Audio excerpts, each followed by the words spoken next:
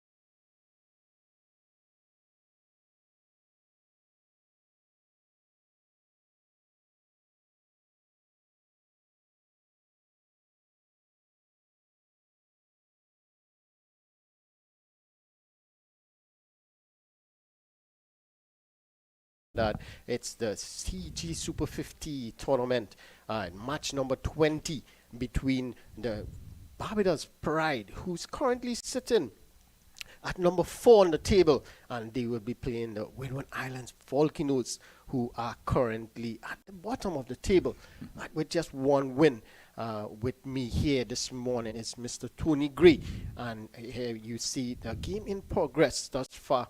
And remember, just to let you know that the Barbados Pride, they won the toss and elected to bat first on this wicket here. And just some information that was relayed to us, which Mr. Gray would give you later on. But at the moment, it's the Barbados Pride. They're taking first strike here at the Queen's Park Oval. And I get some thoughts here from Mr. Tony Gray. But let's see, it's going to be Kavim Hodge. He's taking up the attack for dot balls thus far. This one is again on that stumps and is pushed into the covers. No run. So quiet start here, but good start from Kavim Hodge. Good morning to you, Ronnie. Good morning to our listeners and viewers. This one just wide outside the off, some making room to cut there was McCaskey, but hitting that one straight to the point fielder, and there's no run. So the end of the first over, it's maiden over to start with here from Kavim Hodge, the Barbados Pride. No runs. For loss of no wickets thus far. Yeah, Windward Islands Volcanoes obviously starting with the normal ploy of with the left-arm spinner in Kavin Hodge. Excellent first over, maiden over. A lot of arm balls in that over, keeping the batsman at bay. So good start by them. But remember, this is a 50-over game, and no need to be too despondent with a maiden up front. A lot of overs to come. Winning the toss, Barbados decided to bat, and I think it's the right decision. Although you will say that normally preparation moisture will be a part of the whole scenario. In the first half an hour, the sun is out, but not in all its glory or splendor. and you expect it to last a little longer, the preparation moisture. So I think 35, 40 minutes, and then it normally dissipates, and then you have a good, really good batting track. So it's going to be Martin to take up the attack from the Brandar Pavilion end. This one is short outside the off stump, and on the back foot is Boucher, and just guiding that one through backward point to straight to the field at that third man region, and they get off with a single. Barbados off and running. Yeah, but Barbados Pride, Kyle Mayers captain, Lenico Boucher, he's going to wicket keep, Dominic Triggs, Matthew Jones, Javid Leacock, Zachary McCaskey, Raymond Reefer, Demetrius Richards, Kema Smith, Jomel Warrican, and Kevin Wickham. Very strong side, Barbados Pride. Yes, definitely. This one, it's a lot of appeal for FBW. Actually, he's bowled him. Yes, this one came back in between bat and pad and bowled Boucher. That's McCaskey. Is it McCaskey? It's Boucher. I believe it's McCaskey. Yes, it's McCaskey. It's McCaskey has to go. So striking early here is the Volcanoes. As you can see that on the replay, that one just angling back. Oh yes, inside edge onto the leg stump, and he has to go. So a bit of inward movement there, and the Windward Islands, they pick up their first wicket. Well, there was no initial back foot movement at all, and he was playing with the bat away from his body, a cardinal sin for opening batsmen especially, because you expect some of those deliveries to move off the seam. As I mentioned, there's preparation moisture, very good delivery from Martin that got the inside edge. Because of the lack of footwork, that ball went on to hit the stump. So not good technique again, and we've seen it. This is an opening batsman that you're talking about, Ronnie, and he's not moving his feet. The initial back foot movement was not there. Yeah, definitely. Just sort of hanging that bat outside the off stump there and getting that inside edge. But you have to give credit to Martins here. That's an excellent delivery. First up, just back of a length, angling back into the right hander. And the first ball was a bit too short outside the off stump, but he did well to push the ball a bit fuller and bring him rewards. So that would be excellent. Because remember, the Barbados Pride, they decided to bat first on this wicket, and you said it, that preparation moisture. So just to run through quickly the Windward Islands Volcanoes side, it's Sir Ambrose captain, Alec Atenes, Dylan Douglas, Kavim Hodge, Shamar Springer, Jeremy Solazano, Darius Martin, Kenneth Demba, Shadrick Descartes. This one just outside the off stump, beating the bat again. Excellent from Martins. And Jonel Eugene and Daryl Cyrus. So that's the 11 for the Windward Islands. And so far, that man Martins is really having the ball talking out there, just as you did in your days, huh? Well, he's got an uncomplicated action. He's very simple in his approach. He's a tall young man, and his alignment is good. His wrist is behind the line of the ball, so you can expect the ball to move off the seam. Very good delivery again, excellent delivery. So he's shown that ability to shift his line nicely, and it is where most batsmen are really susceptible to getting out the outside edge of the bat. This is a good delivery. The moisture is evidently there. Excellent delivery from Martin. Well, he's getting the ball to move away from the left-hander, and you saw into the right-hander. So that is excellent. And he's keeping a nice line and length just on that off stump, just nipping away. And that's what you want to see a fast bowler utilizing the new ball. Yeah, again, a good delivery. So he's slightly opening up that front arm, and that guiding arm, that left arm. And he's angling the ball away from the left-handed batsman. Excellent delivery again. So this has been a testing over. He's already acquired a wicket, and that of McCaskey. Yes. Went on tour with the West Indies team. Unfortunately, didn't stay long at the crease at all. But Martin will approach things with that level of positivity. That's well bowled again. So this one, middle stump line delivery and good batting. And that's what you want to see running in that rotational strike, playing with soft hands. and angling the ball into the gap. So good over, comes to an end. It's 1 for 1 after the second over. Yes, wonderful start from the Windward Islands. This is exactly what they would have needed. Ambrose at the toss. He was a bit disappointed when he lost the toss. He said he wanted to bat first, but he got the opportunity to bowl first here on this wicket, and I think it's a good opportunity. To me, I believe, as you rightly said, the first half an hour to an hour would be really good with the ball, and if you can put it in the right areas, pick up a few early wickets, put the batters on the back foot initially, it's going to be really, really good. So far, good start for them. It's going to be Hodge. Again, just homing on that middle and leg line and just getting the ball to curve away. It's not going to get much turn, but he's just getting that ball to curve away with the new ball, that is. We've seen a lot of arm balls into the right-hander. Now is the left-hander with a slip in place. So he's going to continue with those arm balls. That's another arm ball, but a flighted one, and one that was slow in nature. Calvin Hodge has the ability to not just bowl the faster deliveries, but the slower deliveries with more loop and more flight. It's a good delivery again. Good single being taken. Got to wait until the ball passes the fielder first. And it's so important, the running between the wickets, so important that they judge a single or the twos properly. Yeah, definitely it is very important. Running between the wickets, always said that. This one is again just short of a length, and that's Boucher on the back foot, just punching that one straight to the fielder at cover. So tight, very tight here from Kavim Hodge. Remember, his first over was a maiden. Well, bowl again, another arm ball. So he has been bowling these arm balls in a general sense, and he's going to continue. Why not? You're not scoring off of him. That's well played. A slower delivery, had some bounce in it, on top of the bounce, working the ball around. So another very quiet over, very testing over from Kavin Hodge. It's now 2 runs on the board for the loss of 1 wicket after the third over. So this has been a great start by the fielding team, but that's how well they can continue. Yeah, and you could see it, as we said before, Barbados Pride 4th on the table with a total of 34 points and getting 16 bonus points, which is very critical. There's bonus points here.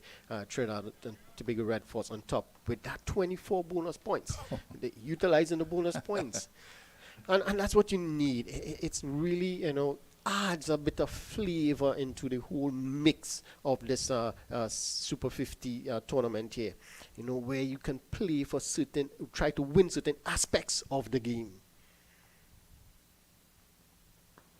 Martin, this time on that middle, and just worked into the onside, no run. Yeah, I think that's an excellent point, Ronnie, because it increases the intelligence level of the player out there. Obviously, the analysts will have to do extra work, a lot of maths, and they will have to be abreast of what's going on in a tournament as relates to bonus point and get into the semi-finals. So the analysts, along with the players, the captain, will have to have strategic meetings to try and maximize these bonus points to get into the semi-final. It's well bowled again. This guy has been excellent. He's not bowling at frenetic pace. He's not bowling extremely fast, not like a Shannon Gabriel. We've not seen 90 miles an hour deliveries, but he's been nagging on that right line and length, that 3/4 length that you want to see initially, because it's really a defensive-minded game initially, where bowlers are concerned to hit those lines and lengths to really and truly put pressure on batting as relates to scoring. That's 1 run. Yeah, just a bit short, pulled away, just behind square, where there's cover on the square leg boundary. Just another single. Barbados Pride 4 for 1. And just to tell you something about Martin, in the tournament so far, just 3 matches, right? Just 1 wicket thus far. But I think he's bowling better than what the stats suggest. He's keeping a nice tidy line and length, so probably he's a bit, not. Well, bowl again. No, he's an attacking medium fast bowler, and you can, expand on those stats. Yeah. So far conceding 54 runs. His best bowling thus far, 1 for 2. I believe that is in this match currently. So his stats currently for this tournament is not really that good for reading, but he looks pretty good in terms of his technique, as you rightly said, the way he runs in, nice, powerful strides in. And again, he looks to bowl quick. This one is worked away, quick single. Get it in the end. There's a bit of overthrow, and they're going to get another one. So again, good piece of work in the field there, but no backing up, really, at the non-strikers' end, and they get through for 2. So 2 more to the total? No, they have to expect that, the field inside, because of the consistency and the nagging lines and lengths of both bowlers that... the Barbados Pride batsmen will look to rotate strike to take the pressure off themselves and their batting. And you expect fast singles here and there. So not good work in backing up with that throw into the stumps. It's Martins. Again, full length delivery on that middle and off line, as he does so well. And he shows here a level of maturity in terms of a nice little variation in length. So he saw before just back of a length moving away from the right-hander, and now fuller length, challenging the batters, challenging their footwork, as you mentioned earlier.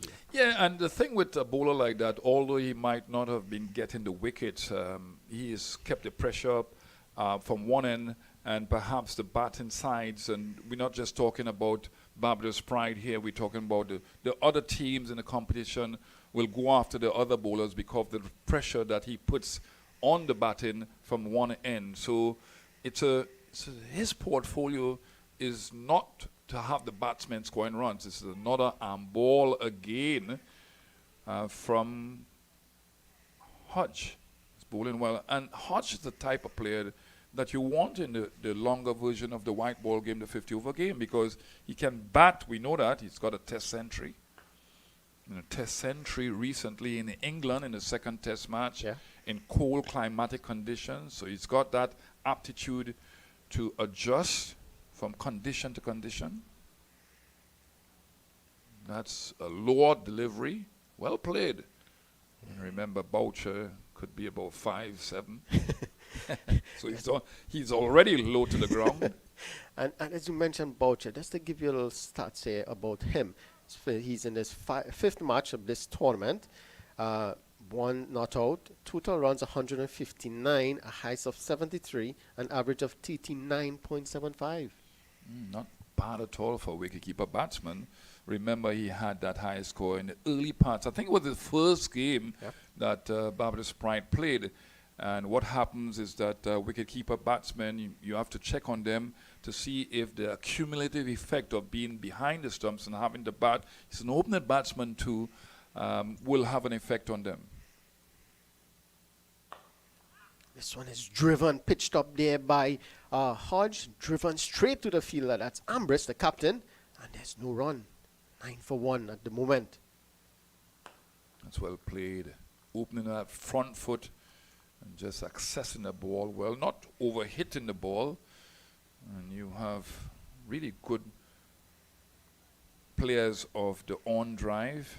Sachin Tendulkar comes to mind. He doesn't over-hit the ball, or he didn't used to over-hit the ball, but he had that ability just to clear that front foot and use the pace of the ball nicely. So 5 overs gone, and this is really not what you want to see, especially in a power play. But they've decided, listen, a wicket has gone down already in the early parts of the innings. We cannot afford to lose anymore. You look at Reefer being, placed in the very important position at number 3, and that's because of his stability, his ability to concentrate for long periods, his ability to bat deep into the inning. So they're looking at him being the anchor man, and Boucher, on the other hand, is a much more positive player.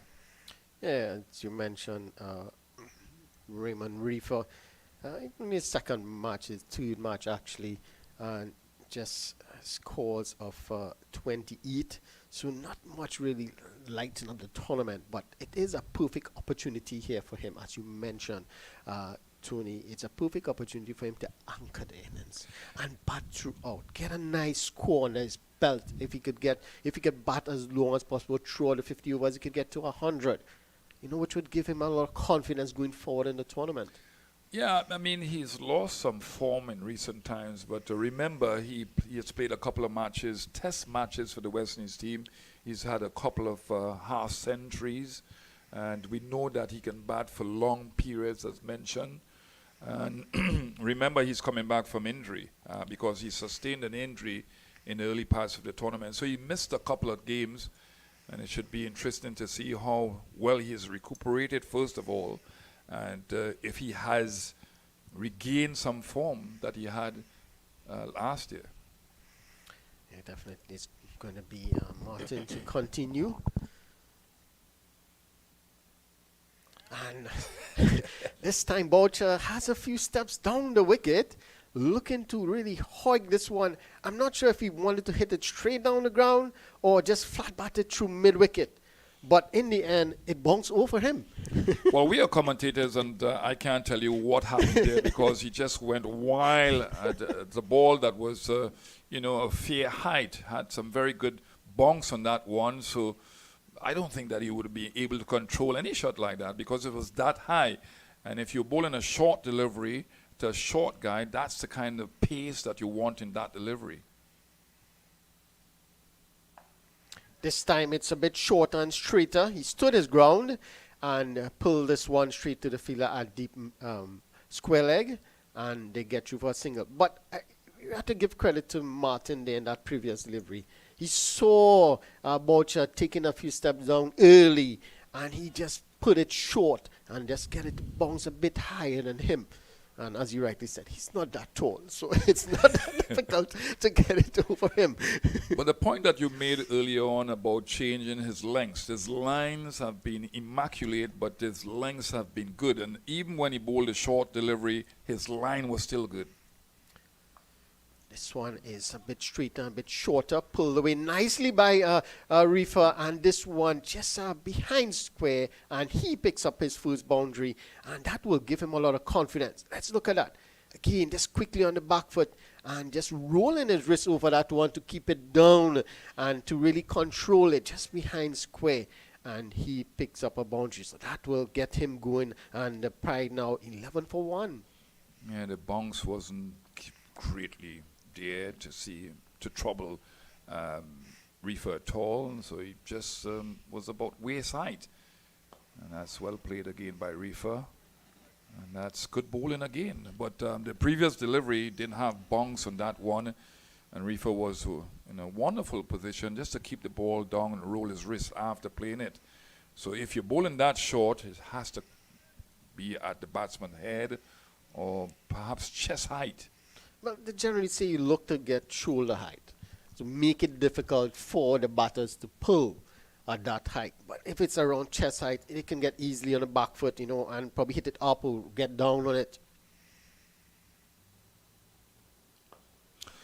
But it's also about being specific out there to the batsmen, because some batsmen would be very adept at playing the pull shot if it's close to their chest height. And some batsmen will struggle if it's beyond. So you have to know the batsman, and there's no secrets again in international cricket, regional cricket, because of the analysts that have been employed by the different teams. And, they would have seen tapes about the efficiencies of the batsmen and the efficiencies of the batsmen. So, well run again. This could be 2 run into the gaps, using the pace nicely, closing the face of the bat.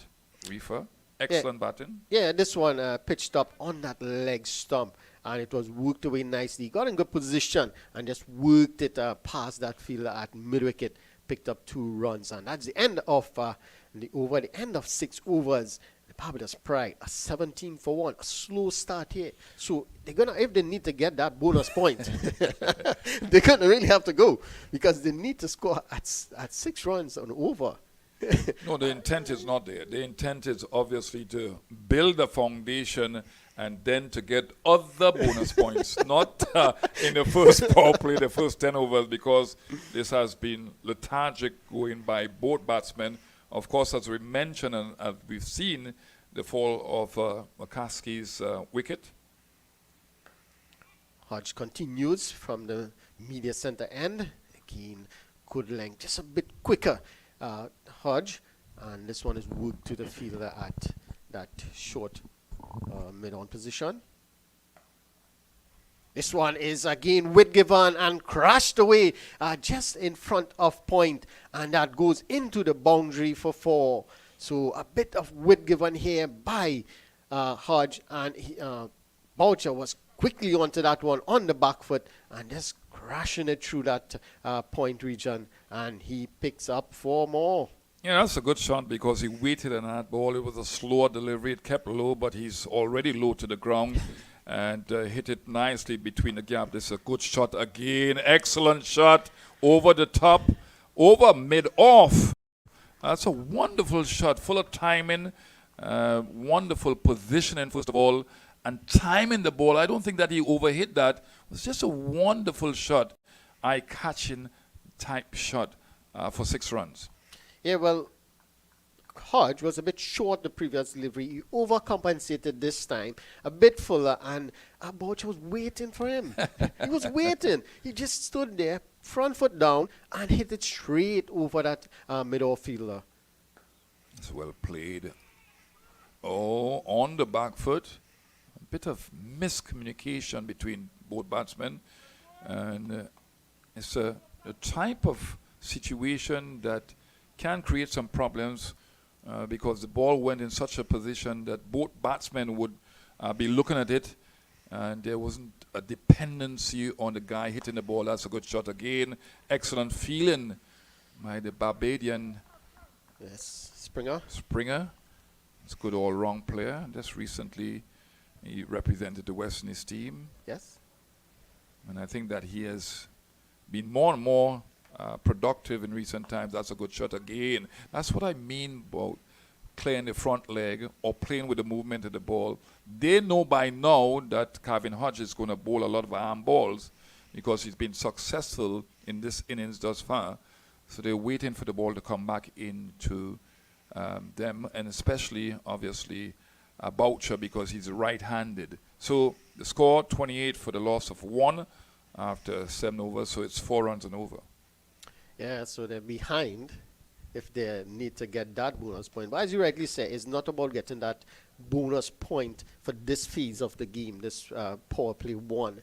I think it's just about they know there's a bit of moisture on the wicket, so it's just about really surviving, putting away the bad ball, which they are doing, putting away the bad balls when they do come, and just, ticking over the scoreboard, singles, rotation of strike.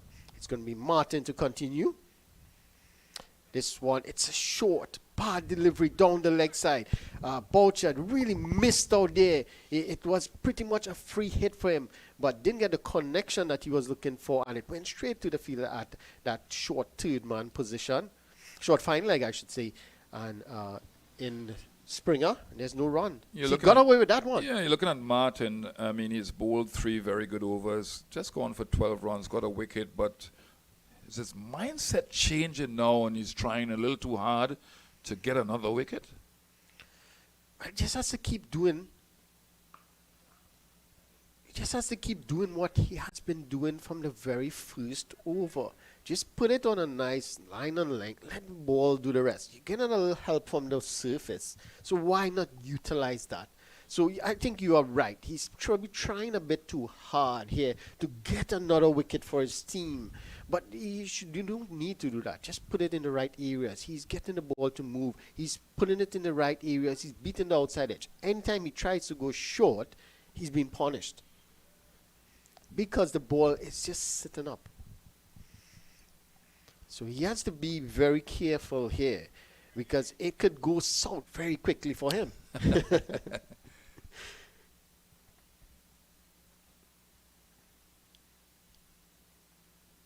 Oh, that's a good delivery. Good delivery. And that's a wild shot by Boucher. And the senior partner, in the way of test matches and amount of cricket being played all over the place, and for years now, for Barbados, is having a word with him, say, listen, it's still early doors yet. We need to concentrate. We need a big partnership here. Don't go wild at those sort of deliveries.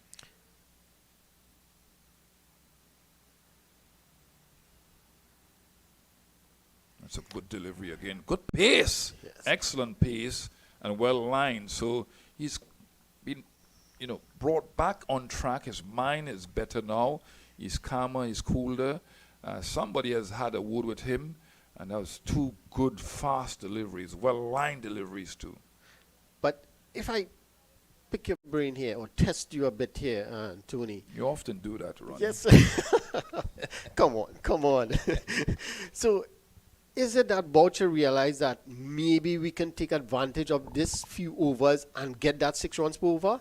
That's why this one is down the leg side and not taken cleanly by the keeper, and it goes into the boundary. Let's wait on the signal. It's runs. So it came off the bat. Well, let's have a look. Yeah, it did came off the bat, so it was a chance. Yeah, I think that early movement by Boucher, getting inside the line of the ball very quickly, and extreme movement towards the off stump, and it was trying to leg glance, a pacey delivery that was angling down the leg side, and the wicketkeeper had to move initially towards the direction of the ball. He didn't, and he was diving off a standing position and got one glove to it. Really should have been taking that catch with both hands. Yeah. So it's a chance gone back in there for the Windward Islands. It's well played. Well played. I'm not sure. Well, we're going to have to look at that again, but, I think it was a good delivery. It took the outside edge. Let's have a look. Yes. Yeah, that was a good delivery. Got the outside edge. And lucky for Boucher, it went fine enough to beat the fielder and picks up 4 runs. So, Boucher, he races on to 25 from 26 deliveries. Is he really trying to get that power play? He shouldn't. He shouldn't risk it now, because a lot of overs to come, and you have mentioned it time and time again. There are other power plays to capitalize on. But you look at that last delivery, I think that Martin would have been very upset. 4 overs he's bowled. He's gone for 20 runs, which is not bad at all. He's gotten a wicket, and the ball is still moving around. We've seen Boucher not being too good against a short delivery, and there was no slip in play. So Martin has every right to be angry as a fast bowler, running from distance and getting the ball to move off the seam and not having that slip in place. Well, we have a change in bowling now from the media center end. It's going to be that man you just spoke about, Chama Springer. He's going to take up the attack now. And you're right, he has been having a good time of late with both bat and ball. And you have to give him credit. Because of that, he was, selected for the West Indies team. So he just needs to continue this good form, this good work that he has been doing thus far. And, continue to work. And he has potential. Remember, everyone saw that potential in him from that 2016 Under-19 World Cup.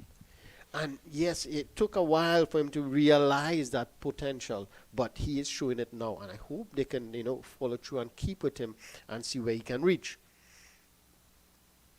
Okay, this one just outside the off stump, a bit tentative there by Raymond Reefer, and it goes through to the keeper. There's some sense that there's still some moisture on the surface because the ball is moving off the seam, and I would advise that Springer hit the ball in those 3/4 lengths, those right areas at this point in time.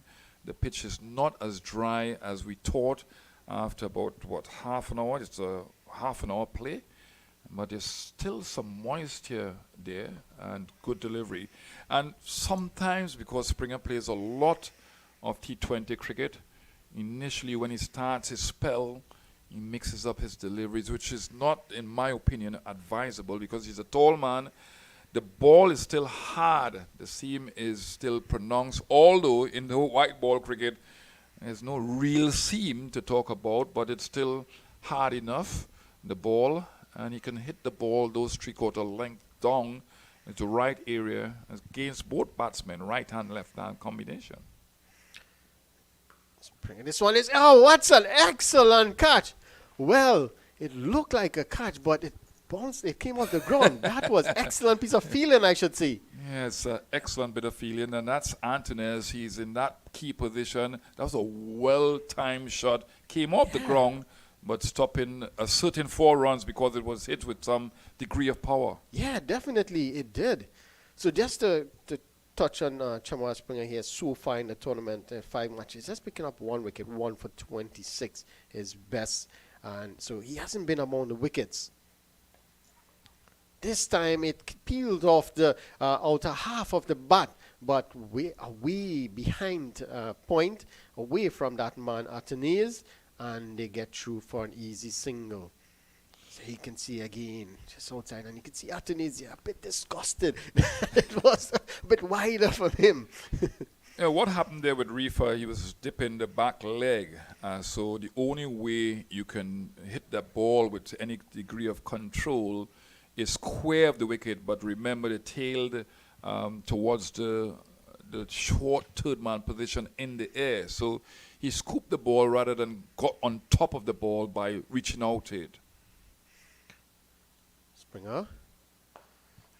And this time it's Boucher just having a few steps down the wicket and drilling this one past that mid-on fielder into the boundary for 4. So he's really motoring on here now. He's really taking the attack to the bowlers, not allowing Springer to settle here. And I believe he is going for this power play, Tony Gray. I believe that he is going for it. Yeah, get what? 19 more runs in what? How much balls? 7 balls? Yeah, that's possible. That's possible. It's possible. Yeah, it is. Highly improbable, though. Why not? Why not? All right. Let's see. Let's see. We'll find out soon enough. Springer. That's well played. Well bowled, too. See, again, and that's the end of the over. Now 41 for the loss of 1 after 9 overs.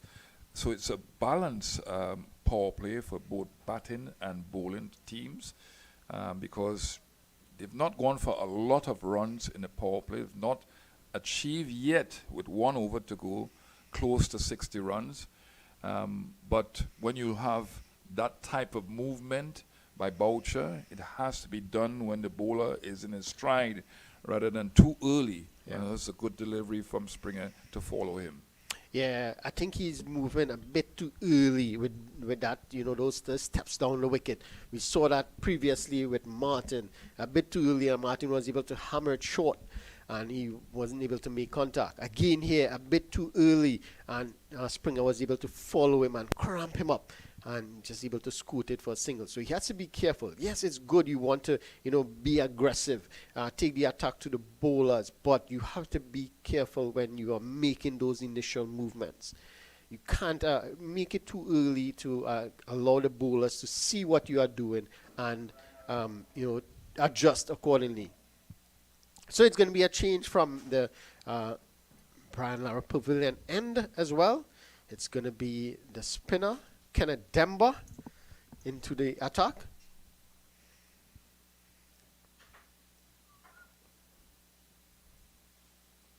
This one is on that leg stump line. On the back foot was Reefer, working it nicely into the onside, and he gets a single. He moves on to 12. Boucher is nicely there on 29 from 28, and he's looking to be aggressive here. Last over of this first power play. Let's see what he's going to do. Is he going to 2-6, take the attack to the bowler? Let's see. Should be very interesting.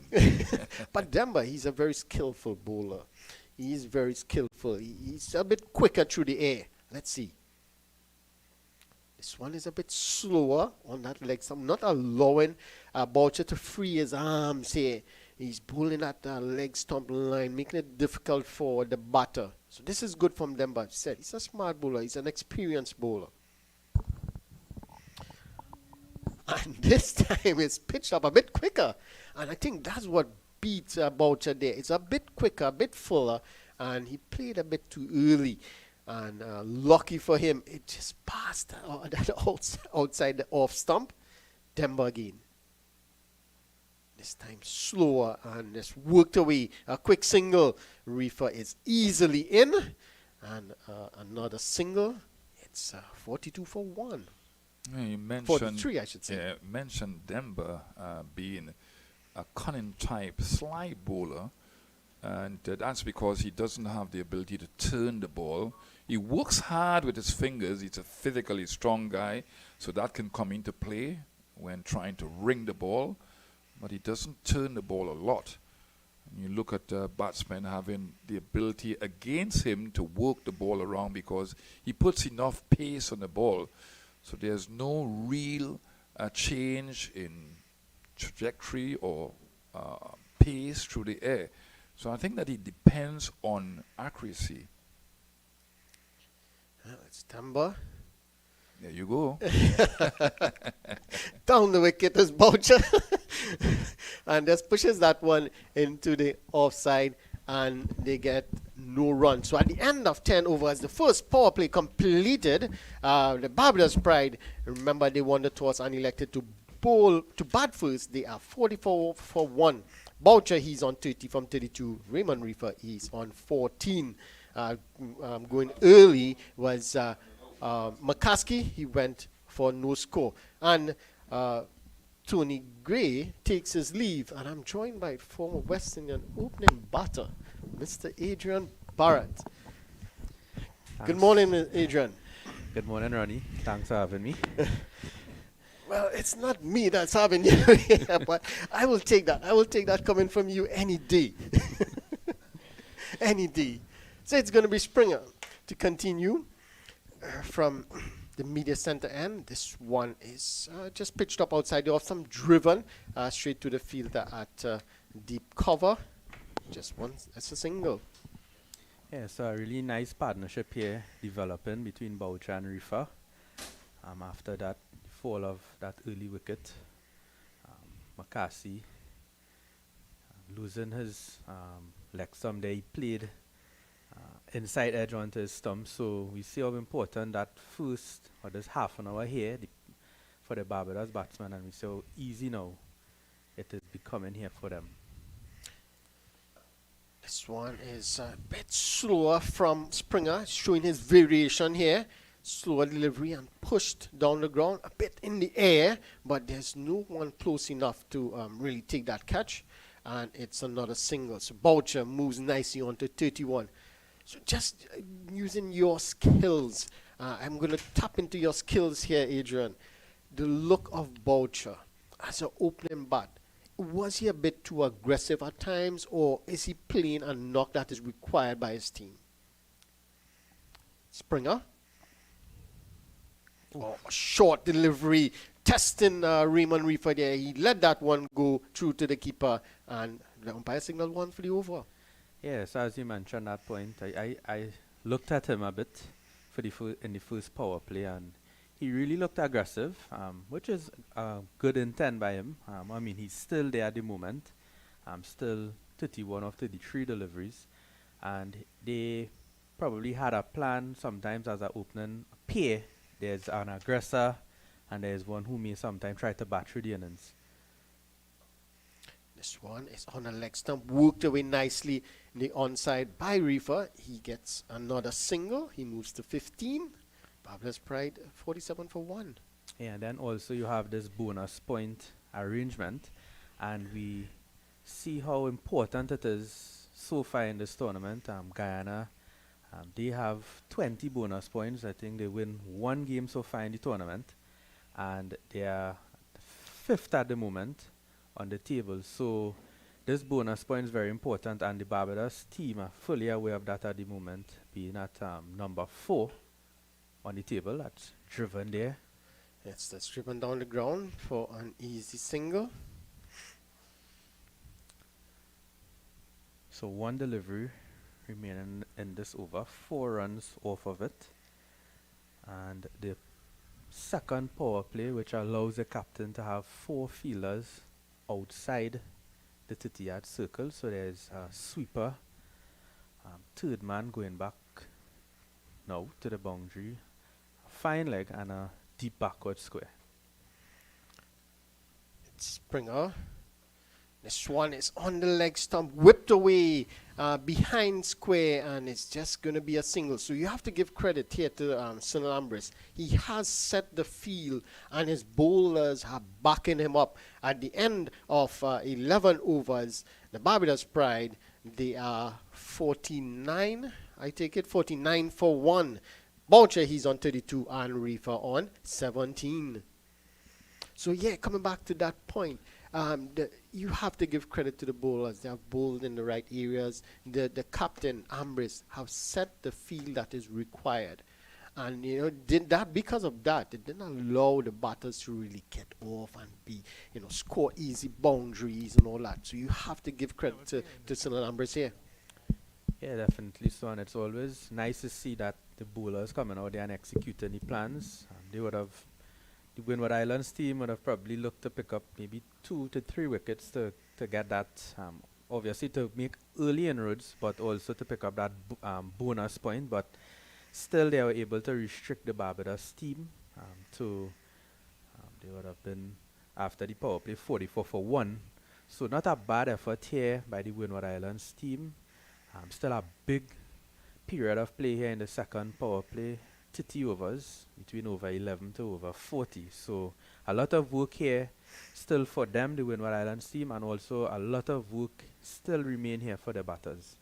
Well, if they can score at 5 runs per over and not lose 4 wickets, they can get an additional bonus points. Well, they didn't get the bonus point for the first power play. They only scored at, I believe, was around 4 runs per over. So that's not bad, because remember, we have to give credit. The pitch wasn't ideal for batting initially. They did well. This one is driven down the ground for an easy single. So they did well initially to ride that little wave from Martin, who bowled really well. I have to give him credit. And Kevin Hodge. And just losing 1 wicket in McCaskey. But they were able to ride that wave and come off nicely. 50 runs in 11, that's not bad. You'll take that with the loss of 1 wicket. You'll take that any day, given the conditions. It's a bit overcast here at Queen's Park Oval. So it's going to be good bowling conditions. So it's going to be a bit difficult for the batters. Stemba. This one is driven straight to the field at cover. Yeah, I thought Martin bowled really well from that Joey Carew end, the Brian Lara Pavilion end. And he bowled excellent to the left-handed Reefer. This one is pitched up, hit straight down the ground. It's going to go all the way for 6. So that is what Boucher wanted to do initially, but with the quicker delivery from Demba, he was unable to. This time, pitched up, and Boucher made the connection he was looking for and hit that one straight as a needle, and he picks up 6 runs. The partnership now goes to 55. Excellent shot there by Boucher, hitting it straight back over the bowler's head. Down again, beautiful use of the feet there, negating any spin, but easy there off spinner. So interesting to see how Demba here finishes this over. 6 runs off. Well, 6 was struck in that over already. So a nice little partnership here again. The partnership now is 56 between both of these batsmen. That's a quicker one. And getting the edge, is it? But just bouncing before the slip fielder in Atenes. And again, that is what you mentioned. You know he's a smart bowler.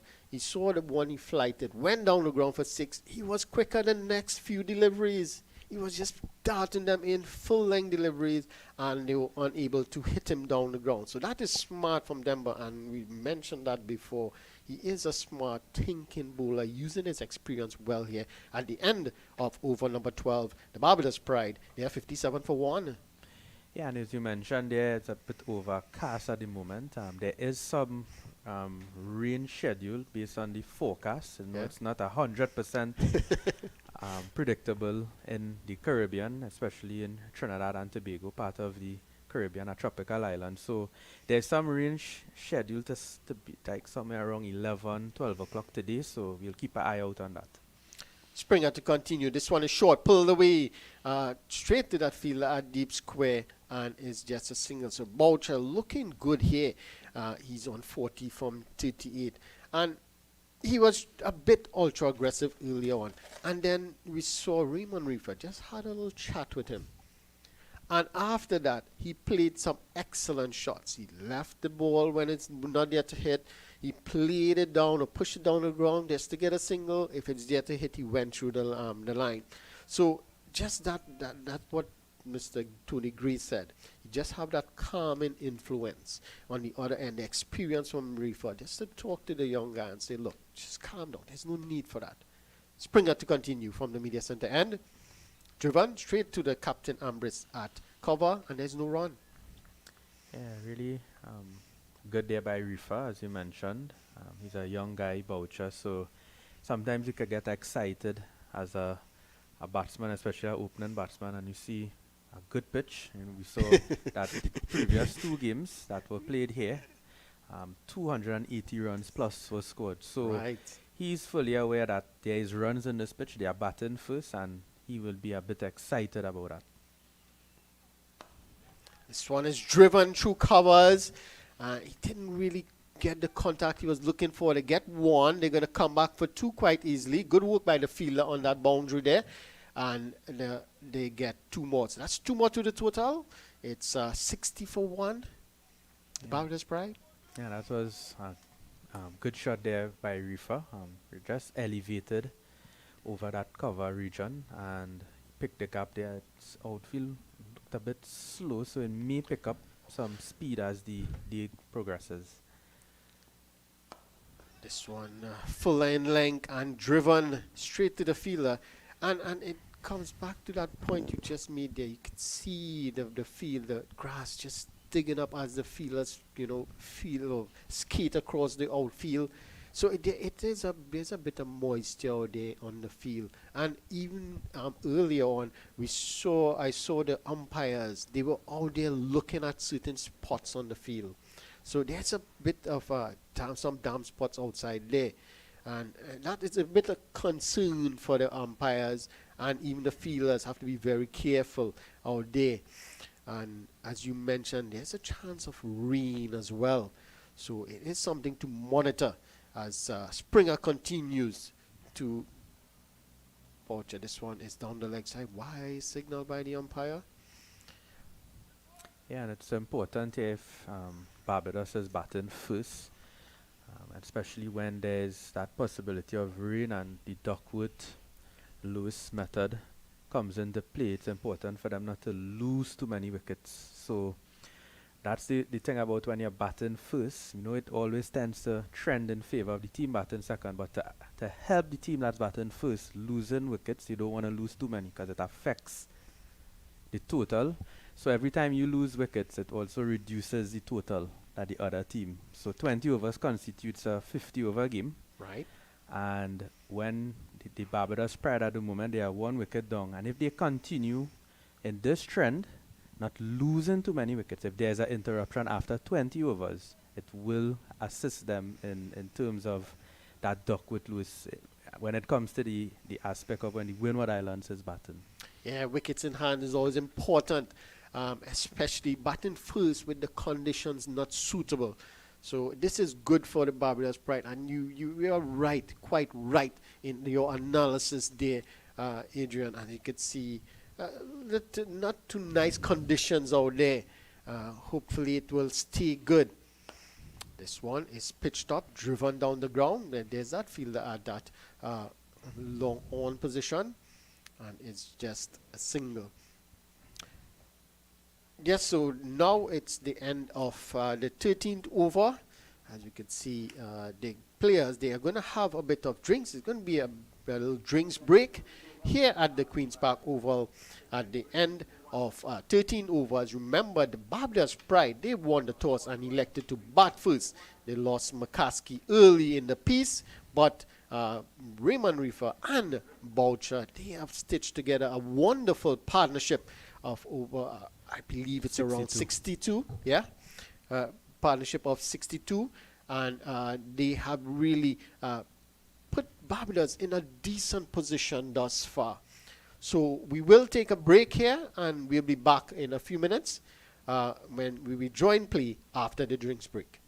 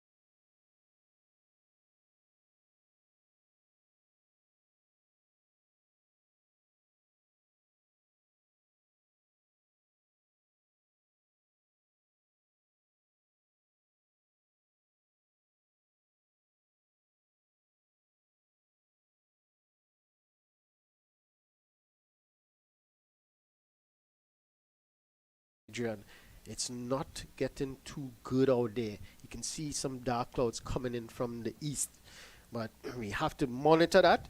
At the moment, Barbados Pride in a decent position here, 63 for 1. A wonderful partnership between Raymond Reefer and Boucher at the moment.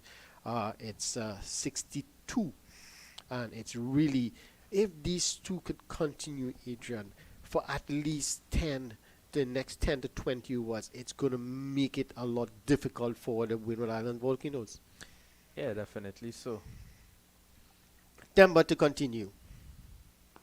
This one, it holds up a bit in the pitch. You can see Boucher on the back foot looking to hit that one down the ground, but it holds up a bit. He ended up playing the shot too early in the air, but away from Denver, and he get through for an easy single. Yeah, I think that's part of Boucher's game he'll have to work on. He has really hard hands, and sometimes you have to learn to curb that, especially as an opener. And as an opener, you mentioned that, Adrian. Let me pick your brain a bit. And we saw Boucher being a bit frenetic at times, and he needed to be calmed down. This one is driven down the ground for a single. He needed to be calmed down a bit by Reefer. and then he was able to settle down and play continue his innings. As an opening batter, that high playing the highest level, when these sort of things happen, when you're trying to play too many shots and you're not making proper contact and it's just not happening for you, what do you do? How do you change that mindset to get back focus? Yeah, well, it's important because I mean I played pretty young when I played Yeah. also for Trinidad and Tobago and for West Indies, and sometimes you could get excited. You know, you have a point to prove. You're trying to keep your spot on the team, and you want to score runs, and that sometimes could put you under some pressure. It could make you tense, and maybe Boucher too. He really wants to impress. Yep. The selectors, the Barbados management, and it was nice, as you mentioned, that Raymond Reefer was there as a senior guy in the team. He has a lot of experience, and he just said, calm down, just play your game. Don't worry too much about what's happening on the outside in the dressing room. Just play your game, and that's well played there by Boucher. Nice to see him there relaxing a bit. There's a lot of time in his game. Yeah. And as I mentioned, you don't want to be losing wickets now because there's some rain possibly around, and that really affects you. As I mentioned, when the Duckwood kicks in, losing wickets is not something you want to be doing, especially before a rain interruption. Yeah, definitely. I totally agree with you. And it's going to be a change in bowling as well from the media center end. It's the medium pacer in Springer. He's taken off. Wasn't as he didn't have the control that we saw from him early on. And it's going to be Cyrus to take up the attack from the media center end. So it's all spin attack now. And we have been seeing that from the Windward Islands of late. All spin. We have Cyrus, Demba, Kavim Hodge. At one time we had Kotoy, the leg spinner. So it have been a lot of spinners. So it's Cyrus. Oh, that looks really good. And given, well, Cyrus strikes on his very first delivery. And Raymond Reefer, a straight delivery, was looking to sweep and missed it completely. But he looked at the umpire. Let's see here. Did it pitch? He's standing on leg stump. So where does that ball pitch? Yeah, it's pitched in line and definitely looks to crash into that Midland leg. Halfway down, I should say, as well. And that's a very good decision from the umpire. It's a poor shot from Reefer. The very first delivery of Cyrus. Look what you're going to do. Just see what he's doing. If he's getting any turn, then you probably look to play the sweep shot. But Reefer has to go, and he goes for 22. And not what he wanted. He got a start, and that's what you want. And when you get a start, you need to capitalize on that, and he didn't. So it's going to be Wickham, and I'm going to tell you, Wickham is having a very good tournament. He is having a good tournament, and I will tell you. Let me see if I can tell you why he's having a good tournament. He's sixth on the list of run scorers with 185 runs. He also scored a century. So, and under 50 as well. So he is having a good tournament, and he's a young man with a lot of talent and potential. He is one of those players, and you probably find I'm talking too much about him, but he's one of those players that you ask him to do anything, he will do it. You ask him to keep, he will do it. You ask him to bowl off spin, he will do it. You ask him to bowl medium pace, he will do it. And he has been doing it in the past. So he's a very good utility player, and he's one I'd like to see continue and do well, because he is a very good young player. Okay, I wouldn't say anymore.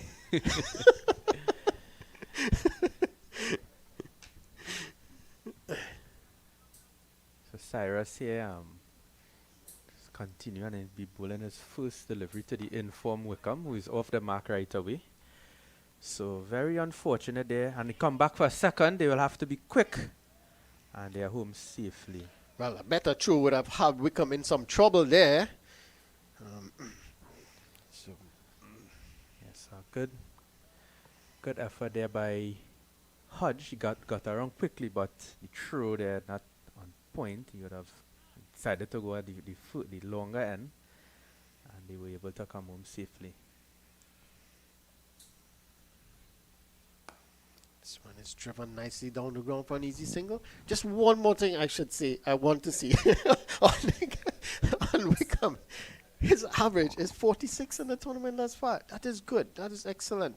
You want to see these fellas, these young guys, excel at this level and, continue. And I always remember Philo Wallace. This one is pitched up, driven on the ground for another single. He would always say, you don't want fellas to score runs. You want them to score hundreds. That is the only way you can get onto the senior West Indies team. So you can't just say, okay, these guys are scoring runs. Score 50 here, score 50 there. You want to see them score hundreds consistently, like what Graves is doing right now. Score hundreds consistently. And that is where the selector will say, no, you have to give him a chance. Right? Averaging 20, 30, that's not going to cut it anymore. Cyrus, this one is driven nicely through covers, and it's not going to go to the boundary for 4. That's good work when in the field there. And is it, just not sure who is it there, but excellent piece of fielding there, and they come back for 2 more. Yeah, and as you mentioned that point about scoring hundreds, when I played, scoring hundreds was obviously the way that they get into the team, and that's a tick outside edge there, and they'll just come back for 2. Yeah, this time pulling his leg back, but Wickham was quickly onto the back foot and they're getting an outside edge, but safely enough in on the ground, and they get through for 2 more. So Wickham moves on to 5. And Boucher on 43, yes, at the end of over number 15. So it's 73 for 2 after 15. So, yeah, as I was mentioning there, so as a batsman, scoring runs is important, but you make the point about scoring hundreds. And my former coach there, Tony Gray, would tell you that he would have been a selector at the under 19 level, even at the Trinidad senior team level. Yes. And there's always these spots for contention on a team, whether it be batting or bowling. And that's gone. Well, this time, Demba has his man. Wickham, it's Boucher again taking a few steps down the wicket. This time, Demba slows it up a bit. And if you can see on the replay there, it looks like it stopped a bit. Yeah. And he was into the shot too early, whipped it straight to the fielder at mid-wicket, and Demba picks up his first. Yeah, I think it was only a matter of time here for Boucher, because he was really going hard at the ball.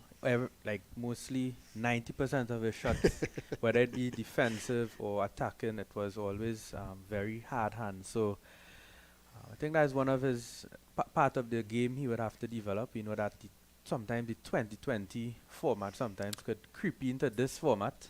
It is useful at times, but when you're talking about 50 overs, you really don't need to be going hard every single delivery. So unfortunately there for the Barbados team now, they have lost their 3rd wicket. Yeah. And that 2 in the space of 2 overs. That has really brought the Windward Islands team now back into this game. Yeah, and it brings the point that you mentioned. With the rains coming, if the rain happens to come, with losing those 2 wickets, 73 for 3 now, 73 for 1 would have been very nice. But with those 2 wickets, it's going to play a part later on with the Duckwood Lewis turn method. Especially if, let's say, for instance, they in this innings, they go over 20. And the wicket, let's say they don't come back to bat. Right. Those calculations there would be using those wickets there to predict the other score. Correct. So every time you lose those wickets, it really affects it. And the Windward Islands team would be happy with their, at the moment, 2 new batsmen in now. Yes. So you have 2 batsmen who don't have a start. You're losing Riffel, losing Boucher in quick succession. And we see now the field now is getting attacking there. I thought they was going to put a second slip there, but they decided not to. And this is a period of the game now where Ambrose, as a captain, he needs to be aware that, the Barbados team lose 2 quick wickets, and they have sometimes you need to actually be a bit more attacking to be in the face of the batsman, because another one here and it's trouble for Barbados. So it's driven straight to the bowler. And I totally agree with you on that point, Adrian. He should be attacking. You pick up 2 quick wickets. The 2 set batters are back in the pavilion. You have 2 new batters here. You should be attacking, trying to pick up more wickets. This one is driven straight to the captain. I think that is one of the Sorry, that's Cyrus.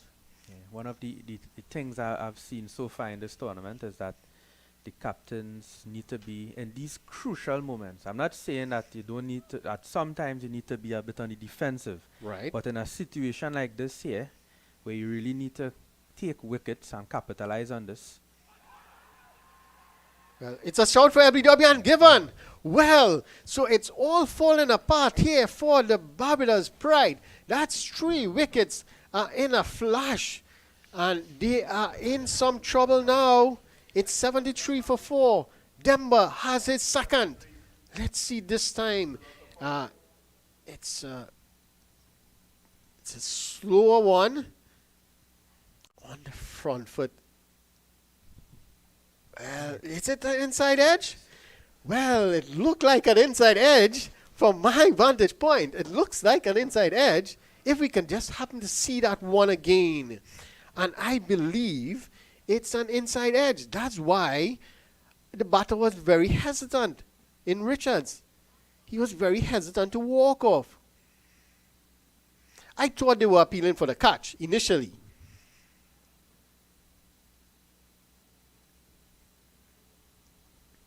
Let's see.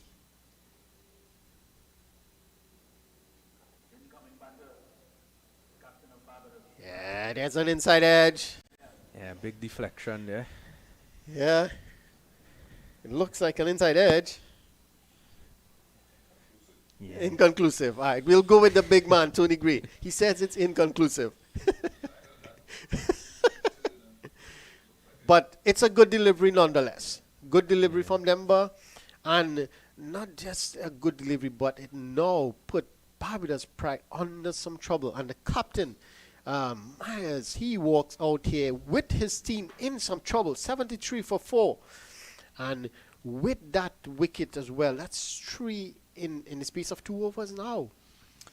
Yeah, the Windward Islands bowling attack here has really been good. And as we were mentioning, this is good by Ambrose, because we saw the ball before he brought himself into that catching position. Right. And you see sometimes when you change the feel like that, it actually affects the way the batsman plays. So you don't have that easy single to go off the mark. And that's one of the things that the captains need to do. Yeah, they push for that single. They need to take away those easy singles, because we see it a lot sometimes, because as a batsman, there's always, when long on and long off is back, there's always an easy run down the ground. And sometimes if you just bring around the extra cover and you straight the mid-wicket a bit, you take away that angle now. And now the batsman have to do something different. And we saw it there in this situation. As Ambrose came into that extra cover position, the batsman didn't have that freedom to play through the line. And maybe that brought that wicket there. Correct. And I would have actually brought the cover fielder inside the circle as well. Force them to go over the top if you're good enough. Right? And cram the batters now. Not let them get easy singles, as well as the deep mid-wicket. So at the moment, you can just push it into the mid-wicket for a single, or through the covers for a single. So bring those fielders inside. And now force the batters to do something different, as you rightly said. Right? At the end of 16, the Barbados Pride, they are 74 for 4, struggling a bit here. But you are right, that's an excellent point. And you hit the nail on the head there in saying that the captains of recent, they are afraid to take those chances. You are on top. This is your time to really attack and get more wickets. Force the batters to do something different. So we need to see that little bit more aggressive nature from the captains in trying to get wickets, especially in this middle phase. They generally tend to just wait for wickets or something to happen and allow the game to just meander on rather than try to look for wickets. Cyrus continues. Oh. This one is cutting Myers into pretty much inside. That one is coming back in between bat and pad, just passing the off stump there. And look at that delivery. What a delivery from Cyrus. And he's really, he's just picked up 1 wicket so far, just conceding 8 runs. But excellent stuff here from these two spinners currently, Demba and the Cyrus. They're making it difficult for the batters to score. Yeah, I think this would be a very interesting innings here by Kyle Myers. He's normally aggressive by nature, and coming in a situation 74 for 4, he would have to curb his natural game. I really don't see him coming out here and trying to hit the ball out of the park.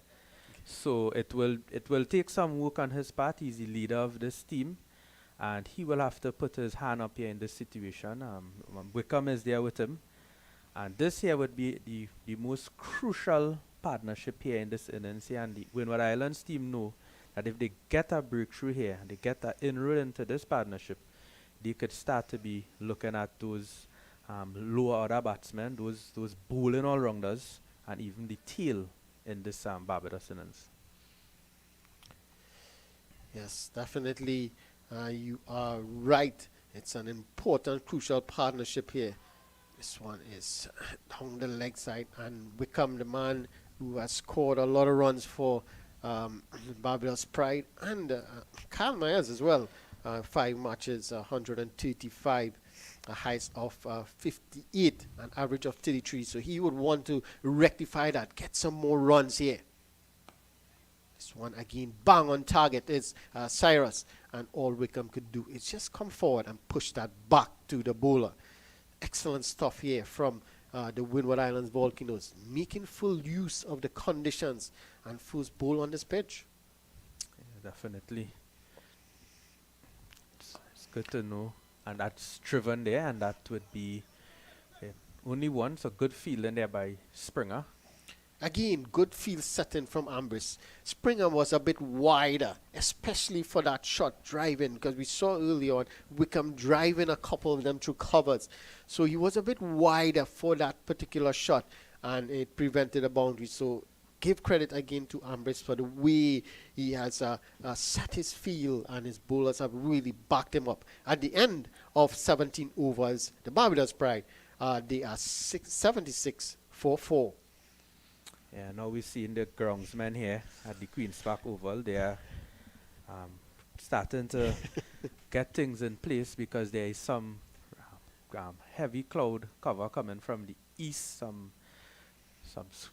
grey cloud, so we may have an interruption here pretty soon. So it's important here for the batsmen to be aware of the situation. There may be an interruption coming with the rain, so you don't want to lose a wicket.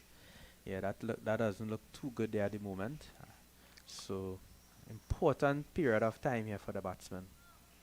Demba to continue. This one is on that middle leg line, worked away into the onside. There's no run. So you can see there the ground staff, they're getting prepared. They are expecting something here. And once you see the ground staff getting prepared, you know it's not good news. So you just have to wait until that time when they are called on. But as you rightly said, Barbados, they just need to buy this time here. They need this partnership, as you rightly said, needs to prosper for them if they need to get that big score that you mentioned that have been scored in first innings so far at the Queen's Park Oval.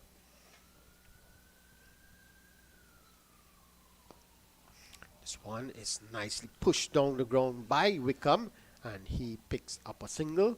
He moves on to 9, and Kyle Myers is on to 77 for 4.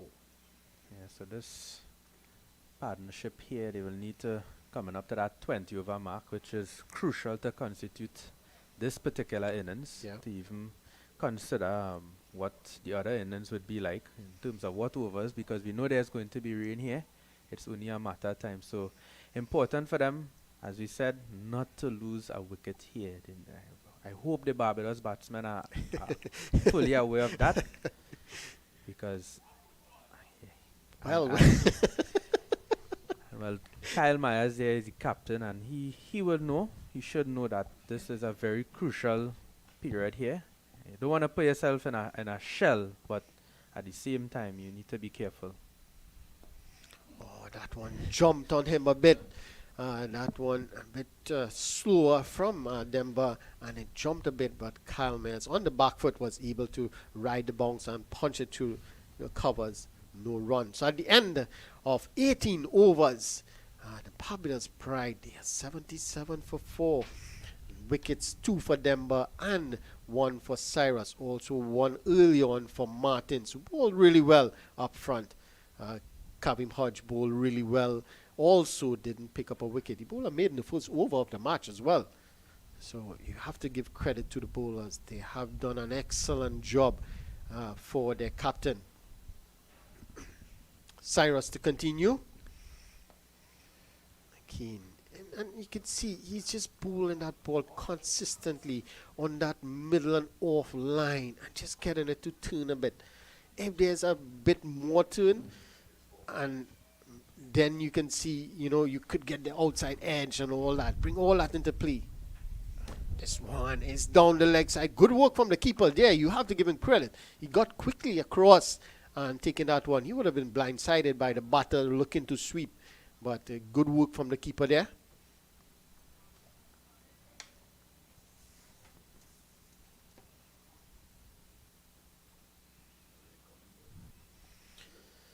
Yeah, Well, the covers have been called on. We heard a bit of thunder in the background as well. So the rain started to come a bit, but the covers are called on. Let's just taking precaution here just to avoid the surface from getting extra moisture. So we're going to have a rain interruption here at the Queen's Park Oval. Remember, it's March 20, the Barbados Pride versus the Windward Islands Volcanoes. The Barbados Pride won the toss and immediately elected to bat first.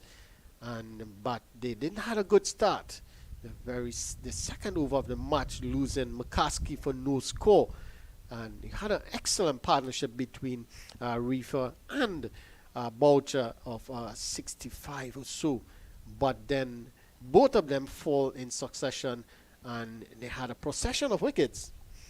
2 in 1 over from Denver, and that the Barbados Pride, they really stumbled at that point in time, and they currently 78 for 4. Building a partnership here, a much needed partnership, is Kevin Wickham on 9, and the captain Kyle Myers, he's on 2. So with the covers coming on, we'll have to wait on instruction in terms of the match situation. And you mentioned, before we go, I just want to pick your brain again here, Adrian. You mentioned scenarios. And this here is a perfect scenario in terms of Barbados did not take advantage of this scenario. They knew that the conditions were not good. Yet they played some false shots, lose a couple of 3 wickets actually, and now they are in a scenario where it's going to be difficult for them. Could you please let our viewers know this scenario, this sort of scenario situation cricket? You have to be aware of the conditions. Yeah, definitely, and that is how important. I remember I was talking to my former coach Tony Gray, and it's so important as a batsman to know about the weather, because in this situation here, if let's say for instance, if I was batting, I would have been looking at the weather, and I would have known that, probably for the past, when they would have lost those maybe 2 wickets, they lose 2 wickets too many. There were already some cloud cover coming. We saw the overcast conditions. So in the back of my mind, it's a situation where the rain is going to come. We saw the ground staff, they started to move into a certain position, and it's so crucial because as a batting team, the Barbados team, you don't want to be losing those wickets before those breaks. It's always dangerous to lose it just before a rain break, after a water break. Those periods in time, it's very, very dangerous to lose wickets. So It's just something that the West Indies players, that is why this bonus system is implemented, because players now have to be aware of where they need to be at given times. And at the international level, they would set targets, actual targets of runs where you need to be. But in this situation now, the Cricket West Indies is aware that maybe our players are not as aware as they should be in terms of, understanding the clusters in the games and within the game of targets. And this bonus point system is really for that, because if for instance, Barbados had really continued within this trend, because they lose 1 wicket in the first power play, Yeah. and they lose basically wickets. within the past 8 overs, they lose 3 wickets. Yeah. So in this power play, you could say Barbados is already losing Yeah. in this power play, but the Windward Islands now is winning. So from a Correct. batting perspective, it's not good. But when it comes to bowling, the Windward Islands taking 3 wickets. So it's working in their case, it's working for the Windward Islands. Yeah. And we must congratulate the Windward Islands. They are bottom of the table, but it's nice to see that they're fighting back this weekend. It's very important for them. After this game, they have 2 more games. So yes, they are underneath, they are bottom of the table. But if they win their next 2 games, if they win today and they win their next 2 games, they have a good chance of qualifying for this playoffs.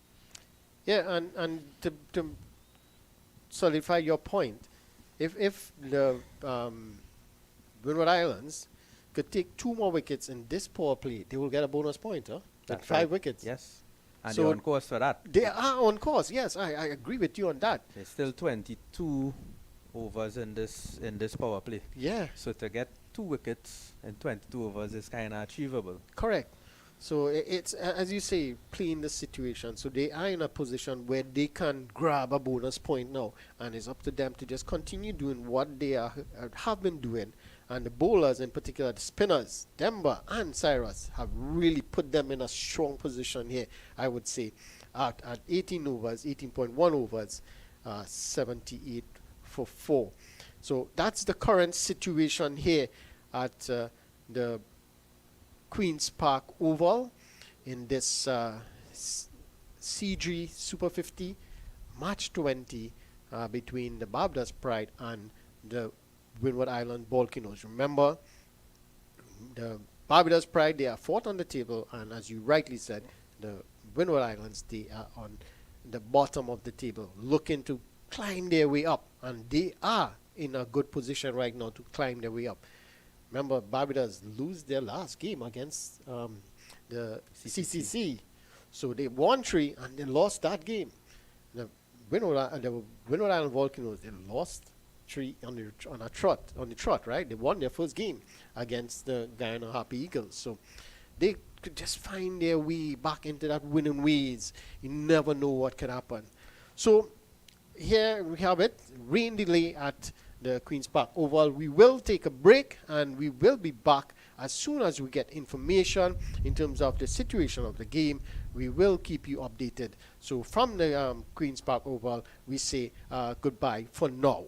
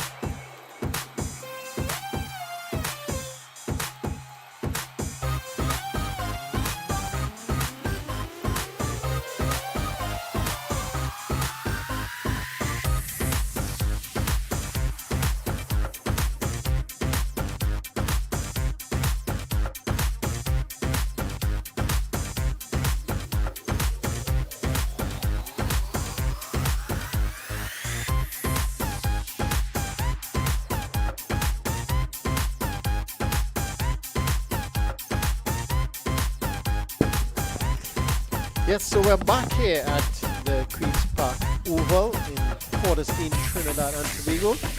So the covers are finally off. The covers came on. There was no rain. The covers came off. And we're back to action. So maybe somebody needed to get a break or wanted a break, a washroom break or something. I don't know. But we're here back at the Oval and we're going to have action. From this, as I said, CG Super 50 match 20 between the Barbados Pride and the Windward Island Volcanoes. Currently, the Pride, they are 78 for 4 in 18.1 overs. So the rain is over. We are going to have cricket. It's a bit overcast. And we heard a lot of discussion about the scenarios from Adrian Barrett. And he would, again, let us know what the situation will be like now after this break here. Yeah, well, obviously the batsmen have the opportunity there to regroup because they would have had that break. The management team, they have the Barbados Pride, would have really tried to analyze the situation. Obviously, things haven't gone as planned for the Barbados Pride, so they would be probably they set new targets now. So they have another 32 overs or 32 overs or so again in the game, which is a lot of overs, and they would need to they would have to really bat deep here. Yeah. Really bat deep. They can't afford to lose another wicket here right now because there's too many overs remaining in this innings to even think about losing a wicket right now. I totally agree with you on that situation. So this partnership in particular, and we know Wickham, he is in some good form. Scored 100 recently as well. And Myers, he needs to get a knock here. He is the captain of this team, the leader of this team. And he needs to really lead from the front here in this particular partnership. But it's going to be Cyrus to continue. He already picked up a wicket in his very first delivery, that of Raymond Reefer. So he's going to continue here. This one is short, back of length, and Wickham is on the back foot, just punching it down the ground for an easy single. So Pride, they're off and running after this rain delay, 79 for 4. And hopefully this delay here, it works in favor of the Barbados team. This one is short outside off stump, and Kyle Mears, typical shot on the back foot, just cutting it through that point region, and he picks up an easy single. So this is all they need to do at the moment. Just rotate the strike. If you can get 5 runs and over, then you get a bad ball, you put it away, makes it an excellent over. This one is, again, punch through covers, and they're going to get an easy single. So this is excellent from the Barbados Pride coming off the break. You know, generally they say coming off a break, you tend to batters not to have the right frame of mind and tend to play a rash shot and get out. But these two have really buckled down here, showing the right temperament in terms of this partnership. This one inside edge, but straight to the fielder at mid-wicket. Yeah, and as you mentioned, there the interruption. So before the interruption, the momentum would have been with the Windward Islands team. So in some cases, the rain interruption now could really benefit the Barbados team because they could regroup a bit, change up the momentum. You know, the Windward Islands team was on a run 3 wickets there within the last 8 overs. So Barbados now have that opportunity now to kind of break that momentum and get themselves back into the game. Excellent, and I totally agree with you because the bowlers now would have to try and settle down back into their rhythm and into their line and length, and the batters now, they can just utilize this little period while the bowlers are getting settled for them to get settled and them to get themselves in and start to, you know, score runs. But as you rightly said, it's only 19 overs. There's a lot of overs in this game. So they don't need to try anything too much at the moment. It's the captain. It's going to be Demba to continue. This one is short, pulled away, just to the right of that fielder, the left, I should say, the fielder at mid-on, at long on, and they get through for 2 more. So a bit of aggression shown here by Kyle Myers. Yeah, definitely. But excellent fielding there by that long on fielder. It was hit pretty hard and was able to stop that from going for four.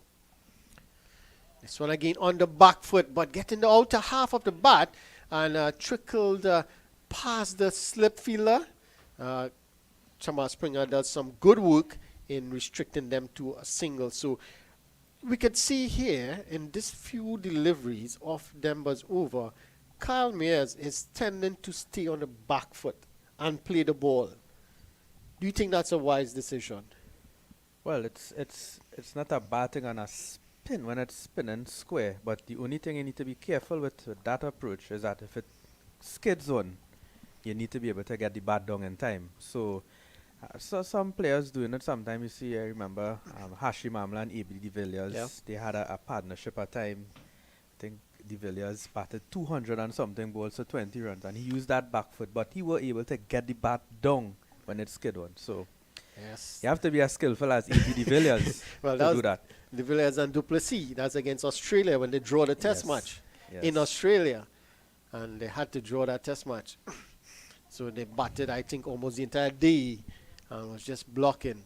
But again, it is again the scenario, playing the scenario and situation of the game. But here you can see, again, and you remember, Denver, he has that quicker delivery. So Kyle Mayers has to be very careful. If he is not aware of that quicker delivery, he could be bold. So let's see how it's going to unfold here.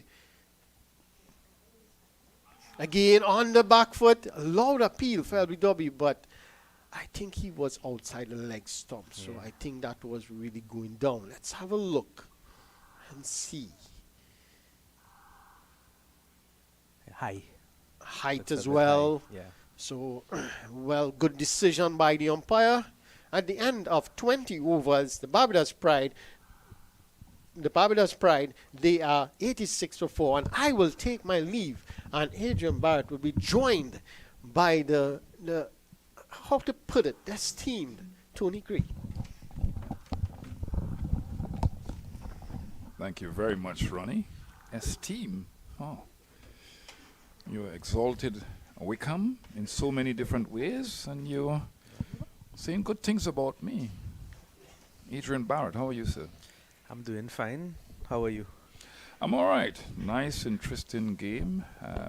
Barbados was leading early on with a very good partnership between the two batsmen, number 3 and number 1, Boucher and Brathwaite.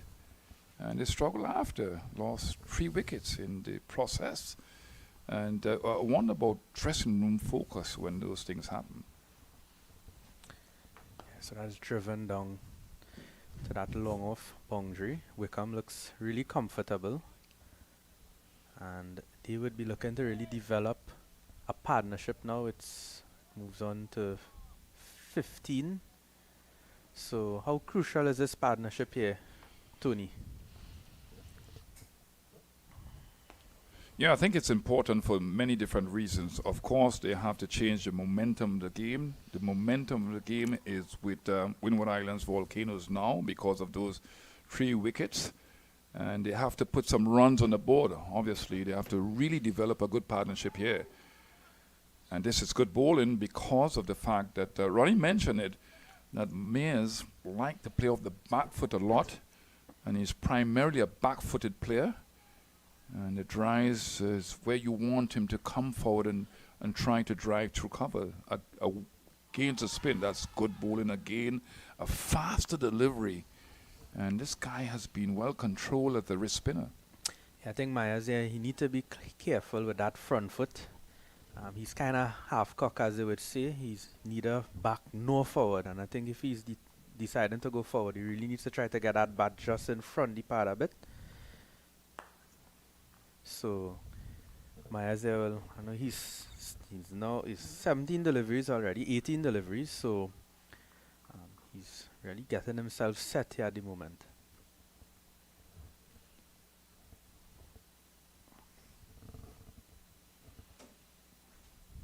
Yeah, that's an excellent delivery again. Now, Cyrus has bowled quite well. He's been frugal in his 4 overs. That's the end of the over. and 87 for the loss of 4 wickets after 21 overs. So the mindset of batsmen now, Kyle Mayers, he's the captain of the side, he's a senior player, he's played international cricket, and we know that Wickham is a prodigious talent. As Ronnie described, he's a utility batsman and a utility player in general because he bowls to wrist spin, he can bowl medium pace, and he can go behind the stumps and wicket keep. What would Kyle Mayers, or should Kyle Mayers be telling a young Wickham? Well, at the moment, he has some form, and I think it's important for Myers to keep, talking to him and, helping him to really continue in what he knows to do best, which is to bat long, bat through the innings. And Myers not that type of player, but he would try to help him in that regard. And playing that supporting role also. So Mayers now will have to even change the way he plays, because he's normally an attacking player. But he now will really have to play that supporting role here to bat with a top order batsman. And it's so important, as this one is punched down the ground for 1 run, so important that players have the ability to play in different situations. Myers has scored a double century. In fact, his first test series, first game he made 210 not out. So he's got that propensity to bat against spin and bat for long. He cuts there, and that will be 2 runs to Myers. So getting into his groove here at the moment. He normally likes to score freely, so at some point Myers will look to capitalize if he sees the opportunity, and it'll be interesting to see where he plays here today. Yeah, this is good bowling at the stumps. And Myers is so very adept at playing the lateral shots. He likes to pull the ball off the back foot. He likes to square cut the ball. He can upper square cut the ball over that man at point. So you have to be consistent at that middle stump line. And there you go again. So Demba doing an exact job. It's now the end of the over. The other thing here, Adrian Barrett, is that these guys are getting through their overs very, very quickly. And there must be a mindfulness that, both batsmen have to be very conscious of the score as relates to not being too docile out there. Yeah, this is a interesting situation because they're in the consolidating phase, and then you have 2 spinners operating from both ends. And before you know it, it could be 30 overs, and you're about 100. Ooh, that's a wonderful delivery there by them. But that one spinning away. Nice to see the leg spinners spinning those deliveries. As I would have mentioned, some of our leg spinners have really lose that ability to really spin the leg break because they just focus on containing, and they lose that ability. And it's unfortunate to see from our leg spinners. Tries again. So it's really good bowling here by Demba. Even I was mentioning it with Yannick Carrier. He has that really good googly. So at one point I remember when I used to play with Yannick, he turned the leg break really big. But the googly, it wasn't so effective. And sometimes when you try to work on that googly so much, you can end up losing a leg break. And it's unfortunate to see sometimes, but we know he's a really hard worker. Appeal, it hit the stump there, Tony. Well, it's not certain that ball hit the bowler's hand. So we'll have to wait and see the replay again. But the umpire was in a good enough position to determine if the ball hit the bowler's hand and went on to the stumps. And he decided against it. So we'll have to good. And he goes at a big hit there, Myers. Yeah. As mentioned, when he sees it, he will go at it. So Myers, that's the type of player he is. Really attacking, they're going hard at it. Looking like he looked to hit it over cover also, but the spin there outdoing him. So he hit the inside edge. I think it's really good bowling by Cyrus because he's bowled some fuller length delivery. That one that he went at an expansive drive over extra cover would have been pushed wider, which is good, intelligent bowling, head up in the air. And you know, when you're not getting the 4 deliveries, and that's a good shot, but well fielded again. So this period has been a docile period for Barbados Pride because of good bowling, good spin bowling especially, not allowing the batsman to play it fluently to the boundary, but has been backed up by some excellent fielding. Yeah, definitely. So after that power play, the Barbados, they were 44, I believe, yes, in the first power play. So Barbados would have, played that first power play really well, but they tend to fall off the wagon a bit in that second power play. And as you mentioned, it's due to they pull back the game sometimes because, as a coach, sometimes you a former coach, player, and so on, to a degree, and you will know that as a coach, you at no point you would really want to allow the other team to really run away with the game. And it's important that those 10 over markers to try to, win those little periods of time. And the Windward Right. Islands, they really took back that game there within, I would say, the second 10 over period up to that 20th over. Well played for 1 run. There are games within the game, and once you win most of the games, you will win the game. And this is where strategy comes in. This is where the bonus points comes in a big way. And you talked about increasing the intelligence level of our players because the game is such a scientifically based, data-driven game now that you really, as a player, it's not just about skill, but you have to be thoughtful out there all of the times. Yeah, definitely so. And we saw that just before that rain delay, the Barbados team losing 2 wickets there before, and he goes big, Kyle Myers, and that will be 6 runs. So Kyle Myers, we know that that's the type of player he is. If he sees it in the slot to hit, he will hit it. Oh, that's a wonderful shot because of the flighted delivery in the arc, but he made a slight advancement down the wicket and played it well over extra cover for 6 runs. Wonderful fluent shot. He looks so good when he's on the go.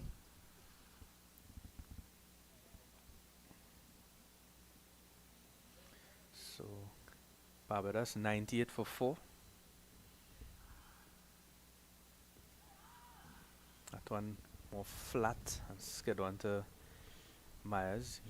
There should not be a dependency on power from Kyle Myers. He's got that shoulder, that physicality. You know he can hit the ball for 6. So sometimes he tries to hit the ball too hard and he loses the shape. That's a good shot. Excellent shot. It's a abnormal shot where Kyle Myers is concerned because the stride was towards the ball, and we know that primarily he's a back-footed player. And so that's an excellent shot, showing that he has the willingness to come forward to meet the pitch of the ball. So at the end of the over, it's 106, I'm seeing, for 4 after 24 overs. So a good over here by the Barbados Pride. 7 runs, or actually 9 runs coming off that over there because there were 2 runs off the last ball. So really good batting here by the Barbados Pride. As you would have mentioned, 2 spinners is operating. The overs are going by quickly. And if you're not careful, you could really Get the 40 overs going. That's and right. Yeah, And your run rate all the way down. right down. Shot, well played. It's so important that there is total and comprehensive game awareness, consistently so. You got to think about different things out there as a batsman. Obviously, the coach and the manager will send some advice and some information during the water breaks. How do we reassess things out there to get a good score? It's well played by Kyle Myers, but to no avail, no runs being gotten there. Yeah, and as you mentioned there, that the coach and staff and so on send messages, I thought that that break there would have gone in the favor of the Barbados Pride team because that was an opportunity. They lost 3 wickets there in that 8 over period just after the first power play, and the coaching staff like that would be Vasper Drakes and Ryan Hines, they would have had that opportunity there now to. Oh, and that's a good shout. But did he get bat on it? That's the only thing I could see. Yeah, I have to agree with you, Adrian, because that was it looked like a flipper. It didn't look like the leggies at all. It went on. It wasn't the googly, obviously, because to me it was hitting middle stump. So it had to be the bat.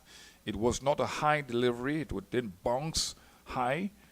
So it would have gone on to hit the middle stumps, but perhaps it hit the bat. Tick outside edge there, and it's racing away to that third man boundary, and that would be 4 runs to Kyle Mayers. So yeah, opportunity there gone by, but fortunately for Myers, it goes all the way for 4. Yeah, Cyrus' control has been excellent. We'll look at the replay now. Nice jump and then good rhythm. Well, that's the open face shot. I say open face shot, and you say tick outside the edge. I think that you're the batsman, so I'll go with the tick outside edge. Well bowled again. So really, the wrist spinners. And the point that you made as we have come to the end of the 25th over, 105, loss of 4. The fact is that we're losing our spinners because they're playing T20 cricket at a very early age. And the ability to flight the ball, extract turn, is not there again because they're very protective and they constantly bowl flat. So maybe there must be a mandate to not have spinners like India. I think India at the under 17 level, they don't allow spinners to play any T20 cricket. Very, very interesting point. And other than T20 cricket, Tony, there's T10 now. Just the one might be 5-5. Yeah, and I've heard about spinners and certain bowlers, like some guys, it actually destroyed them. Because when you have like someone like Nicholas Pooran or something batting and you're a leg break bowler bowling to him. Pooran, I think I heard he scored 100 in a T10 game not too long ago. So you could just imagine what he did to that bowling attack. And I heard a leggy got some beating in that game. Yeah. So it's even worse with this T10 cricket. I know it's hanging around the T10 cricket, but I'm not too sure for leg break bowlers in particular in that version of the game. And you've seen the prominence of leg break bowlers in international cricket. In my day, they wouldn't have played the one days because of the fear of being hit wrong, because they weren't as consistent. Well, Shane Warne and these guys, Abdul Qadir, the late Abdul Qadir from Pakistan, he was a wonderful leggies. But you look at Kyle Mayers, he's not changed his mindset. He's not going to be too careful here. He's going to go after the bowling. Kenneth Demba has done an excellent job for his team.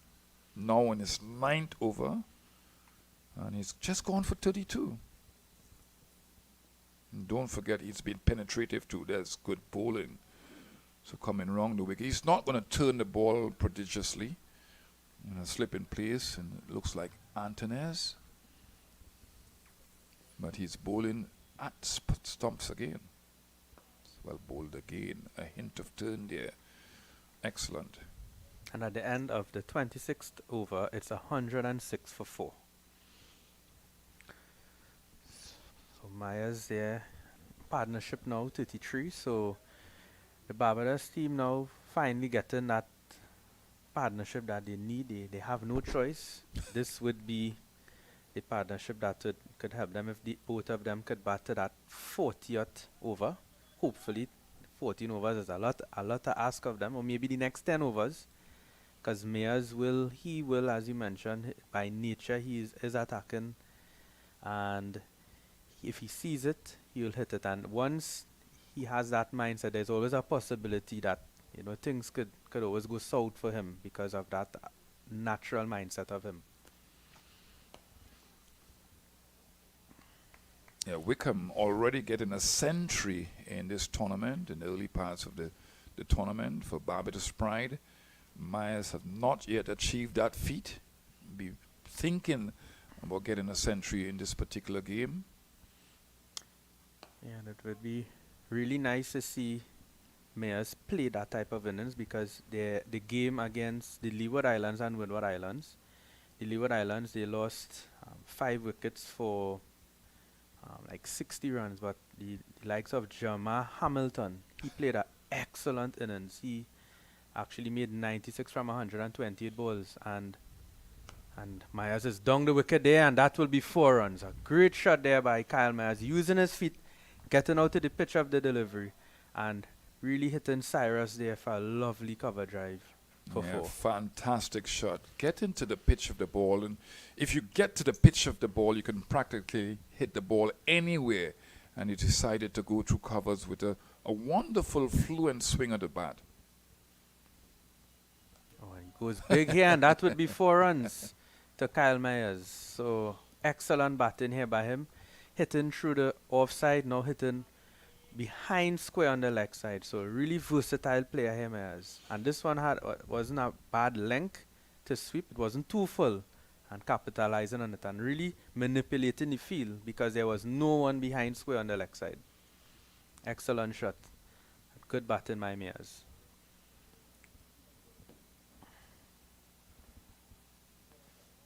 Goes again, and that will be 4 runs. Well, you said I'm fed up with this nonsense from Cyrus now. I'm going to try to change his thought process and pattern. And he's done it well, because he's driven him through covers, and he swept him on the onside, and now he's slog sweeping the ball. So excellent by Mayers to change the mindset of the bowler. He's overcompensated, and obviously the captain will have to make a field change, and he's done that. Deep backward square leg.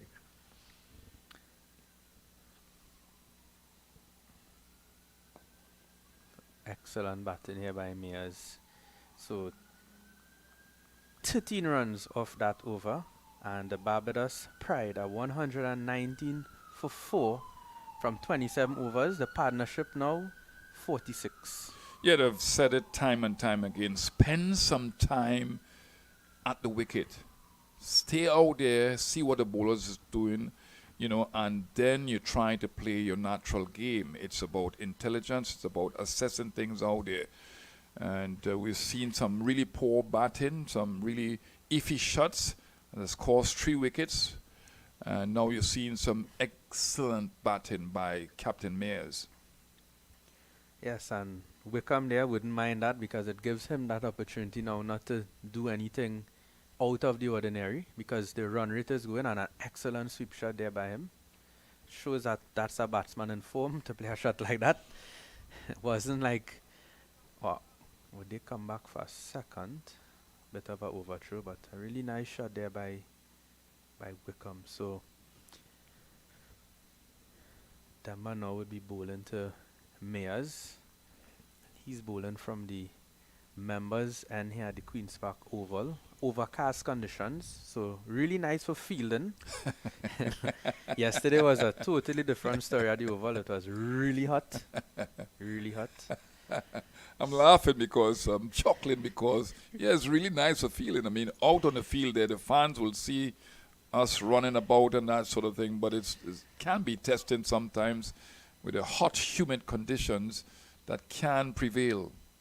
Yeah, it was really hot conditions yesterday. Jamaica team really dominated the CCC yesterday. Carlos Brown getting his first List A century, so congratulations to him also. And the Jamaica team, as we were mentioning, this week here, it's the last week of the preliminary rounds before we get into the playoffs. And the momentum now of every team, whoever plays the better cricket now and qualified, will actually, and would that be out? And he's gone. So Kyle Myers is really upset with himself here, picking out that lone man on the leg side boundary there. So unfortunately for him, he has to go, but a big breakthrough here again for the Windward Islands Volcanoes. Yeah, not a good shot at all. Again, game awareness is not just about understanding, how to go about things with the bat, the skill, but you have to look at the field placing. So it's not what you wanted again. And I was going to mention just now, Adrian, that, the field side must not be too dismayed with momentum from the batting team, because we've seen it that 3 wickets can easily go down when there's a partnership ensuing. And that was a poor shot by Mayers, because he picked out the man at a wide-ish deep mid-wicket position and presented an easy catch. Yeah, and as I was mentioning, the way Mayers was going about this innings, we knew that because he has that attacking approach, it will always have that opportunity for the Windward Islands. They would know in the back of their mind that sooner or later he may get himself out, basically, because the wicket is not turning that big or anything to say, well, at this period of the game here, the wicket is not doing so much, these middle overs here at the moment. But Mayers, I would really say he gave his wicket away, because he was really going well. He was dominating there the previous over. He got 13 runs off of it, and then picking out the lone man there. So really unfortunate for him, but it brings the Windward Islands team now back into the game yet again at 120 for 5 and 27.4 overs. So the new batsman now, Warwick. So yeah, we sort of into that tailish period now. The tailish period. Because I know there's a lot of all-rounders these days, so you don't know if you're into the tail or if it's all-rounders. Yes. But I think that Warwican has been put in this position because of his temperament, and he's a really defensive player. He can work the ball around. He's not really quick between the wickets, but because it requires somebody to bat for a long period, they're trying to be safe here now and trying to get the right foil for Wickham. Yeah, so at the end of the over, it's 120 for 5 after 28 overs. Yeah, and the analysis of players now is comprehensive, Adrian Barrett. It's not just about skill, where a batsman will be struggling. If you could bowl him straight, for example, he's not good in the drives, he's not good with the hook shot, the pull shot. But it's also about analyzing his temperament and his batting endurance. So for Kyle Mayers, for example, we know that he has all the skill with the bat. He can play those lovely shots down to third man, those late dabs, late cuts. But his temperament has been found wanting time and time again. Yes, and excellent, as you mentioned. He's not a player that really needs to hit. He don't need to hit the ball or hit the leather of the ball. He has that power.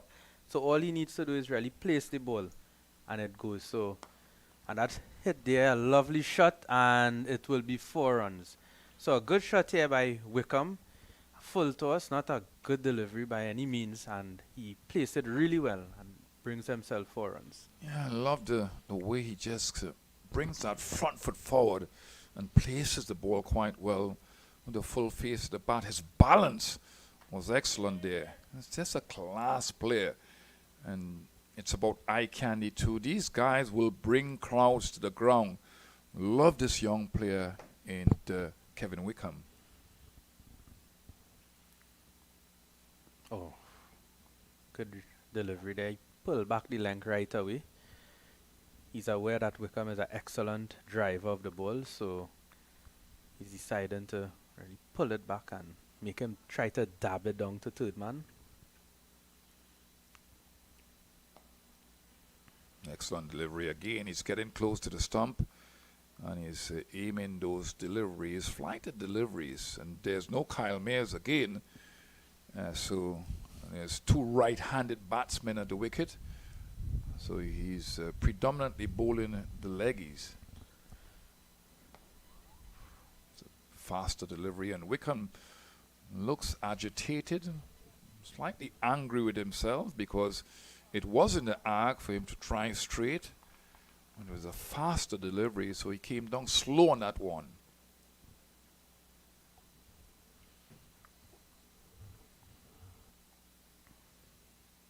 He sweeps, and he sweeps well, and that should be 4 runs to Wickham. So bad line there by Cyrus, and he pays the price for it. Wickham, we saw before, he's a good sweeper of the ball, which is really good for any batsman or any batsman who wants to play spin bowling. And excellent shot there by him. You talk about Reefer playing a poor shot to the first delivery from Cyrus. A full delivery, it looked like a Yorker, and he was trying to sweep a Yorker, premeditated, shot by him. And you need to see what the bowler is doing first. So good delivery again, good comeback delivery. And although that was aimed at middle and leg, it was still a shorter type delivery. It wasn't full, so that discouraged Wickham from playing the sweep shot. So the end of the 29th over, it is now 128 for the loss of 5.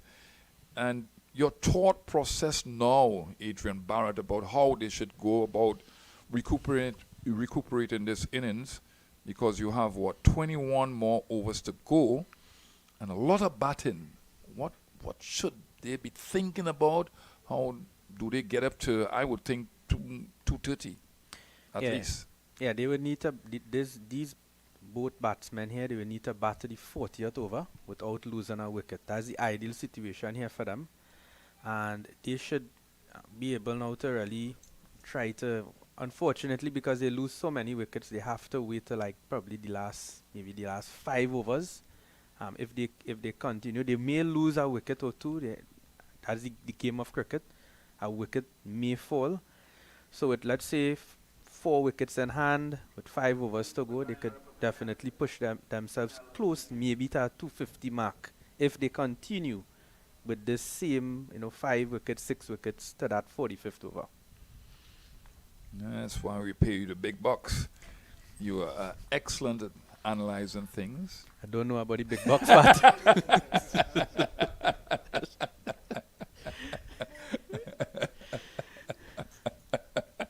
but you could always put in a word for me. You've always had an excellent sense of humor, Adrian Barrett. Whoa, what's that? Take a look at his action. Let's see that again. It's a new bowler now. Eugene. Yeah. I think that his father played at this regional level. So he's got a funny looking bowling action. No off break bowler.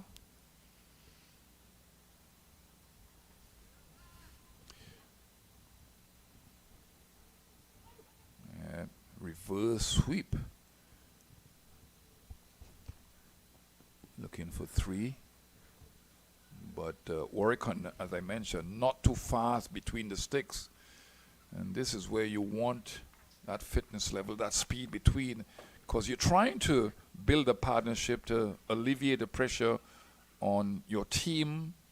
And you have somebody that's running, but he's good at leg glancing the ball. He's got to get 2 there now. He's again sluggish between the wickets, but 2 on offer.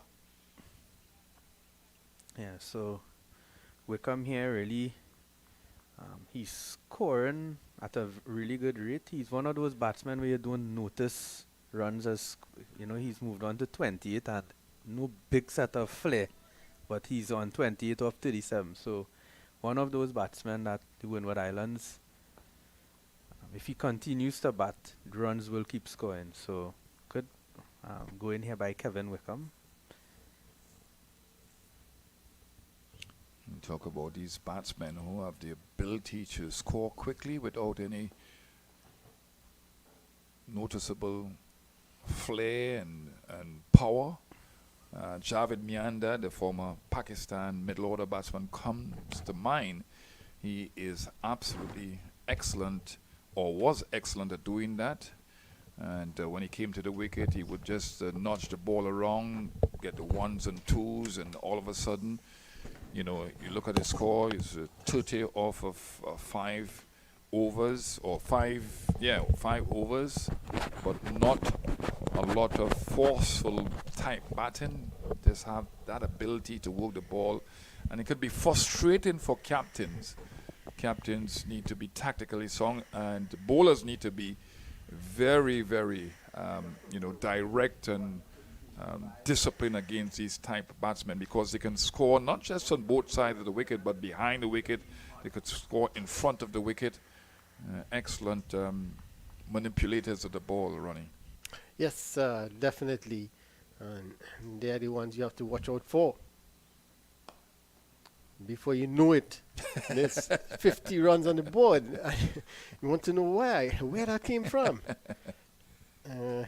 So he is a very good batter in that sense. This one again, just on the back foot, punching it down the ground for a single. And that's what he does well. That's why you don't notice him, because he would just punch the ball around, get a single, get a double, and the bad ball put it away for 4. You know, and that's what you get with these sort of batters. And, you know, you need to have, especially in this sort of format, you need a lot of those, especially in the middle order, to bat throughout. Yeah, talk about it being a problem for the West Indies team, the ability to play spin, the ability to rotate strike. Here's a batsman that you have consistently exalted in Kevin Wickham, and rightly so. I just like him as a player. I like him as a player. I think that he is commanding, he's tall and well balanced in playing those shots. And I just think that he's an intelligent player too. So he's about 21 years old. Yeah, he's a young guy, and I first saw him, as I said, in the Headley Week series last year, and he looked the part, and there were a lot of talk about this young man from everybody, you know, seeing the prospect and whatnot, and he didn't disappoint. He showed exactly what he's capable of, and he continues to. Yeah, the other thing about this situation with Kevin Wickham, as we've seen him limping after being hit on the toe, it looks like. Yeah.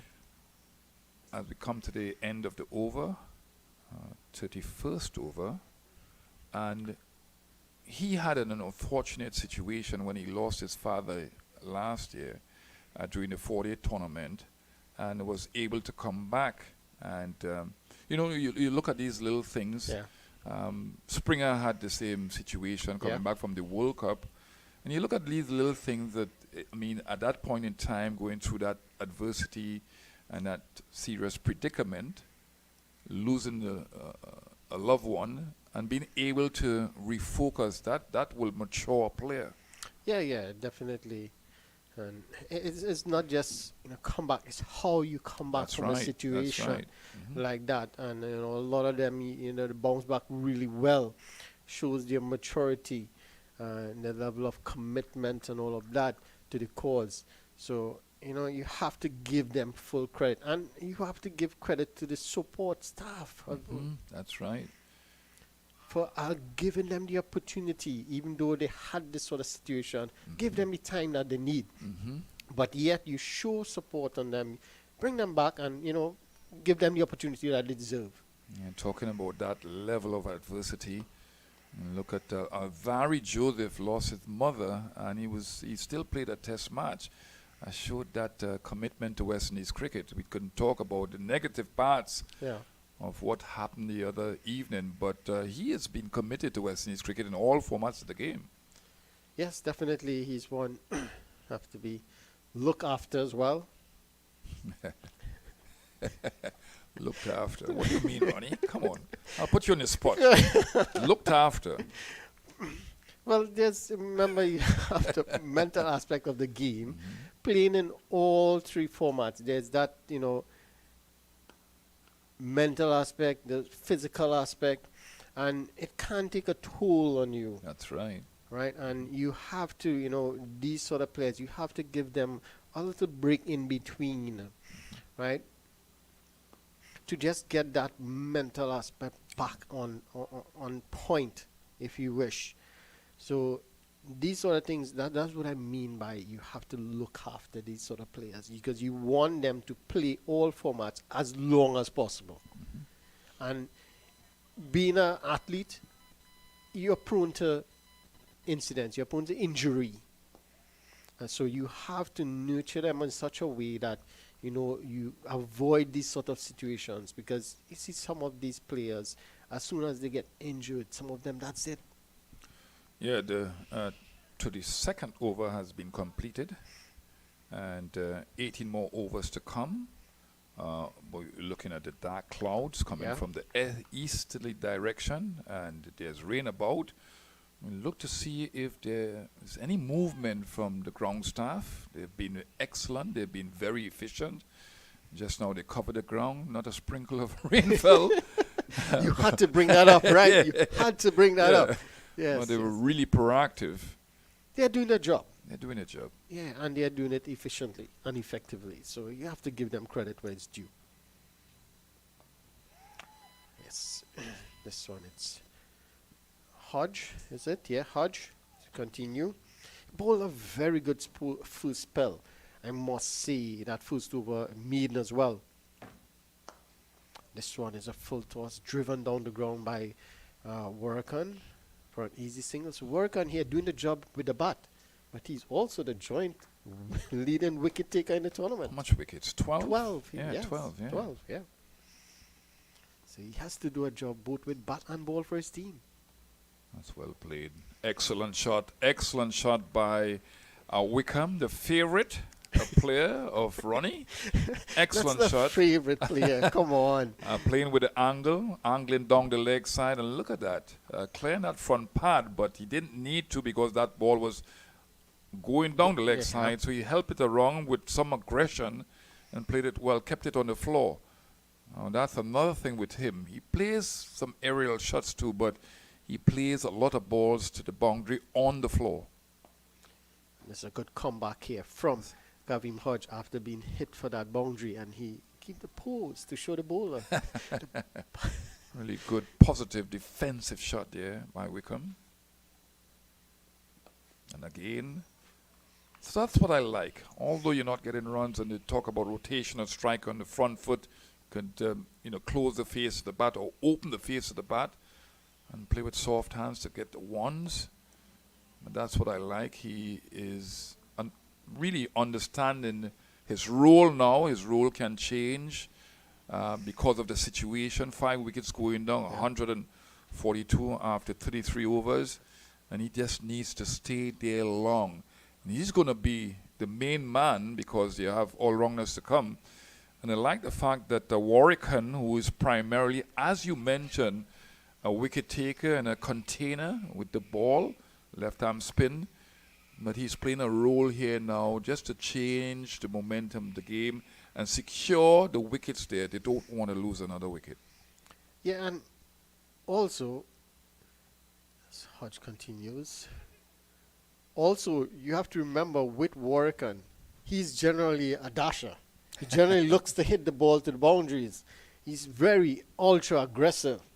And look at, he's 7 from 16 deliveries. So he's playing the role that is required of him here in this innings. This one is worked away into the onside for an easy single. So he's given, that's a shy to stop. It hits the direct hit. But Wickham is in. So there's no need for alarms. But he's playing the role here that is required. He needs to support Wickham. He needs to form a partnership. And he is doing that. The partnership currently at 24. But all right, you can search for a wicket here, but you don't really want to, and it might sound stupid, Orani, you don't really want to out Warwican because he's going so slowly. Right. Or you can look to out Wickham because he's the batsman that is going to get you a half century and then may go on to a century. But that's a good shot. He's going to seize the moment to hit over the top. And that was over wide-ish mid-off for 4 runs. So we've seen him play some flamboyant shots in the last game right here at the Queen's Park Oval at that end, but this is the other end. And he's going to seize the opportunity. Now, this guy is a very intelligent batsman when he gets the opportunity to bat. And now he's going on to 12 over 20. And what I like about these guys is not only that they could put some runs on the board, but they know their deficiencies and they know where they are strong. Yeah. So they will seize the moment. Correct. At the end of 34 overs, the Barbados Pride, 149 for 5. And just go back to that shot that he played. It's a perfect shot for the delivery. It's a perfect shot, the fact that the mid-off inside the circle. Yeah, inside the circle. There's no risk. All he had to do was hit it over that fielder. And it's a safe shot, runs to be had. He hit it well enough to get a boundary. And looking to reverse sweep here. It's Warrican. Very adventurous now that he played that lovely shot just now, and then all of a sudden he's the number 3 batsman. Well, that's what you get from the lower order. This time he's well forward, showing the stickers, the bat sticker to the bowler. So it's Kareem Hodge. And again, on notice, Kareem Hodge, 6.2 overs, just 22 runs. On notice. Didn't pick up a wicket, but... Yeah, he gets through his overs very quickly. That's another reason. But very consistent. Doesn't turn the ball a lot, but has good variety where pace is concerned. And you're looking at, again... We talked, and there was an excellent discussion that you and Adrian had about captains and being assertive, being proactive, and putting, fielders in place to get wickets when there is a sense that wickets can fall. Another excellent discussion, because we don't see that type of proactive nature. This could run into the boundary. No, it's fielded, and we complain. A good shot again. His ability to keep the ball on the floor, because he watches the ball long enough, and he pulled that very well. That was an efficient shot by him. Yeah, and the key to that, he picked up the length quickly. It was just short. He was quickly onto the back foot, pulling that through mid-wicket. So that's excellent from... it's an appeal for LBW. And my co-commentator is signaling not out. It was a faster delivery. And you know that Kareem Hodge is going to try those faster deliveries. And clearly going down the leg side, the end of the over. And 35th over, 152 for 5. And you're looking at, again, the dark clouds above, hovering over. And Adrian Barrett is so very good at determining the weather conditions and what will happen, because he looks at the weather forecast, and he needs to, because he's that way inclined when doing commentary. It's a wonderful addition to the commentary booth, because we have to know what is going to happen with the weather, and how do you play the game with the rain that might come. This one looking to reverse sweep again as Warrican, not making any contact. So that's twice he tried that reverse sweep, and tried 2 times he missed completely. So maybe he's not the number 3 batsman that you mentioned. But he has to play the percentage here. Again, look, he's trying to reverse. This time he made contact, but straight to the fielder in Springer. Yeah, the percentage shots. This guy is not turning the ball a lot. He's bowling straight, so he's got to be very careful he doesn't miss the length to try to play those reverse sweeps. He just has to stay still, look to work the ball into the onside or straight down the ground. There's the captain who's there at a sort of wildish mid-wicket. All he has to do is hit the ball straight down the ground, and he can get an easy single. If you hit it well enough, you get a boundary. Why try the reverse sweep? Why? And it's not giving you any profit at all. Well, he's saying that the approach of the batting now, that he's been there for a while and he's really been there for a while to take deliveries. So he's trying to be a little bit more assertive now. Now, still some batting to come, 5 wickets in hand, and some efficient batting to come. So he's going to try to play not his role, his initial role. He's going to come out of his initial role and try to, accumulate some more runs. Trying to look for, at least at this stage, you're going to be looking for 6 runs and over, but there's a slight drizzle, and you see the movement of the ground staff.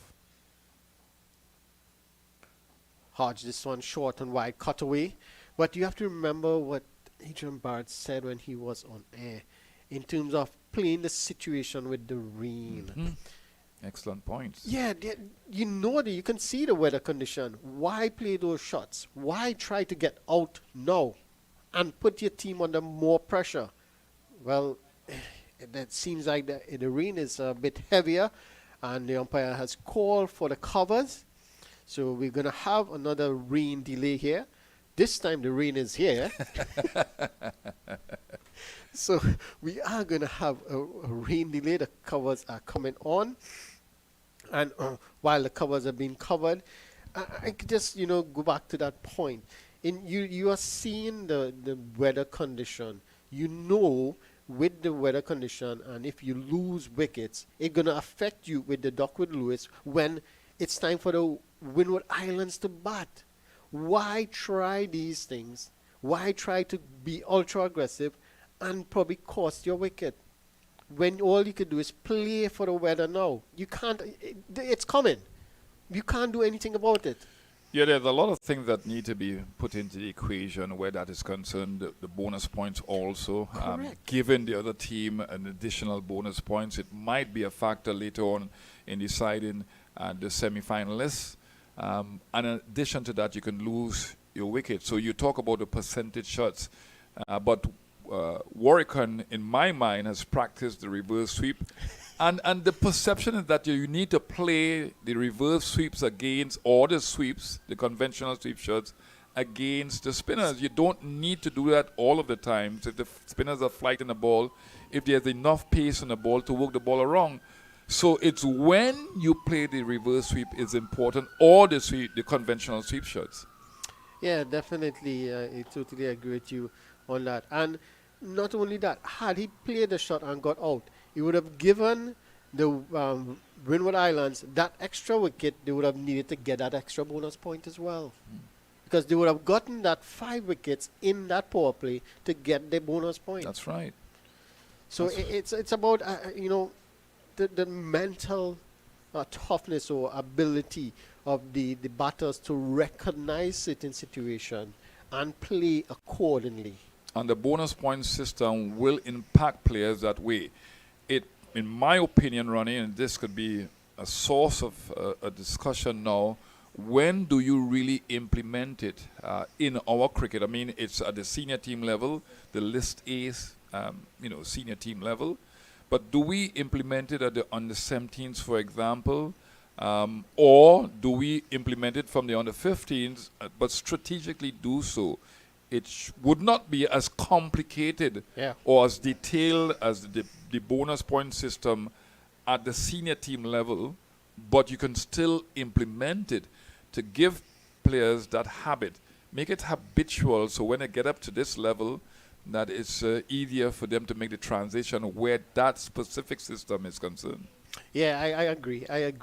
They need to really get them to understand the situation. And that's what the bonus points does. Get them to understand certain situations, how to play certain situations, especially in the power play.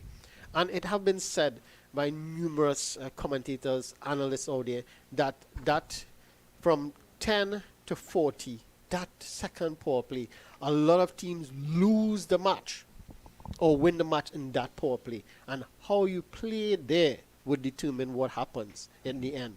So there's a lot of discussion with respect to that. And this power play system here, I must say, it brings to light what needs to be done. So as you can see, the power play with the second power play, 5 runs per over, which they are not currently there. Right, they're at 4.2, so they could get there because you have enough overs which they could get there. So they have the opportunity to get that extra bonus point as well. So it makes the game very interesting. Yeah, I like the balance too, as relates to getting runs in the power play, the different respective power plays, 1, 2, and 3. But in addition to that, you have to strike the balance of not losing wickets. Oh, exactly. So there has to be a great thoughtfulness, a profound thoughtfulness of how do we go about getting the bonus points without losing the wickets, because it's a cat and mouse game all of the time. Yeah. I totally agree with you. So it's currently raining here at the Queen's Park Oval in Port of Spain. You're going to say pre-sal, but go In ahead. Port of Spain, Trinidad and Tobago. Yes, I wasn't going to say pre-sal in Port of Spain. So match Barbados Pride, they are currently 153 for 5 in 36.1 overs, losing 5 wickets. It's not good, and losing a captain who was looking really set, but again out to his aggressive nature on the back foot, looking to pull the ball. But he eventually fell to the only fielder on the leg side. But you have to give credit to the Windward Islands. They have bowled really well, especially the spinners Demba and Cyrus. And the Barbados Pride in a position of 153 for 5. The rain is here. We're going to take a break. And as soon as the rain eases and we are aware of the conditions or changes to the playing conditions, we will inform you. So for now, that's it from us here at the the Queen's Park Cricket Club.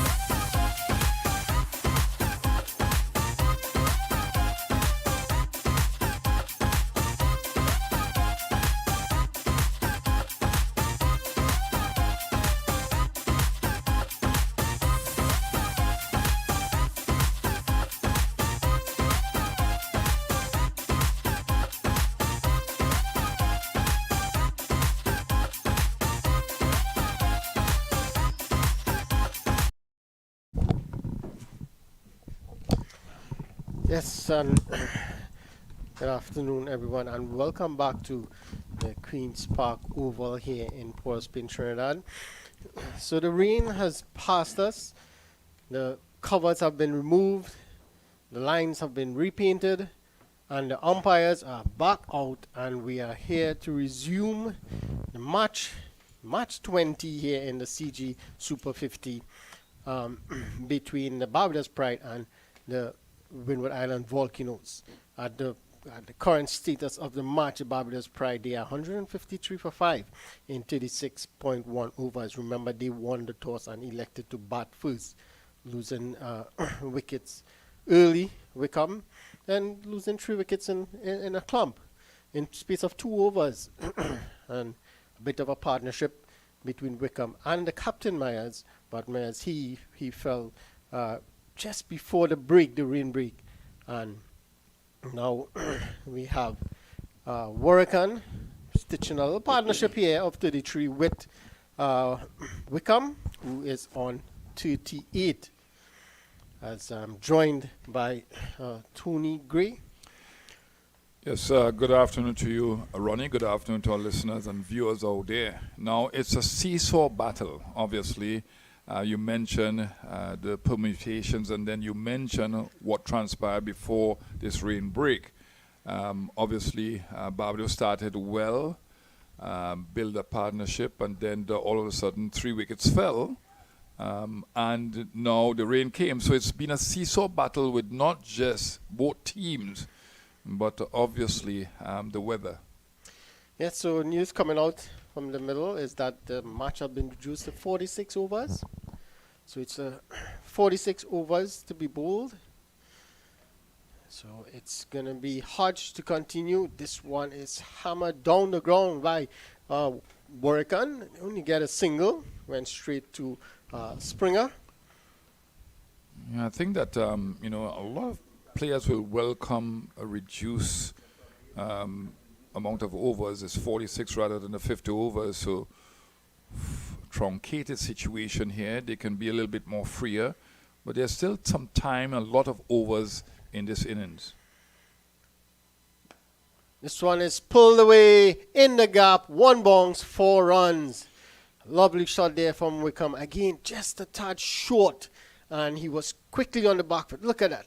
Quickly on the back foot, in position, pulled it away in the gap. 1 bounce, 4. Yeah, it was short without pace and in the right area for Wickham to play that aggressive shot, pull shot.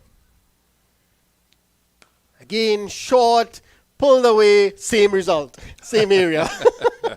Now, the thing about this situation, after a break, you need to refocus quickly enough.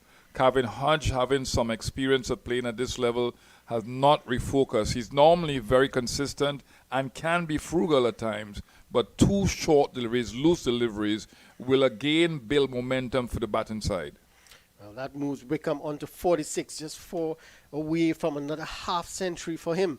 The second for him in the tournament.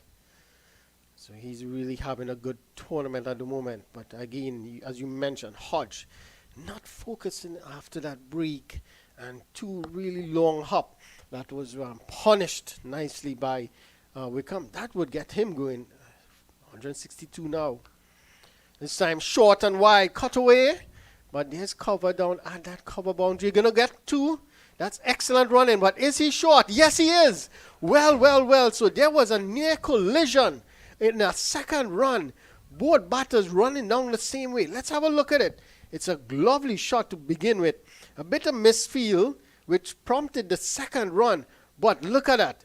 Both batsmen heading in the same direction. Wickham had to go to his right a bit.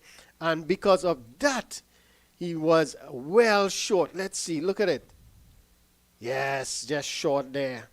Well, you called it, Ronnie.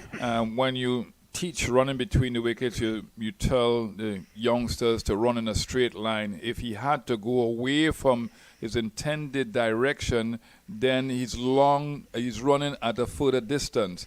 And that little further distance would have caused him to depart via the run-out route. So, again, runs were coming in that particular over, 2 boundaries, and you don't run for a second run off of misfield. They tell you that time and time again. The ball was not too far from the fielder, and he rifled in a very good throw, and they give the wicketkeeper the opportunity to gather the ball, and then went after the bails or the stumps. So excellent fielding Yes. to a misfield, but poor running, and again a lack of game awareness skills here. Yeah, and Wickham is not the quickest between the stumps as well. So, but I think that second one was really forced by Warrican. This time it's Smith just cutting that one to point. Warrican, in that replay we saw, Warrican was coming down the wicket. He just turned and he was looking for the second. Wickham didn't seem to, keen on the second run because of the misfield. But Warrican he wanted that second, and then the two batters in the same line had to evade each other, and that could only spell trouble. So that's the end of 37 overs. At the end of 37, it's 163 for 6. You could see the umpire signal in the third power play, at the end of the second power play. But because of the truncated 46 overs, we now have the third power play taking place at over number 38. And again, the run rate 4.41, so they didn't get that extra point. It was close. It was close. Because had they scored at 5 runs per over, they could have gotten that extra bonus point, but not to be. So it seems like it's going to be Martin. Darius Martin. His first over, 4 overs, 1 for 20. This one outside off stump. A bit of misfield from the keeper, and then throwed it away. They could look for a second here, but not interested is Warrican. I think this is good running between the wickets, because he has to look for the extra run, and that was an extra run. Bad wicket keeping again. But Smith has to urge Warrican to look for those runs and prompt him to run faster because of that run out. So he has to dissipate the memory of that run out. This one is driven past the fielder at cover, and it's going to go close. Good piece of footwork there from the fielder in the cover boundary, and restricts them to just 2 runs. So that's excellent piece of work there. But a good shot nonetheless. Yeah, he had to run about 30 meters to his right, so excellent speed towards the ball first of all. As I mentioned, a little bit of Manchester United-ish. Manchester, you see. Yes. We wouldn't go there. Come on. Well bowled, a little high. Playing slightly across the line of that one. The fast delivery. So Martin, having bowled a very good spell initially, with that 1 wicket intact, and just went for 20 runs in his first spell. He's come back well with the older ball. Yeah, definitely. And bowling really well here. Smith has a job to do with Warrican. Could they bat out the remaining overs? Well, this one was hammered straight to the fielder at mid-wicket. A bit high. Did well to parry it up. Seems like Cyrus, and tried to take it on the second attempt, but the pace on it burst through his hands and fell way behind him. Was a good attempt. Yeah, not enough sturdy hands by the fielder, and bad delivery to begin with from Martin. Obviously trying a slow ball, but because of the damp outfield, it probably slipped from his grip.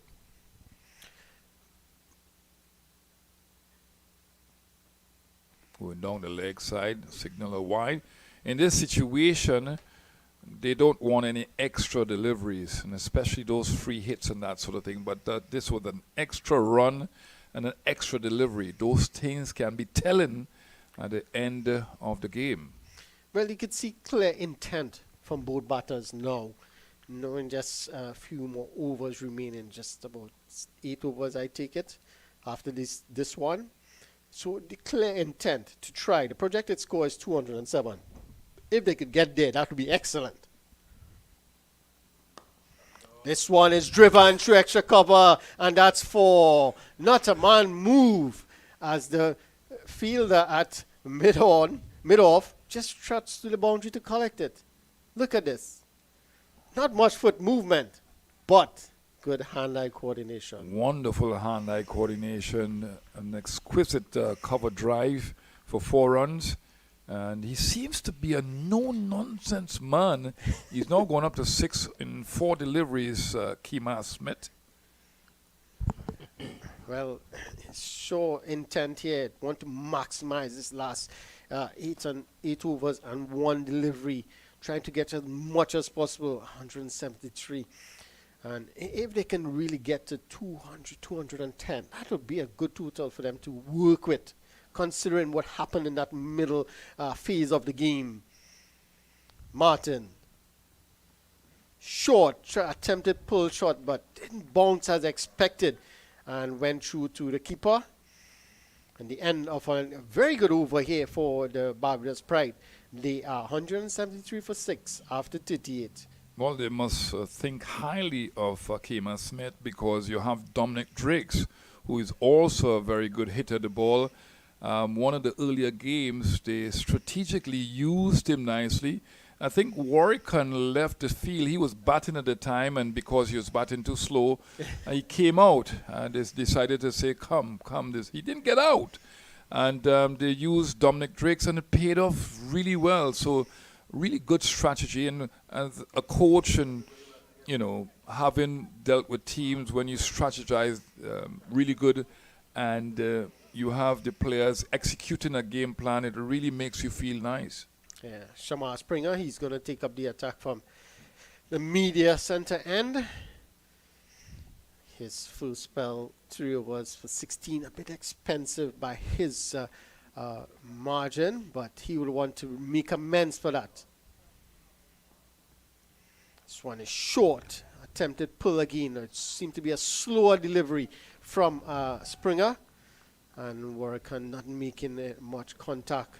And by signal, actually, by the umpire. Yeah, his first spell, he bowled first change, and at that point in time, the ball was still hard. He was hitting the ball into the turf. Bowled some really quick deliveries, some really good short deliveries, understanding the nature of the batsman, because he's from Barbados and you're playing against Barbados Pride for an opposing team. But now he has the ability and should use the slow balls. He's very good at that, very adept at that, because he's played a lot of T20 cricket and has been strongly sometimes used at the death. So change in field. Third man comes into the circle, and mid-off goes to the long off. So definitely, it's not going to bowl anything too short. It's going to be pretty much full. A lot of change-ups, slower deliveries. Immediately pitched up, slow delivery. You could see the batter taking Smith taking hands off the bat. The bottom hand actually coming off the bat. The slow nature of that ball to get some control. He gets off the mark. Yeah, well, Springer. gets a single. Yeah, Springer is bringing up the man at the long off position into the circle at mid-off, and he's put back the man in the fine leg position, or the third man position. Oh, that's a good delivery again, but the keeper couldn't gather it. It passed between the batter and the wicket, and they run through for 3. This is excellent running. You could see the sense of urgency here, but the keeper is down. He seemed to... I'm not sure if it's his hand, but he is down. And the physio has been called to have a look at him. This is not good. Yeah, we look and see the replay here, but definitely his hand. Yeah. It looks like his left hand probably landed badly there. Yeah. Diving away to try to stop that one.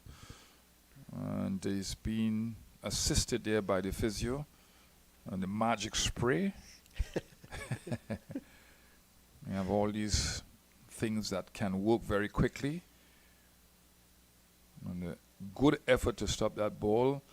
And I think that Springer, as I mentioned, he knows these Barbados Pride players because he's played a lot against them. He And can that was a very, very good delivery, Yorker length delivery. And he's feeling the effects of being struck on the hand. But he seems to be all right now. The magic spray has done its magic. Well, hadn't he got a hand on that, it would have been 4. It would have been 4. So he took one for the team. Good stop. So, as I said, clear intent here from the batters. They're doing at everything, trying to maximize this last few overs. Springer. Short again. Wide signal by the umpire. So it's definitely for height, because the square leg umpire signaled first. Well, you see, he cannot bowl that fast, short ball outside the all-stump because the slash will take it over the man at the short third man for 4. So he's got to bowl a slower bounce. So he tried that there was too high because he has a man in that short third man position. So pace off the ball. Short again, slower delivery, pulled away, through mid wicket. Fielder does well, and that's Hodge. Quickly to the ball, and rifles the throw into the keeper. It's strategically done that you have the best fielder where the ball most likely will go, and most times you want to protect the boundaries at the same time. This, in effect, has been the debt and started a couple of overs ago, and that's why Springer is on too. He's been specific with his field placing and changes. Well, So finally it goes to the boundary, and the cover comes into the circle. Full delivery. Stroke down the ground for a single. So he's constantly changing the field. So this shows that he's thinking about what he wants to bowl.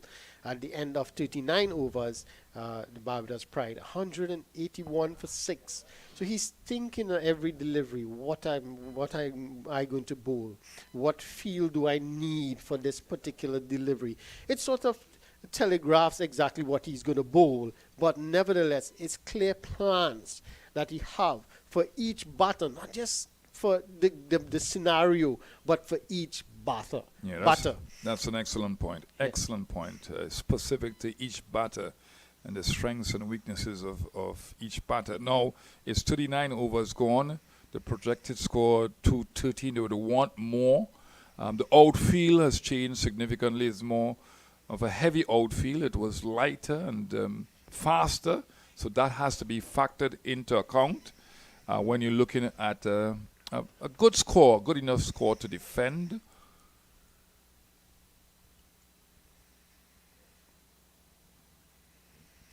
So it's going to be Martin. This time making room is Warrican, pulling this one into the onside. They get you for a single, looking for 2, and he's out. Well, we saw that one from up here. So it was an easy decision for the umpire to make, really. But the sense of urgency, looking for the run, looking for the mistake from the fielder, but good piece of fielding, mind you. And again, both batters run in the same direction. Warrican was hampered, and look at that. Not even there. Yeah, he's too slow between the sticks. We've seen him get run out in this tournament already. We know that he has to look for the second run, but because of the fact that he is slow between the sticks, they should not have risked it. Now, you're looking at this, it's 6, and, well, this is the 39th over, or 40th over. So the thing about it is 6 wickets down. So you've got to be careful they're not bowled out here. And you have to not be checking overs. You've got to be checking balls. Balls are the important factor here, not the overs. Not just that. That's 6 wickets down. And that means 5 wickets in the second. Well, actually, no, it's actually 4 because they had signaled for the third power play already. So that's actually 1 wicket in the third power play. So they had actually gotten only 4 in the second power play. because of the reduced overs. And the umpire had already signaled for the third power play. So they didn't get the 5 wickets in that power play. Had it not been for the reduction, it would have been the 5 overs and the bonus point.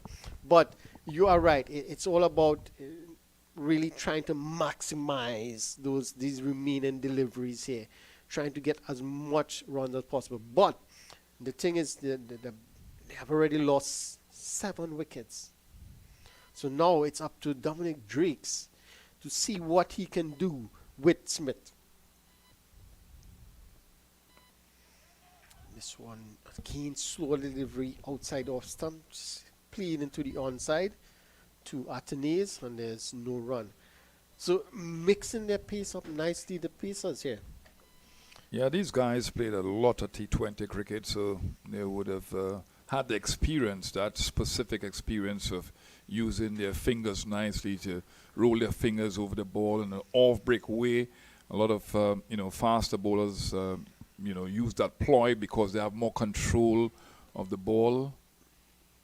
You'll see it from Martin here again, I'm sure of it. Slower ball again, but well-lined delivery, well played. And I think that Smith will welcome Dominic Drakes because he's quicker between the sticks. And it's not only about boundaries here now, it's about how well they dismantle the field placing. Right-arm, left-arm combination, is it? Yes, it is. Yes. Yeah. Drake's left-hander and Smith right-hander. But you have to give credit to the bowlers. They are not predictable. They are their line, their length, their pace makes it difficult for the batters. This one again, bad line down the leg side, wide signal by the umpire. And although conditions here ideal for bowling fast, and in fact, atmospheric conditions, you don't want to expend extra energy, wasted energy, because these guys have to go out there and bat. So all these little things can hamper them, their concentration levels when they come to bat. And although Martin is primarily a bowler, he, like everybody else, at times need to bat. This one is down the leg side again, but the fielder at fine leg is really fine. They're going to get to us, go for a second. That's excellent running from Smith. He was up and down in a flash. I'll tell you something, Usain Bolt has to be careful here because this guy is really pacey. The only other batsman that I've seen with this level of pace between the sticks is Blackwood. Yeah, Blackwood is quick. Yeah. That was fast. Excellent running between the wickets. Talk about rotation of strike. Martin. This one again, straighter on the body, worked away nicely into the onside. Looking for 2. He's looking for 2, but not there. It's amazing. That was well played. Leg lands. He's now remonstrating that he should have picked it up and perhaps hit it over the rope. But that was fast to get down to the other end so quickly. And as I said, Dominic Drakes is there, and he just needs to stride down the wicket and he'll reach to the other end because he's a tall man. He's about 6'4". Smith is showing why he was sent ahead of Drakes. He's batting really well. It's wonderful again. No, he's not going to be able to get a second run here. In fact, he wants to strike, but it's over. That brings an end to the over number 40. And the Barbados Pride, they are 188 for 7. Become a good knock from him of 47. 3 wickets for Demba, 1 for Martin, 1 for Cyrus. Cyrus got that wicket off his very first delivery. As Tony Gray takes his leave and grab his box of lunch, and joining me again is Adrian Baharat. Good afternoon, Adrian. Good afternoon, Ronnie. So 6 more overs remaining in this innings here. So Tristan 188 for 7. And just to mention, they got a point, the Windward Islands, for 2 runouts, executing 2 runouts. Excellent, yes. That's a point for fielding. Oh, That's a good delivery again from Springer, just slowing it up, taking all the pace out of that one, and it just bouncing and turning across, spinning across the left-handed Springer. But excellent from Springer. His full spell wasn't good. Conceded 16 runs in 3 overs, but he has come back really well. Yes, certainly crunch time here now for the Windward Islands. And that's driven down there to sweeper boundary, the offside, and brings a really quick Smith between the wickets. Reminds me of Obadeli Thompson, the Bayesian sprinter, Yeah. now yeah. a broadcaster. So, yeah, it's really, I was looking at him and it's really fast between the wickets. So a lot of pressure he's applying right away. I'm just hoping that Dominic could keep up with him. Well, so far he is. So far he Because is. there's already 2 run-outs in this innings, and it's cost them a point. Point. Well, it gave the Windward Islands a bonus point. Yes, so this one is driven down the ground just for a single. So again, the field well set, and you could see constant change. You mentioned it the last over of Springer, where he constantly changed the field depending on the batter, depending on what he wants to bowl. And the captain has obliged in allowing him to set the fields, and he has been bowling to the field. So once you are doing that, bowling to your field, keeping the runs down, getting the wickets, the captain would have no problem. So you have to give credit to Ambrose here for what he's doing. Again, it's quicker delivery this time on the stumps. Tricks, that's giving himself a few deliveries. It's not the easiest wicket to just get a start on. So he has to give himself a few deliveries.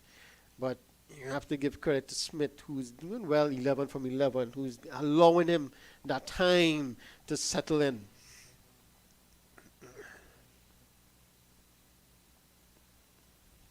Slower bouncer there. And as Tigre was mentioning about the field placing, with that third man and short fine leg, he has to bowl slower balls, a sort of slower ball bouncers. But at the same time, he cannot get too predictable.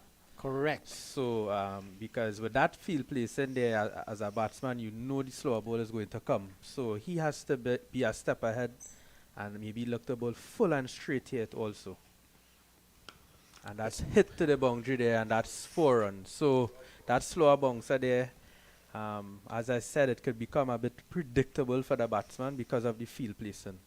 Yeah, definitely a bit predictable there. And that one didn't bounce as much, and a bit more pace on it, and a bit wider, so it allowed Drake to just set on the back foot and just pull that through mid-wicket. But the thing is, yes, he has the long on, long off in play. He could have afford to probably pitch it up a bit. Yes, go full and straight. Straight, correct. Because if it's not a slower bouncer, with that field there, you have to be very straight. Correct. He can't go too wide because if it fly off the edge, it will go for 4.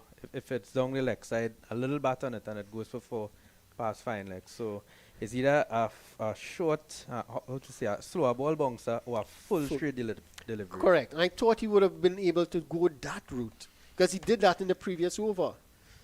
It's Martin to continue. Oh, that's a good shot there. Wow. What well fielded. Some good football skills there. Well, yeah.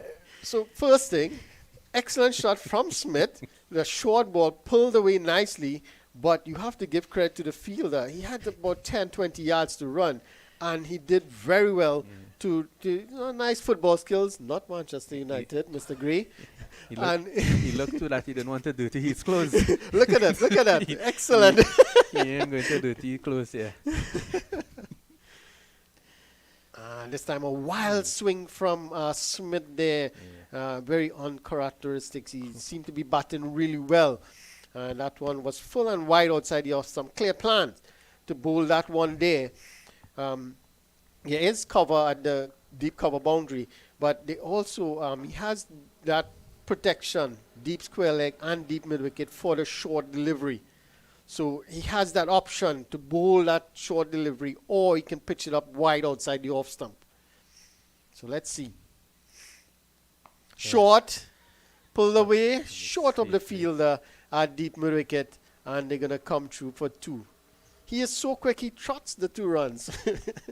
And he still looks fast. Yeah, so he has to be really straight here. At the moment, they got 2 runs. So he has to be straight because of this feel that he has right now. Backward square, the deep mid wicket, the long one. And we see fine leg up now. And third man inside the circle. Yeah, so he has to be straight here. Should go full. Wide. That's too wide. So he's generally trying to either short on the body, as you said, or full and wide, just outside that just on that wide line. But that one was a bit too wide. Hope that he doesn't, get an edge that it would fly. Sometimes the bowler use reverse psychology because as a batsman there, you're probably thinking he's going to come straight and then you push it wide and you're nowhere near to it as a batsman. So correct. Yeah. This time is short, quicker delivery, rushed onto Smith and off the body into the leg side, and they get through for a leg by. Yes, leg by signal by the umpire, and that's the 200 up for the Barbados prize. So they have done really well to get to that 200. At one point in time, they were 70 odd for 4. So they have done really well. Again, poorly lined, and well, the ground staff. Well, that's what was the ground staff getting prepared again. It's going to be Martin to continue. Whipped away. Yeah, we'll push here for 2. Yeah, Smith is a batsman out there with Drake, so. Well, Smith was just strutting across as if it's an easy single. And he was running the same speed as Drake's. And Hodge is really quick, so. Hodge was quickly off the boundary, and they still were able to get 2 quite easily. So that shows the clear intent, pushing, trying to maximize every single delivery here. 202 for 7. Barbados pride. But that would be dropped. Dropped. Well. So it was a pitched up delivery as expected. Wide delivery. Drakes was looking to go straight down the ground, but didn't get the connection. The bottom half of the bat, came off the bottom part of the bat, but turned in his hand as well. And it was a comfortable height, but spilled it in the end. Yeah, so 40 was here for Dominic Drakes, and they would be happy with that because there's still 4 overs remaining in this innings. So that wicket there would have really dampened their attack. Not sure how much they got off of that last delivery. They got 2 runs, I believe. So that's 9 runs came off that over. So a really good over there for the Barbados team. And they would be looking somewhere around that 230, 240. If they could get there, that would be excellent. Yeah. That would be excellent. Yeah, they will have a chance. Yeah. But that wicket would have damned that chance of getting there. Had they taken that wicket of Drake's, it would have been into the bowlers, and it would have made it a bit difficult for the batters to really, get the runs quickly. Yes, would have slowed them down. Correct. So it's a change in bowling from this. And that's one. Well, it's a very first delivery. Just trying to get confirmation on the bowler. That's Descott. Descott? Yeah, Descott there. So it's picking up that wicket. That would have been a wide. But well, it's intent. It's clear intent from the batters. They're looking to maximize every single delivery. So it's he threw it out wide. That's how wide it was. Yeah, and Drakes went for the shot, and he got the edge, But taken really well by good the keeper catch. Douglas. Yeah, that was an That excellent catch. by Douglas. Yeah, Douglas. He did well, pretty well at behind the stumps. Had a few misses here and there, but And low to his left also. yeah. Yeah, so a really good catch there. So Drakes didn't really take advantage of that missed opportunity or that drop catch. He went the very next delivery, you would say. So this card picking up his first wicket, his very first delivery. We saw Cyrus did that as well. Again, chasing that wide delivery. But you are right, that was an excellent catch from Douglas. He had to shuffle across to his left and then dive across and take that one low down. So excellent from him. So it's the 8th wicket down now. I believe another wicket, and we can see the Volcanoes getting another bonus point. So it's interesting here. So they have already picked up one for the field, and they could pick up another. So Yeah, they will have to bowl out the Barbados pride in the last power play yeah. to get that point. So let's see. Discard. This one is just guided into the behind point, I should say, for a single. So that's Jones, Matthew Jones getting off the mark, and he's doing the right thing. It's just trying to get the major batter, the senior batter, Smith, on strike. Smith is 15.15. He would want to continue here to maximize his last few overs. Yeah, there's also a bowling point if you could restrict the batting team for less than 6 runs per over in the last power play. Yes. So that is on the cards also. Yeah. That is also on the cards for another point. So these points very important that I spoke to Sunil Lambris and the toss. This one is a bit fuller. Looking to hoik it on the onside was Smith. Not getting the contact he wanted. Got the inner half of the bat. And it trickled into the onside for a single. Nevertheless, it's another single. Brings Jones back on strike. Could he hit some lusty blows here in the end to get them up to that 240 that you mentioned, Adrian? They would be happy with 240, the Barbados pride. This one slower delivery. And just chopped away behind point for easy single. So again, Jones doing the right thing here. Just getting the single, getting the senior batter, the Smith on strike, I should say. Yeah, so 2 balls remaining in this over. A wicket off the first ball. So good over here so far in the death by Descart. That wicket off the first ball, pushing it wide to Dominic Drakes there, happened to stretch. Looked like that was like the plan to bowl wide to him, because these teams will have a specific plan to each bowler, or each batter, in fact, and they would know how to bowl. So they plan their working to get Dominic Drakes out. This got to try and close out this over. This one on the leg stump, whipped away between the two fielders at deep mid-wicket and deep backward square, and he picks up a boundary. So that's an excellent shot. Pure time in there. Just work it, whipped it off his legs into that that gap, and he picks up 4. So valuable 4 runs here. 210 for 8 now. Could Smith be the difference in this final few overs? They would want to get him as soon as possible. Slower delivery. Nice way to finish off the over there from Descart. His first over ends with 7. He picks up a wicket as well. Are you surprised that he did not bring him on to bowl? Descart. Well, interestingly, it's supposed to be a 50 over game.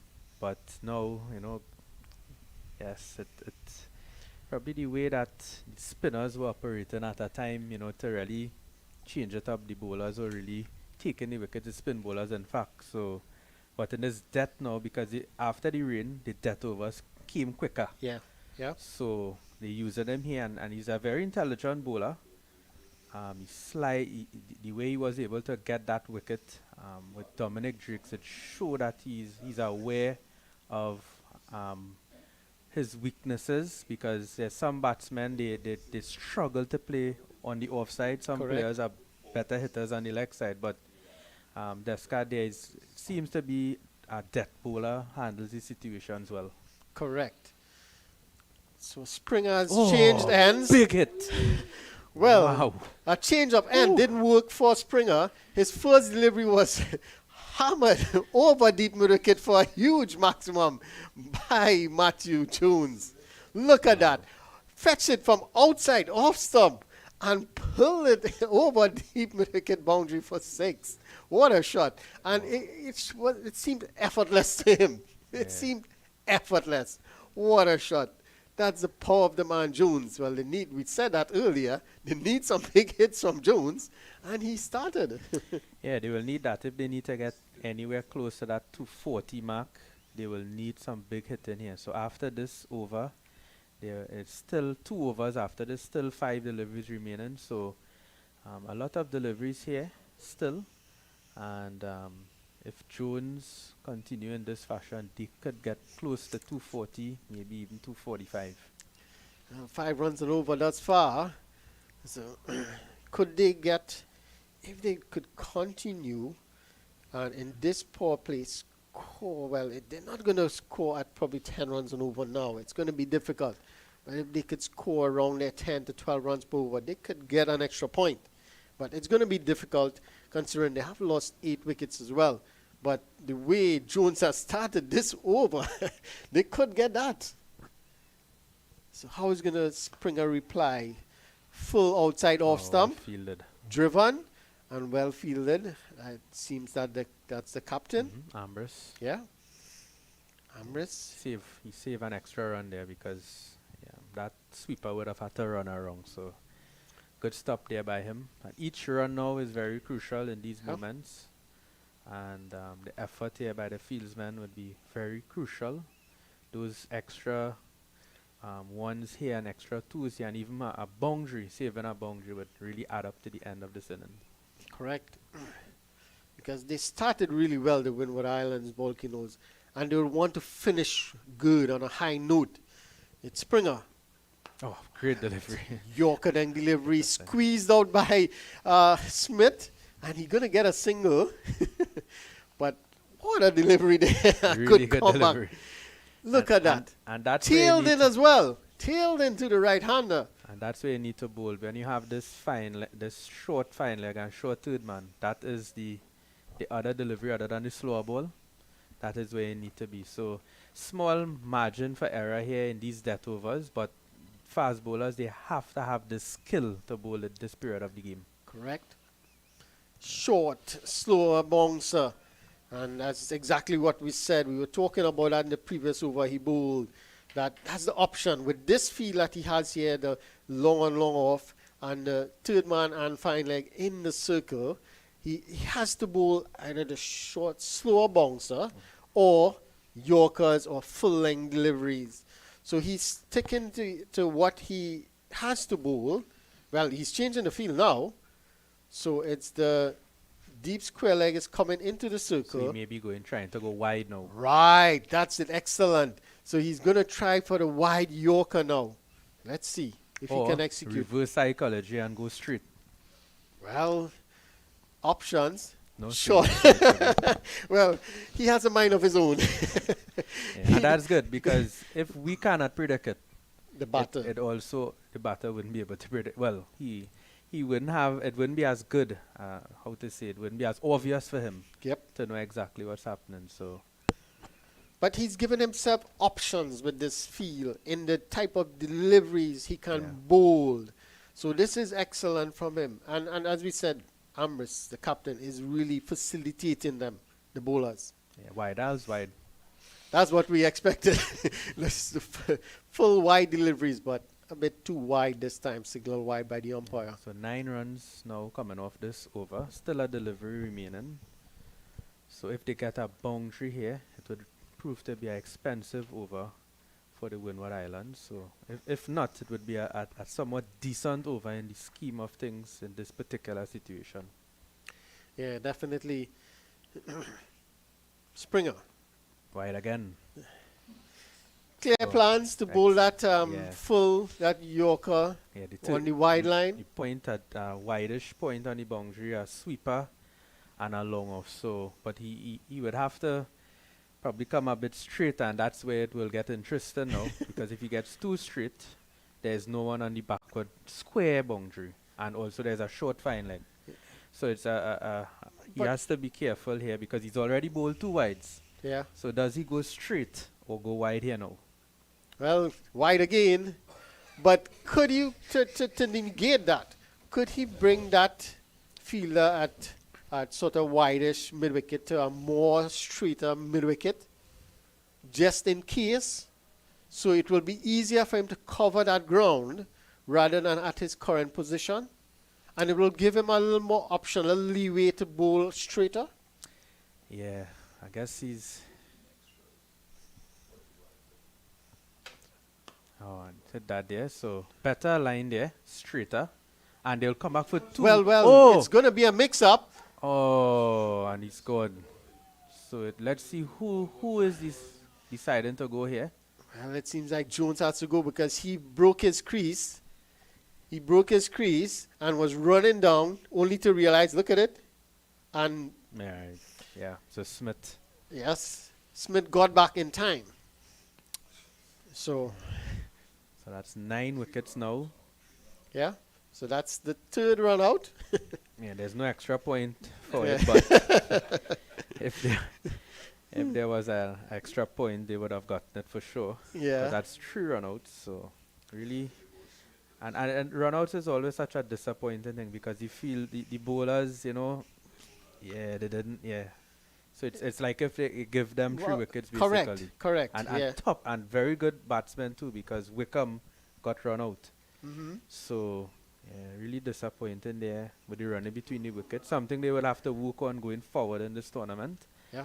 Because running between the wickets in the shorter version of the game is very crucial because you keep talking about rotating the strike, and if you're getting run out, you have a problem. Correct. Yeah. So it's really a communication problem. Good feeling also on the part of the Windward Islands because that throw that Wickham got out with, Yeah. That it was a really good throw. correct. The little moisture in the outfield to help when it hit the square, Yeah. and it came in really quick. So good feeling by the Windward Islands Volcanoes. Yeah, you have to give them credit. The bowling was good, or is good, and the fielding have been excellent thus far. Barring that one drop catch we saw at a long off, but other than that, it was really, really good fielding. So it's going to be Descott. So, well, Smith was looking to take the strike in the previous over. That's why. So he's looking for 2 again. That's why he looked for that single in the previous. He was looking to take strike. But he didn't need to do that.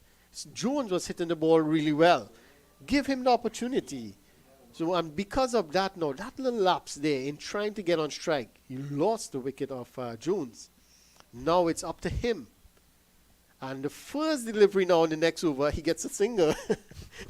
So it brings the number 11 batter on strike. So it didn't work out too well for him. Well, let's see. Could they get this wicket on a bonus point? This one is guided, and it's going to be an opportunity. Had he hit, would have been interesting.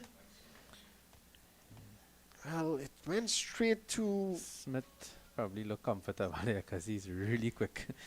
it went straight to Eugene. But again, he was so quick. Seems like he was comfortable in. Let's see. Guided nicely. Straight to the fielder. He was in quite easily. Yeah. He was in quite easily. And he even changed direction to a 1 run here again to Yeah. Smith. Yes, So brings now Smith wanted Leacock on 23. strike. So yeah, he didn't want to show faith in Jones in the previous over, but now he's showing faith in the number 11, Leacock. Because he's taking a single very easily. Well, let's see how it goes as it unfolds. Oh, I think something in the run up there was so. Yeah, you can bit- see yeah, clearly there's a little issue there. slipped. Yeah. So a bit of a foothold developing there. And you Just- expect that. Yeah, Let's see. probably. See that again.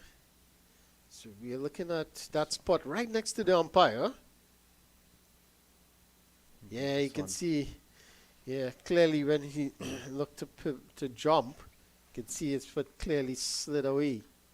Yeah, that's where the bowlers usually gather from. Yes. That position. So it's one of a very important. So this time he ran a bit closer to the umpire just to avoid that area. And bowl a very good delivery in the end. So a good over so far. 3 runs off of it, 2 deliveries to go. He would be looking to finish this over on a high.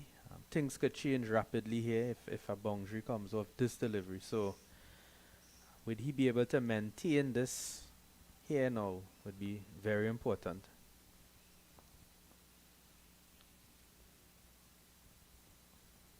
Down the leg side there will just be 1 run. So good over so far.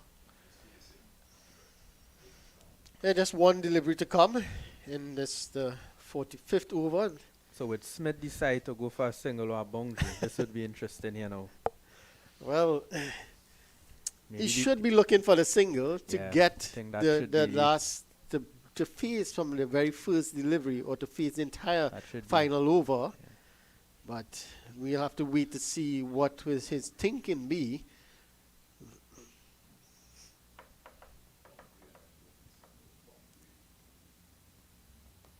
Yeah, not 4 runs, yeah. Well, it was Very full and wide and guided past that backward point fielder and into the boundary for 4. So he picks up a boundary in the end. Look at that. That's a nice shot. Just waited on it and guided through that vacant area. And he picks up a boundary. So at the end of 45 overs, the Barbados Pride, 229 for 9. A nice innings here from Smith, 27 from 22. Exactly what they needed in the back end of their innings. Considered it was curtailed a bit by 4 overs because of the rain. But he's doing exactly what he needed to do. Now, in this final over, all Leacock has to do is get a single. Yes. Or do he go for the boundary? I think a single would be the good option here. If he gets 4, he gets 4. He can't complain, but a single would be a good option here. Let's see. It's Springer. This one is down the leg side. No, not a wide signal. Well, Maybe clip something, I'm not sure. he didn't clip anything. It didn't look that way. It passed very close to the leg stump. But maybe the umpires, they normally say that once it's down the leg side, past the leg stump, they generally call a wide. But that was pretty close. I think that was a bit harsh considering he had walked across. So let's see. Oh, good delivery there. That's a very So- good delivery from Springer. Short and quick. And Leacock really had no chance. Hit him on the shoulder. You could see him there. That's his right shoulder. But in the end, they got the single. That's the important thing. So it's up to Smith now. He said, Smith, it's up to you. You are the one to finish this innings. And what can you do? He's on 27. 230. So we said they could get up to 240. Yeah. It's really on the cards here. 4 deliveries left in this over. Yeah. Oh, and that's a big hit. And it goes all the way for 6. Well, pitch stop delivery, pace on delivery from Springer, and Smith, he just stood there, put his foot down the wicket and smacked it over his head.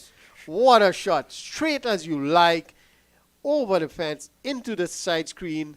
6 runs. Straight out the middle of the bat. The middle that timed it excellent. And a humongous hit there. Straight back. Springer, what can he do here? When he goes again, actually Springer there pulled his hand away from that shot. It was really hit. I think that was a very good decision by Springer not to put his hands there, or his hand there, I should say. Well, there's still at least a week of cricket left. So Still a lot of cricket left. So smart decision from him. But just a single, so the Windward Islands would be happy with that single. because it brings Leacock in strike. On strike now for the last 2 deliveries. What Springer could do here. When it goes Well, again, but this one was Not- pulled away. Short delivery pulled away through mid-wicket by Leacock. He looked like a top-order batsman there, yes. pulling that one. So 9 runs off the last over here now, and there's 1 delivery, and he will be bowling to Smith. So ideal situation here.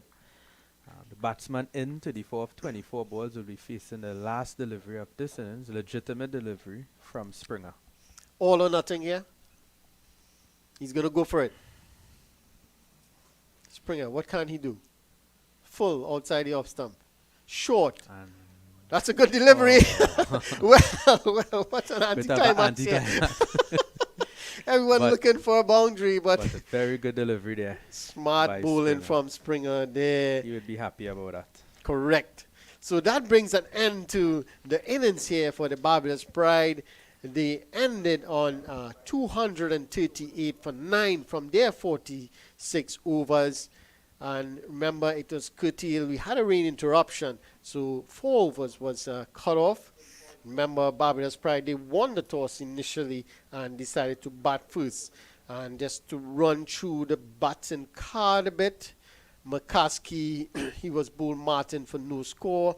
Boucher, he was scored Cyrus bowled Denver for 43. Reefer, he was LBW Cyrus for 22. Wickham, he was run out the subfielder Pascal for 47. Richards, he was LBW Denver for no score.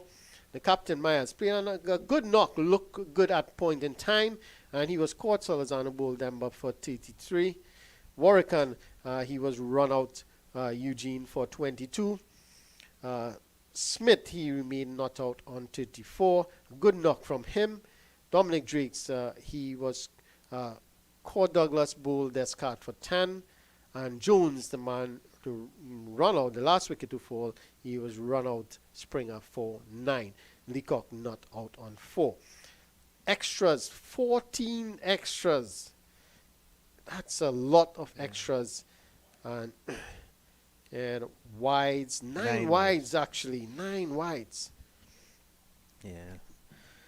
So yeah, that's that 14 extras there would really come in handy for the Barbados team. Not too sure happy the Windward Islands, especially their coach Kenroy Peters, who is actually a bowler who played for the Windward Islands. So he wouldn't be too happy about that. But at the end of the day, it's 239 on the board, and the Windward Islands, they're back against the wall in this tournament, and we would have seen the way that they would have been feeling. They're putting everything on the line now because they really don't have a choice. They're last on the table, and if they don't win this game, I don't think it's going to help them going forward in this tournament. Yeah, definitely. So we just take a quick look at the bowling. Kareem Hodge, 8 overs, no wickets for 35. Martin bowled really well up front, 7 overs, 1 for 42. Springer, he was 7 overs, none for 49. Denver, to me, I think the pick of the bowlers, 10 overs, 3 for 33. Cyrus, he picked up a wicket of his very first delivery, didn't get any after. He bowled 8 overs, 1 for 43, a bit expensive. Eugene, he bowled 4 overs for none for 16. And Descartes, picking up that 1 wicket in his very first delivery, he bowled 2 overs, 1 for 15. So that's the first innings here. Barbados Pride, they end up on 238 for 9. And the Windward Islands Volcanoes, they would need 239 in 48 overs. So, in 46 overs, sorry.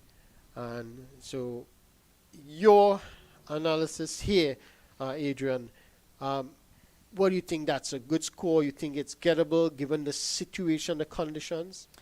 Obviously, the Barbados team would have tried to get more runs, but I think the rain sort of helped the Barbados team a bit. Yeah.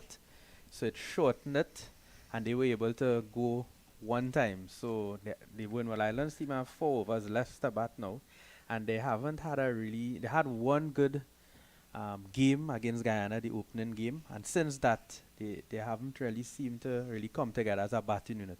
So 239 runs is a very competitive score.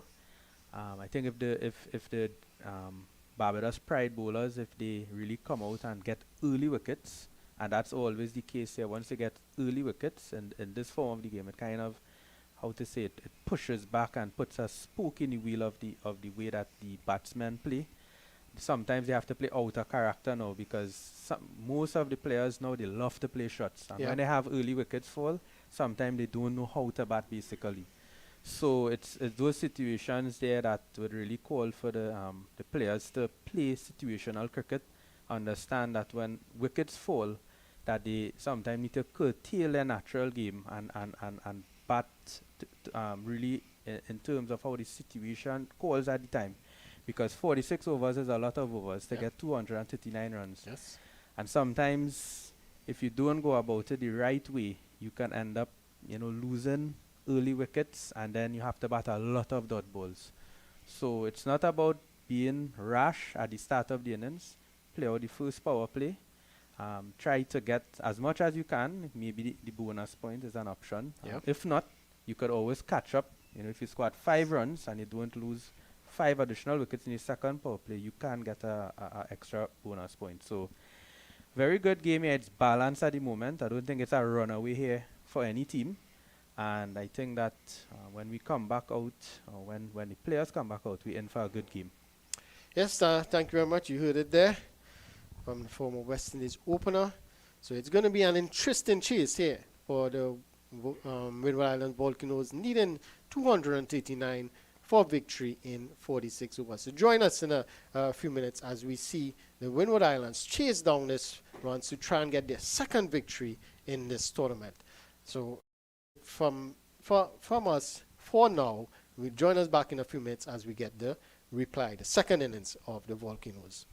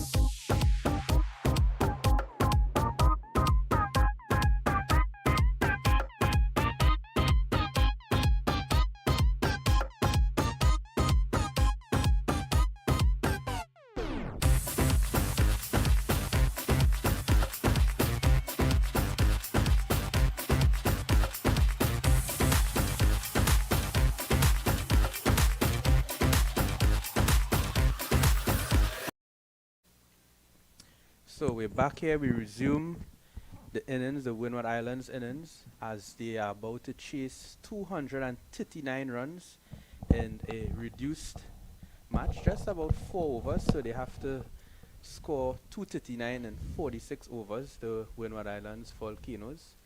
And the Barbados team will be looking to restrict the Windward Islands here. Very important match for the Windward Islands. They are at the bottom of the points table. They still have 2 games after this.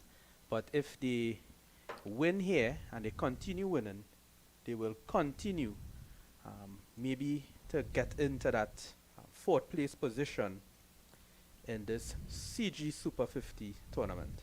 Yeah, good afternoon to you again, Adrian. Good afternoon to our listeners and viewers out there. Very interesting part of the game. I think that 239 to get to win is not a bad total at all. I think it's just in the balance. Based on the outfield, the type of pitch that we have, and it must be complementary to the the staff here. They've done an excellent job by putting some good pitches on the board, and we are looking at the Barbadian side taking the field now, and they will be opening with. We'll wait and see. But Adrian, you want to tell me something? Yes. So because of the Duckworth-Lewis system, because of the reduction, there's an adjustment with the score. So the Barbados team will be chasing 246 from their 46 overs. So just to keep that in mind, it will come up soon on the CG. So 246 from their 46 overs. So just to note that.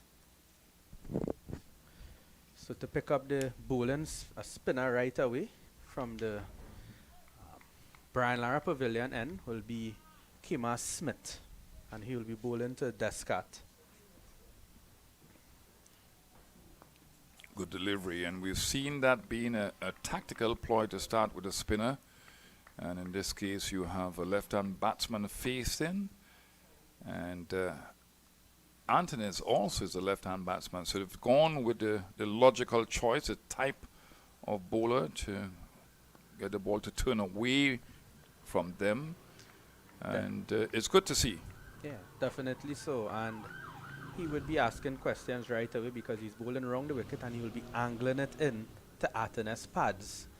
And if the odd one spins, he can actually pick the outside edge or even hit the top of off stump. So good ploy right away from the Barbados to bring on the off spinner to the left-hand batsman. So 1 run. Now they come looking for second here. So just 1 run there. I'm looking at Kima Smith. You remember he had a really good cameo. He was very fast between the wickets, and now he's bowling his overs very quickly. He's not a spinner that turns the ball a lot, but obviously he can hit a spot, and that's his role now, to bowl in the right areas, just to create more and more scoreboard pressure. Yeah, as you mentioned that, he was really quick through the wickets, and sort of was funny as you said that because he's also getting the over through quickly too. Yeah, it's a good delivery. A slider. So these guys, and you don't want to call them bits and pieces cricketers, but they start like that and then they expand their abilities in all aspects of the game, and these guys come in really handy. Yeah, definitely. And we see that many guys in world cricket today, they start off sometimes in one aspect. So remember Steve Smith, he started off as a leg break bowler, frontline leg break bowler, and now he's one of the best batsmen in the world. So it's good sometimes for players to sometimes they could even find their themselves, know what their strengths are, and sometimes the opportunity presents. And that's why it's so good that as a batsman, sometimes a coach may ask you to bat in a position. Sometimes it's good to say yes, because you just never know what that opportunity could do for you. Excellent point. So Dominic Drakes from the media center end.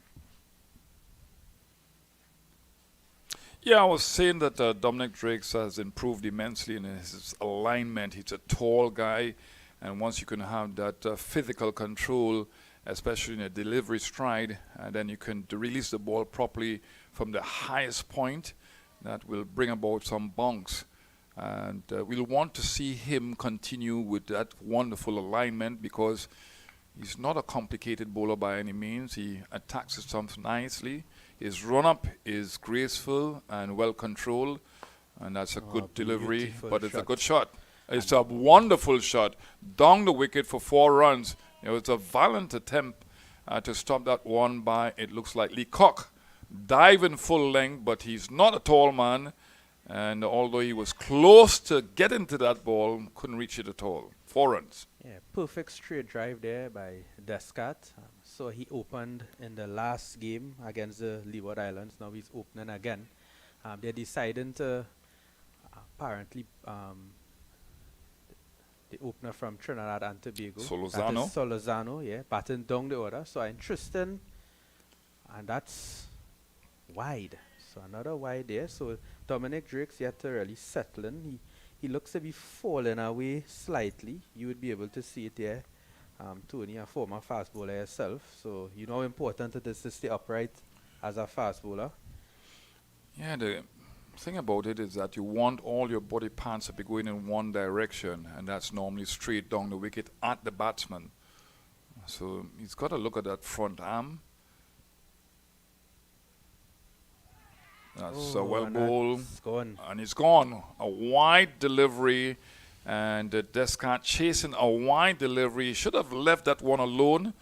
It's a long game. It's 46 overs, quite a lot of overs to come. But let's see that again. It's a wide delivery, going further away from him. You cannot have control of it, and it might have been called a wide. So really a poor shot, a nonsensical shot. And he would have been disappointed with that. It's not good to see a batsman, especially an opening batsman, knowing the ball will move off the seam and through the air, go that wide delivery, indisciplined batting.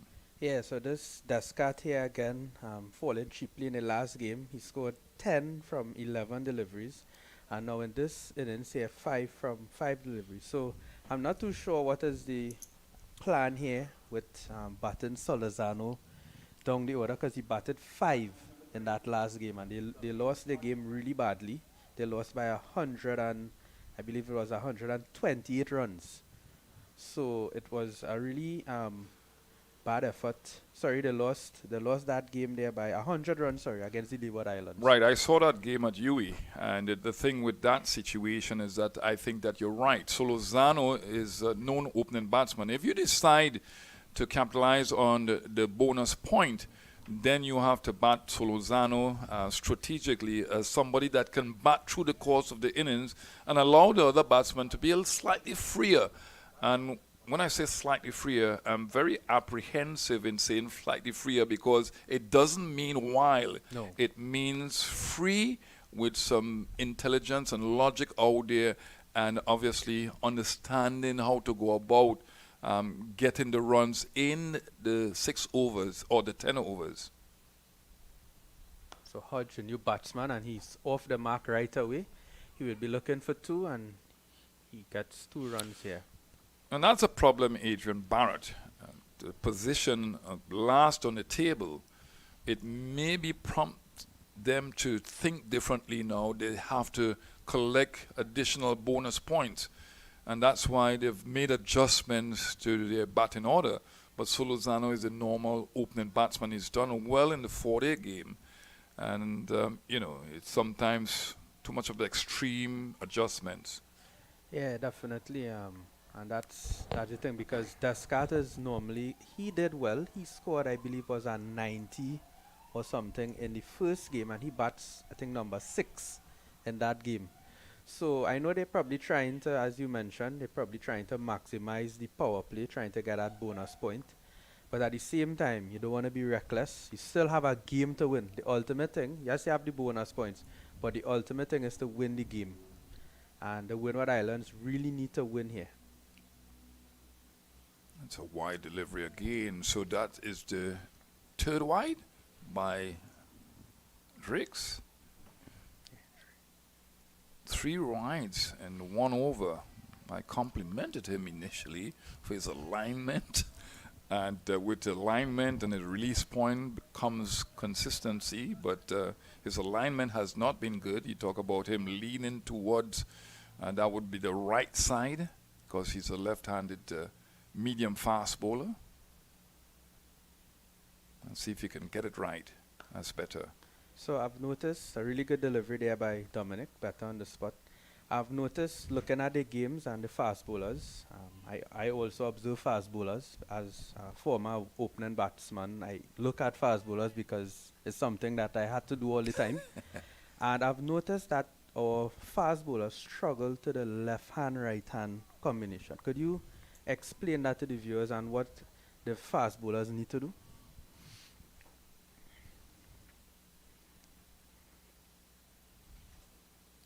It's a wide delivery again, but not called a wide. And that's the end of really indiscipline over.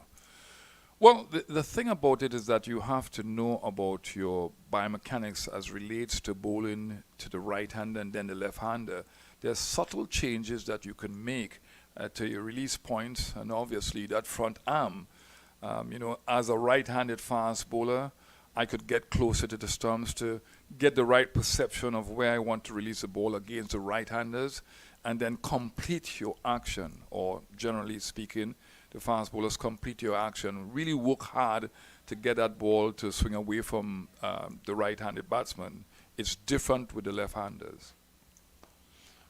Yeah, the left-handers, you can open up the front arm a little bit more to look inside the armpit, and then to veer away from the left-hander. So those subtle changes, but it's different for every bowler. Yeah, definitely so. But it's something that they have to pay attention to at this level, because I've seen the bowlers, really good bowlers, but from the time the batsman gets a single and goes down on the other end, and the opposite side batsman, right hand or left hand, it's like a totally different bowler. And that's a beautiful shot there by Artinez, and that's 4 runs through that backward point region. Well, it's amazing that this guy has not scored big runs in this competition, because he can play those sort of shots. Excellent square cutting. Now, the thing with him is that he is good at through square of the wicket on the all side, but he can drive too. He likes to play the reverse sweep. That has gotten him into a lot of trouble, but he can play the conventional sweep shot. He's quick between the wickets, everything that you want in him. I don't believe he should be playing T20 cricket. One-day cricket is good for him. Oh, it's uppish, it looks like. Or is that off the ground? It's a bump ball. But I think that he's still at the developmental stages. Yeah, off the ground. And there's a perception that if you make it to the international cricket, then you're ready. You're not ready. You're learning still. Until you end your career, still learning. Yeah. So Curtly Ambrose, he had to learn to bowl with all pace at the end of his career. Still learning. Certainly. And Artinez, he would have gotten 34 from 33 balls in the last game against the Leeward Islands. So he's used to getting these starts because he's a really good batsman. So he has the ability to get a start. And at the end of the over, it's 15 for 1. So batsmen who normally have a good technique, they have the ability to get a start. But sometimes what really stops them or prevents them from carrying on is sometimes a lack of, that concentration or that hunger to keep going and getting a big score and even trying to get 100. So Artinez, really good technique. If you look at him, textbook, cover drive, textbook, square cut, off the pads, pull shot. But he really needs some time to really dig in and not allow himself to get out in those 20s and 30s.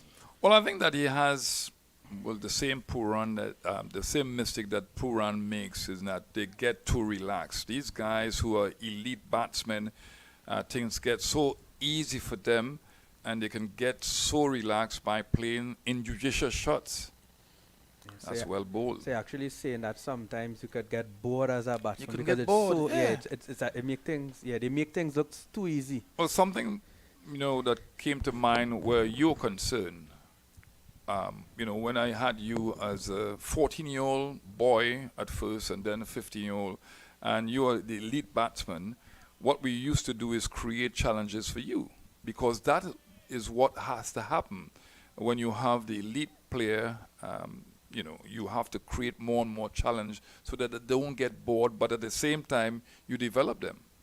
Yeah, that's a good pull shot there by Artinez. As we mentioned there, he makes batting look so easy at times, and that moves him on there to additional 4 runs to his total. So Yeah, he's a pugnacious batsman, a poor delivery. Again, he's not standing up to release the ball, so he's not maximizing his height, and he's not completing his action against the left-hander. Now he's got to work harder, coming over the wicket to the left-hander. He's got to really complete his action so the ball carves away from Antunes. Instead, it came back into him. It was a short delivery, not pacey by any means.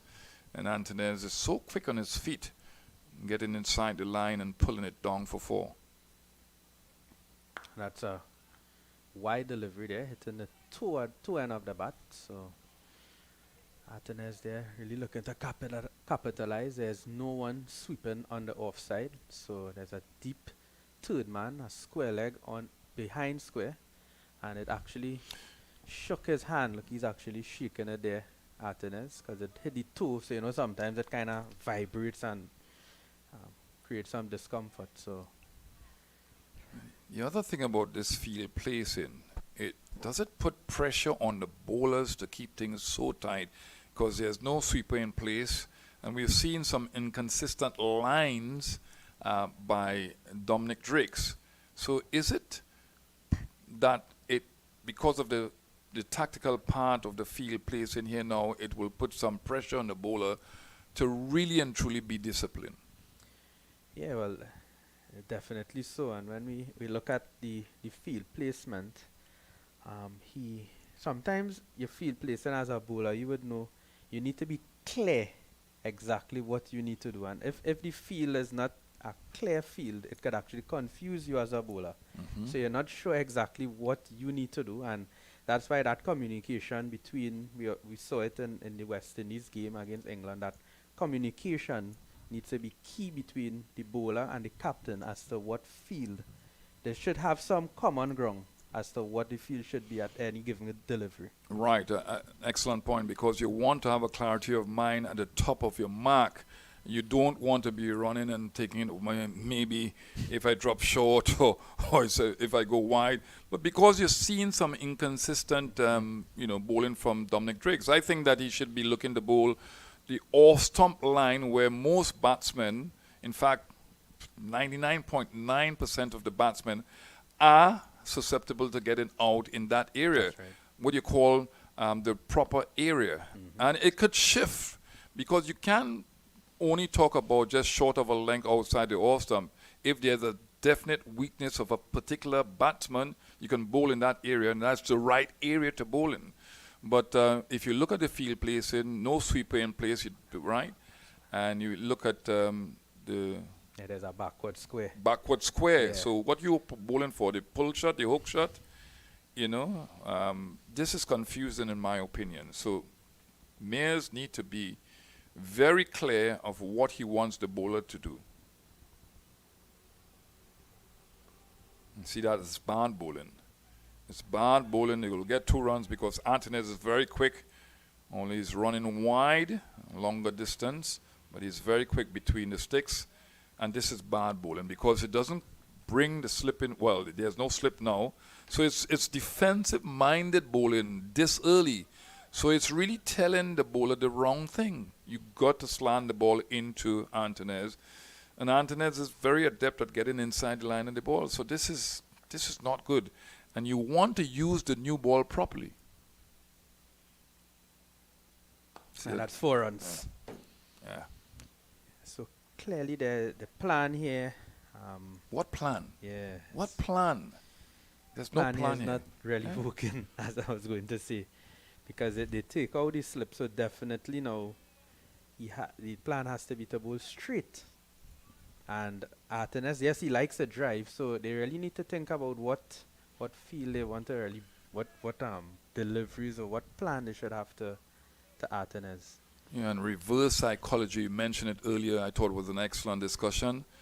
You got to get in the player's mind, the bowler's mind in this case, and let him do the right thing. This is awful. This is awful field placing, awful bowling. And I don't like to be too critical, but clearly Dominic Drake is confused here. You've seen some wides, you've seen some guys, playing some easy shots down the leg side.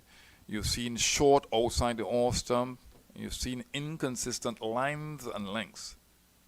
So he's gone for 23 of just 2 overs, and this is not a T20 game. Yeah, so really an interesting last over there. As we mentioned, Dominic Driggs here not too sure or what plan they actually had, if they were going to bowl outside off stump or straight or short. So the batsman there, Artenez, capitalizing on that because he's a batsman. Once you give him a loose ball, he will put it away for 4. So the Windward Islands now moves on to 29 for 1 after 4 overs.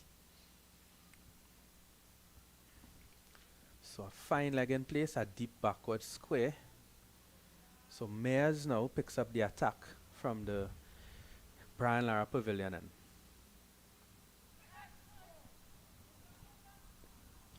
So Mayers there gets away with that there. The fine leg comes around. So a definite ploy there to bowl short. There's a backward square and a fine leg. What do you think about it? Yeah, too early in the innings to bowl that short. I mean, you're going to negate the new ball. You expect some movement. Mayers can swing the ball prodigiously, so he's got to be bowling full. He's not of extreme pace. This is not bowling at the death, where you bowl some slower bouncers. So it's not a good ploy at all.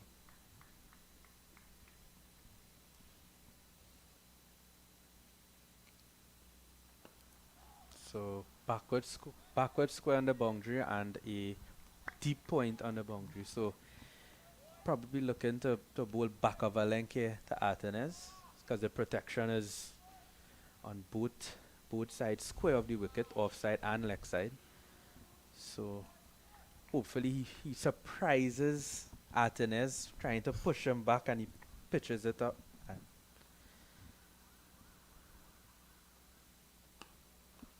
So you're saying by this field placing that deep backward square leg and the man at point on the boundary, and that Artenez is very good playing the pull and the square cut, right? You're trying to be protective. Those are the 2 men that are outside the circle. Now, is that the right ploy?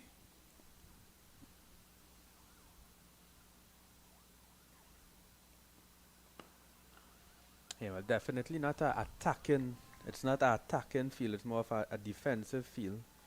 So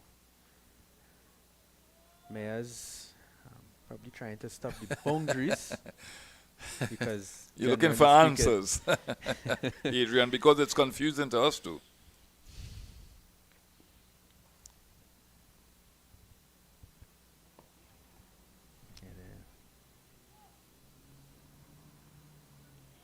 So it's a lateral field when it comes to protecting the boundaries. So what do you want the batsman to do? Play straight, or you want them to, they are compulsive pullers, hookers of the ball? Why is that man in the deep backward square leg boundary? Yeah, I think Artenez has shown his susceptibility to that 5th stump region, because if you pitch it just before that half volley length on top of that 5th stump, he has the tendency to go at it, and that's the end of the over. It's 31 for 1 after 5. Yeah, it needs some discussion. Well, there's a bowling change so early, so Dominic Driggs didn't get it right. As we mentioned, he was gone for 23 in 2 overs. He's gotten a wicket, but he's not bowled well at all. Yeah, so captain giving him a bit of a rest there. They bring Looks like Smith would be changing ends. He would have been bowling from the Branler end. Now he's bowling from the media center end. So Smith would be bowling to the left-handed Artenes with a deep mid-wicket on the boundary and a looks like a long off.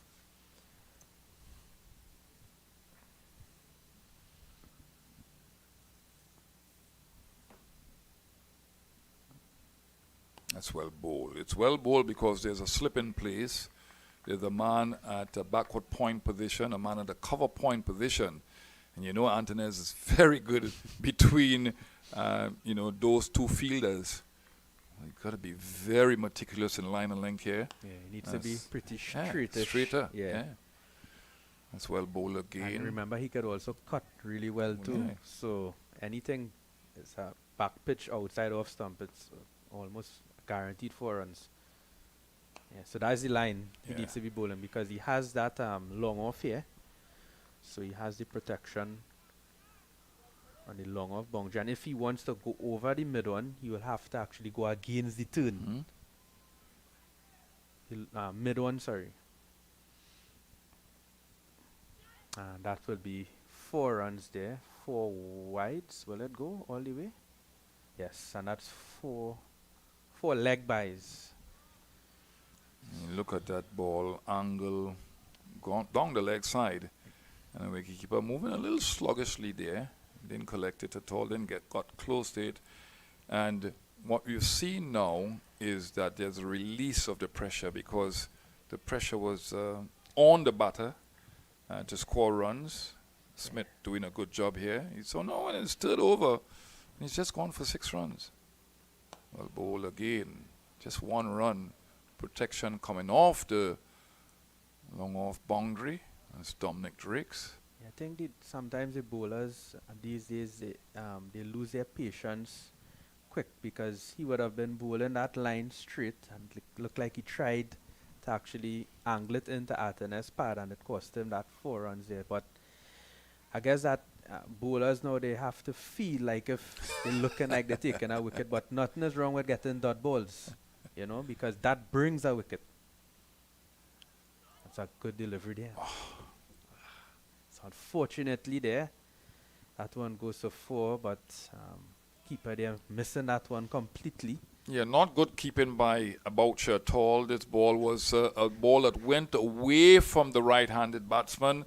And again, Boucher not looking at the ball, the white object. He's taken his eyes off the ball at the last moment, and the ball eluded him. So this is not good wicket keeping. It releases the pressure. It's not expanding the scoreboard pressure at all. And you've seen some bad bowling, but bad wicket keeping. 11 extras here already in this innings. 40 for 1 after 6 overs. So they are racing along here, the Windward Islands, and the extras is also going along well. The extras now is the 2nd top score so far in this innings. So the Barbados Pride will really need to pull things back here, try to get some dot balls in, build that pressure, and try to get that wicket. So that would be there, but come back for 2 and they make it comfortably. Yeah, what you expect from Antones is that he has to give his team a good score here. And a good score is a century, in my opinion, with the talent that he has. I mean, he's getting good stance and not carrying on. And the conversion rate is not good. So the one thing that you expect from him is for him to give his team a big score. That's a good shot. Yes, excellent shot. Well played. And not looking to hit that one in the air. But remember, Mayers doesn't have the pace, and that was so short. It's a docile strip now. It's placid. It's very good for batting. There's no movement, and he's bowling into the turf, not getting that ball at height at all. So, excellent shot. Hitting down on the ball and rolling his wrist nicely after to achieve that 4 runs. Yeah, so a field place change right away, so they have a fine leg now on the boundary and a deep backward square. So you can actually say that Mayers is setting fields for bad bowling.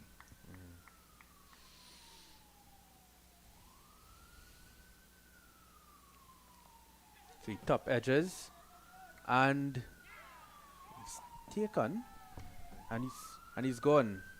So a great catch there by Dominic Drakes, really diving there to his left. And that's the wicket there for Kyle Mayers. It's a brilliant catch, absolutely brilliant catch. He's a tall man. He had to get down low there, judge it pretty well off the ground. I would think that 6 inches off the ground. So we were critical of the field placing, but it worked because Mayers bowls a heavy ball, the ball relatively new, into the turf, pounding it into the turf. And I think that Antonez was looking to play that one off his face, didn't have good control, hit the ball fine, going down the fine leg area. And what a brilliant catch by the tall Dominic Drakes. Yeah, as soon as Kyle Mayers would have put that fine leg in place, it brought him a wicket. So compliments to him. And in this case, they would have probably planned against Antonez that they're going to go short at him. And he's sort of from what I've known of him, he loves pulling. So sometimes you could end up in a situation where you become a compulsive puller. And Antonez there again getting a really good start. He would have been on about early 20s. And again, another start from Antonez looking really well, but a lapse in concentration. 2 men back on the boundary. And he pulls literally a hook from his face, and it brought him that wicket. Well, let's see it again. Good pounding on the turf and obviously a top edge. Couldn't control the shot and brilliant. Well judged catch. Low to his, it looks like his left, and taking a brilliant catch. Two-handed catch, 6 inches off the ground. And the ball previously was short, but it didn't get up. And he pulled it for 4. So again, Mayers is thinking here. We probably were too critical of the field placing, but it worked. Yeah, definitely proven the commentators here that his plan is working, and he goes short again. So Mayers here definitely using the short ball as a ploy, because he has a square leg hovering, not right back on the boundary. So he's more in a catching position, the square leg, to the new batsman, Ambrose, and he has a fine leg. So the only 2 men out in this power play is a deep backward square and a fine leg. And he goes again, but controlled there by Ambrose, looking for 2, but he wouldn't get it. Well, what he's saying here is that the main batsmen, at least 2 of them, perhaps 3 of them, because the same field plays in for Kevin Hodge, they're not good at keeping the ball on the floor while pulling the ball. We know that Ambrose, for example, he got a broken hand in New Zealand when he played Test match cricket against the short deliveries. So maybe they don't have the necessary tools, the skill sets to play the short delivery. That's well played. Excellent batting.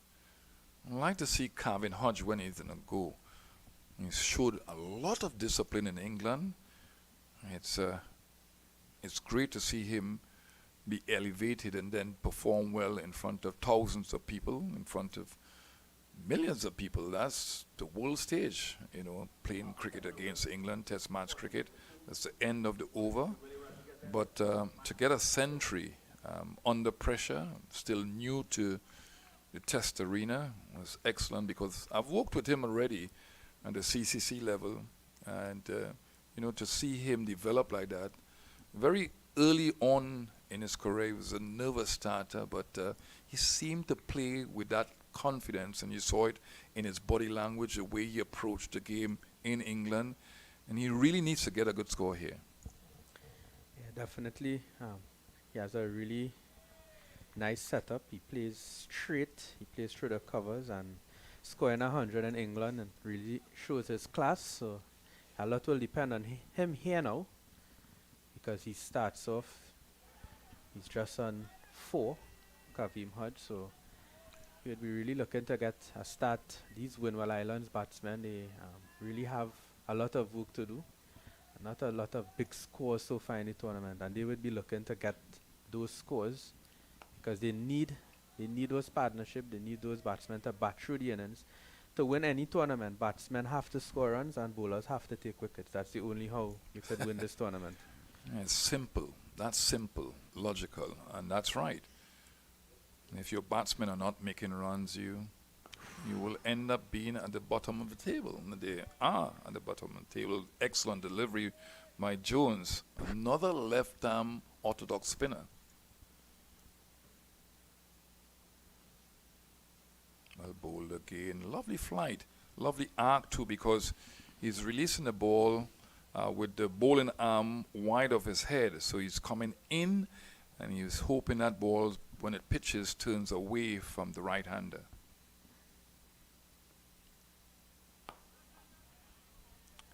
And those left-hand spinners these days are the right-handers. And if it don't spin, sometimes it goes crashing into that off stump. We see it happen a lot, especially when they come back to cut, because they're thinking it's short, but it's really... And that's one there's down the leg side. It has a lot of legs on it, and it will go for 4. So, 4 runs there by Kavim Hodge. Just working it there, down the leg side. So, bad line, bit too straight. Sometimes, as we mentioned, the patience of the bowlers now, after a couple deliveries of doing something good, they want to change it up. And it brought 4 runs there to the Windward Island. So 52 for 2 after 8. Yeah, that's because of the T20 scenario too. The T20 formatted the game from an early age. Bowlers try so many different things. Don't want to get too predictable. Right. Well, I mean, That if it's working, you don't need to fix well, that it. is in the T20, the version here. Oh, and that's a good shot there by Ambrose. He stands up and punches that one there to the offside boundary for 4. Great shot there by Ambrose. Yeah, it's a well-played shot in that he timed the ball well on top of the bounce and through the gap there to get 4 runs. But again, it's about field place, and if you're bowling that line and giving the batsman that room to express himself through the offside, you will be hammered. So there's extra protection now, Adrian. Sweeper on the offside boundary now for Ambrose, who pushes for a quick single, and direct hit, but safely. Direct hit by Rifa there in that mid-off area. So Mayers into his third over, 15 runs, 1 wicket. So Mayers has the ability here, as we see, to get wickets from the short ball, and he also has that ability to swing the delivery. He has that delivery that swings into the right-hander also. We worked along at the HBC. We were there together, and he has that big in-swinger into the right-hander. And protection, as you mentioned, on the offside boundary. 1 run.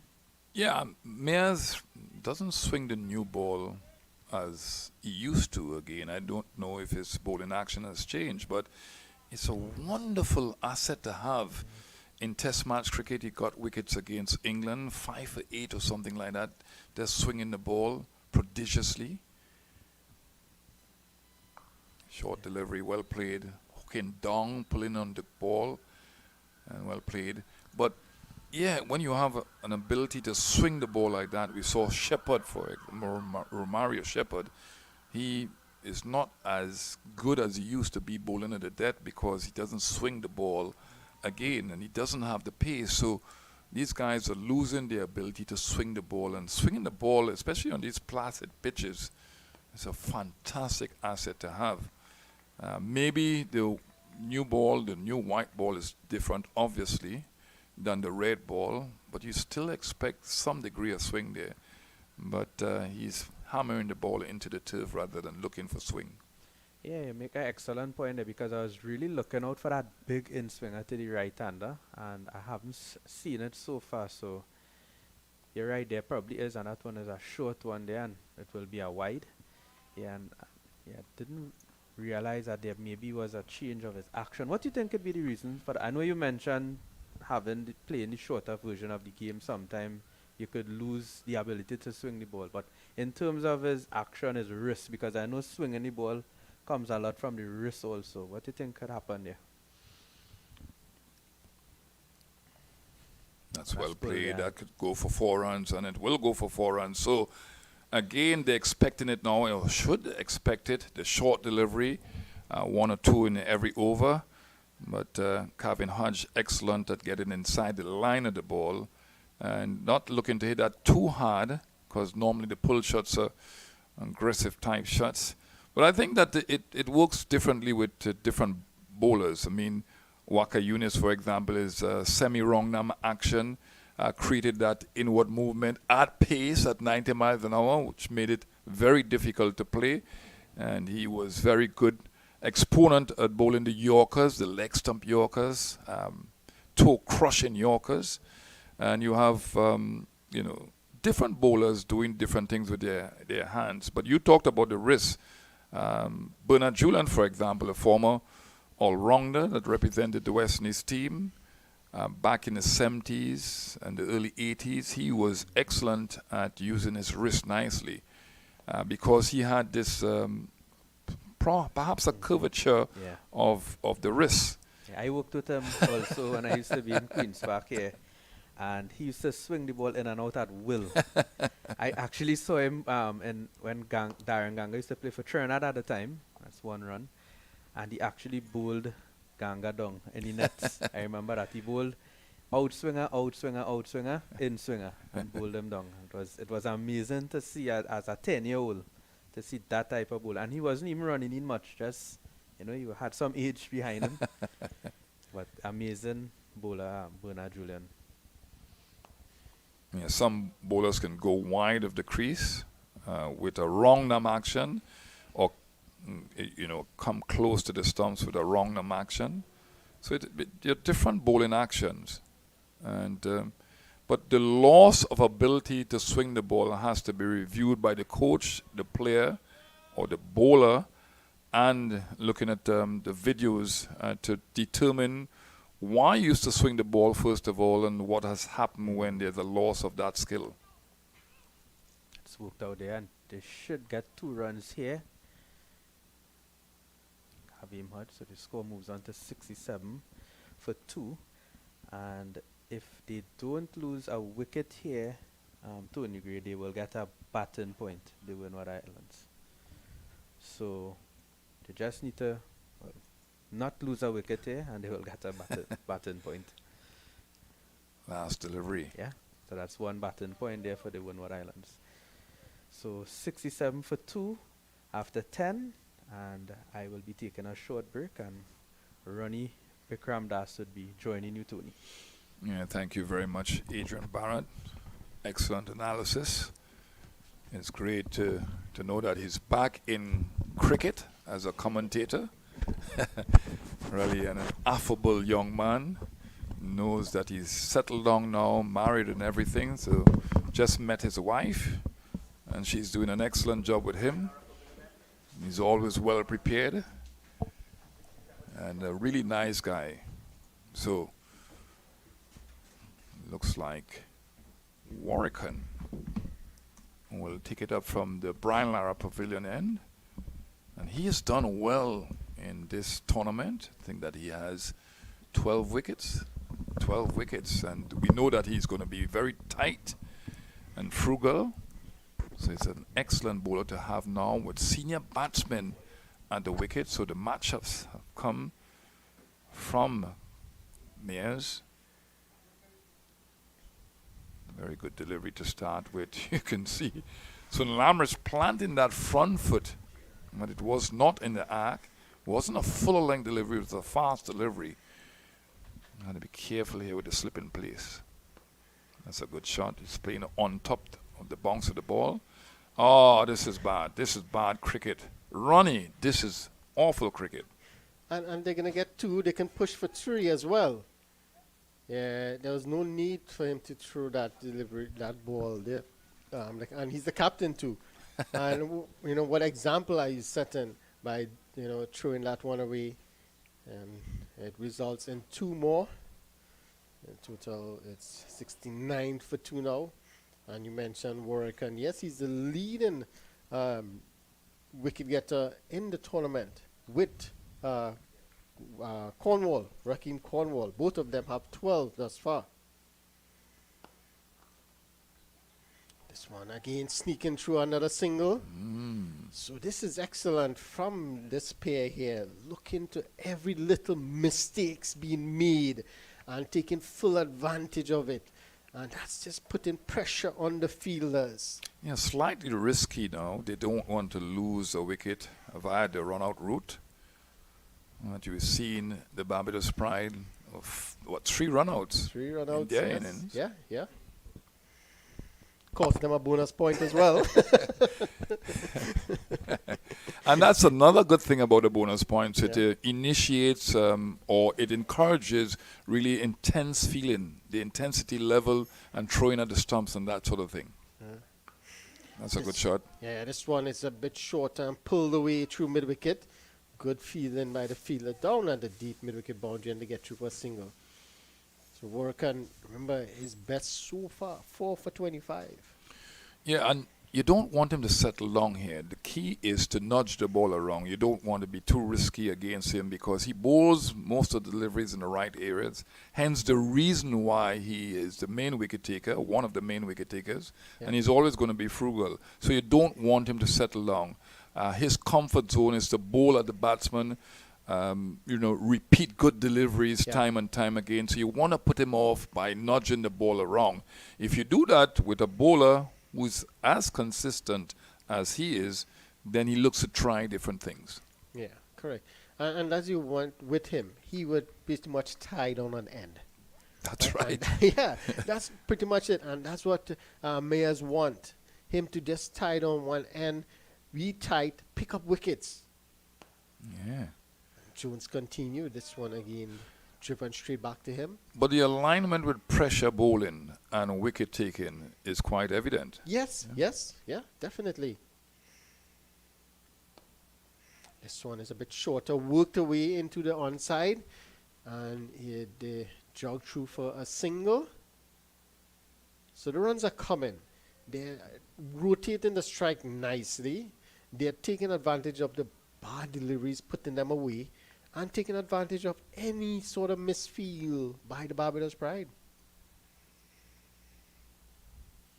It's well bowled and well played.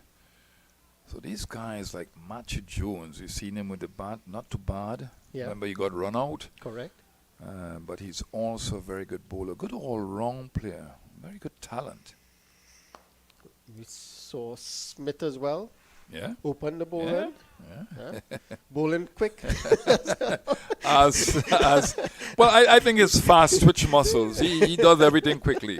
Running between the wickets, he plays some lovely shots, quick hands, and he bowls some quick darters too. Yeah. This one is full on middle and leg, worked away. Missed out there, Kavim Hodge. Could have worked that a bit straighter and pick up at least a single.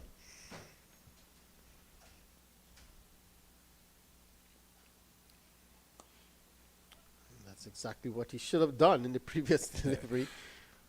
The reason why you play straighter is technically you want to play with the full face of the bat, but you have to throw both arms at the ball, so that the bat remains straight, so that you can play through the line of the ball. And in this case, you wait for the ball to come to you because of the slow nature of the pitch.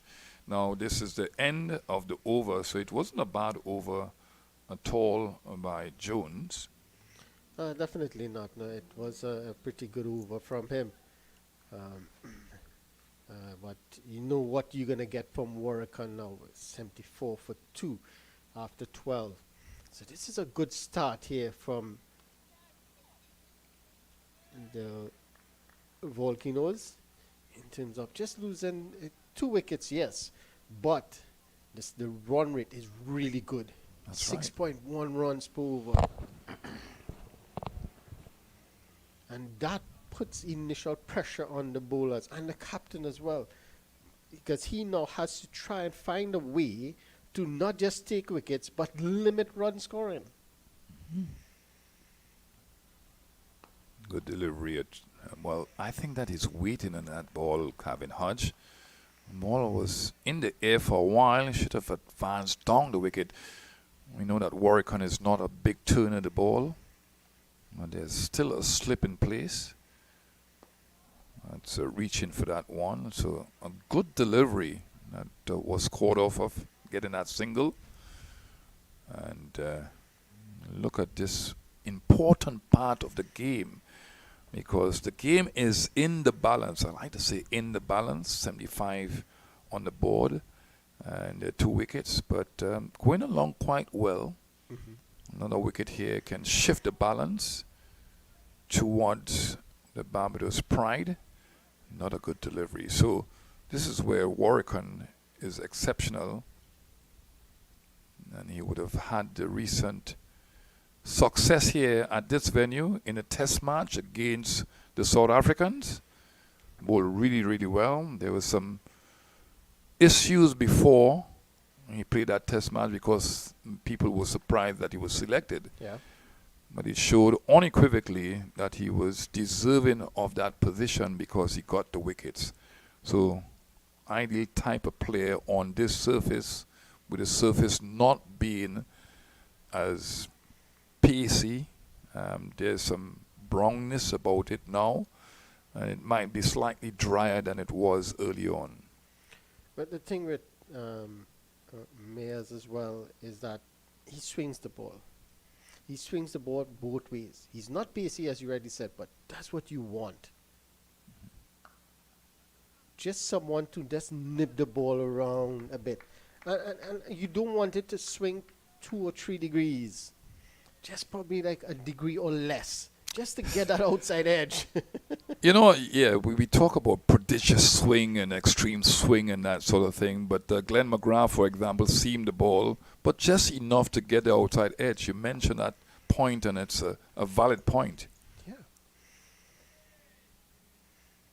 More often than not, you get the ball to swing plenty. It just goes past the outside edge. And the former Indian wrist spinner, the tall Anil Kumble, Yeah, yeah. he just he didn't get the ball to turn a lot. No. Yeah, high action. Just He got enough. the ball to bounce and just turn just enough, as you mentioned. Yeah. That's a good shot, but straight to the fielder. Well, not straight to the fielder. He had to move quickly to his right. Is that Smith? I hope not. Because you're not going to get runs It's with Wickham, Smith. it's Yeah, Wickham. yeah, Wickham. That's an excellent over thus far. I think there are 2 more balls. Yeah, so we saw a tight over from Warrican, just conceding 1 run. Now we've seen a very good over thus far. Is it going to be a maiden? And it is. Yeah. So this is what you want. The pressure, to build pressure. The run rate starts to drop now. Not only that, according to the late great Shane Warne, you bowl 2 or 3 maiden overs and you definitely get a wicket. So that's the pressure. And especially in this format, the limited overs, the batter starts to get a bit itchy when they're not scoring. Yeah, and this era too, with the advance with T20 cricket, you know, these seen it in 40 cricket too. The batsmen do not like to face maidens. Oh. In 40 cricket, with the allotment of a lot of time, Yeah. the batsmen do not like to face maidens. So I sometimes train them in a boring session, Yeah. meaning that, you know, you could bat maidens. In fact, I'll tell you something after this, Larry, because Adrian Barrett was a part of an under-90 team, and looking for 2, looking for a second run. It's on. Well-weighted shot, and down a wideish of short fine leg and getting 2 runs. Yeah, I mean, the ploy was at the under-90 level in St. Vincent. That would be in 2005. Yeah, to sort of subdue Kemar Roach and Jovan Sills, right, who represented the TKR team, yes, yeah. because they had pace. Kemar Roach was really fast through there Yes. at the under-90 level, and so was Sills. He was fast off the pitch. And the ploy was for Marlon Barkley, who was the opening batsman, along with Adrian Barrett, to go there and subdue them. just tire them out because they were the most potent weapon that Barbados under 19s had. And it worked quite well because we tired them out. It was the back end of the tournament too.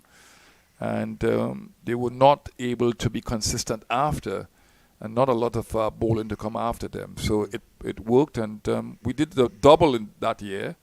And these little things can help players to understand, certain parts of the game you need to be very strict and organized and plan properly. So certain parts of the game you can be expressive and just be a little freer.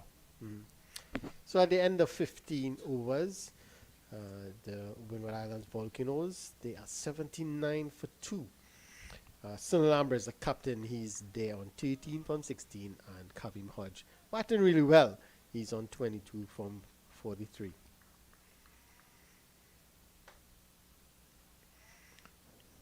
Jones to continue.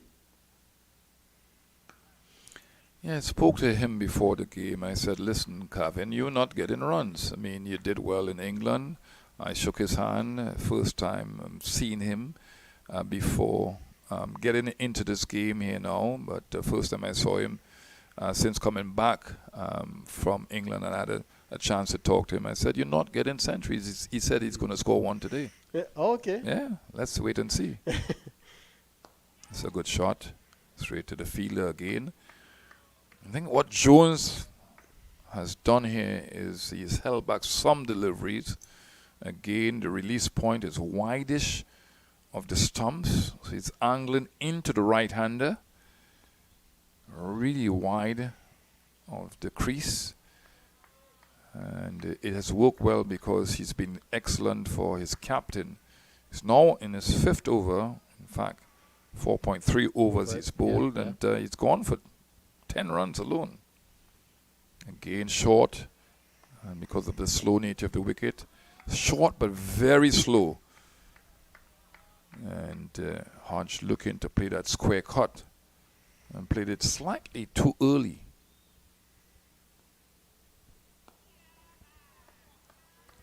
You have to give credit to Jones here. He's not really spinning the ball, but he's bowling an immaculate line and length in which the batter is not allowed to get under him. Again, and he's just consistently putting that ball in that right spot, and that's 2 consistent consecutive maidens for him. Yeah, look at Kevin Hodge. He's not, changes his guard at all. It's one type of delivery. He knows that the ball will come into him. Of course, there's a slip in place. You're not going to get that ball going away from the right-hander with any degree of certainty. You will see perhaps one straighten, but not going away from him. And he's opted to stay in his crease. So he's not adjusting guard. He's not adjusting footwork towards the ball. Right. And he's just allowing the bowler to bowl at him. Yeah. Could just simply, as say, have a step down the wicket, drive it down the ground, probably a sweep shot to just change things up a bit. Workan to continue, slip and play. For Workan. Well, that was quick work from the keeper. And actually, that's Boucher. And actually, he stumps. He's gone. Excellent piece of work from Boucher. That was really quick behind the stumps. It's a brilliant first delivery of a new over. Flight delivery that spun away from him. And that was a poor shot by Sunil Ambrish because he was giving himself initially room to play through the offside. And he didn't have the balance on the end. And obviously the back foot out of his crease.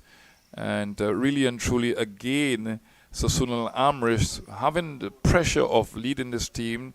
They are the last place team in the table, and he's departed again. So they needed him to bat for long and they develop the partnership. But Warwican, very cunning bowler, excellent bowler, lovely flight, and he got that important wicket of Sunil Ambrish.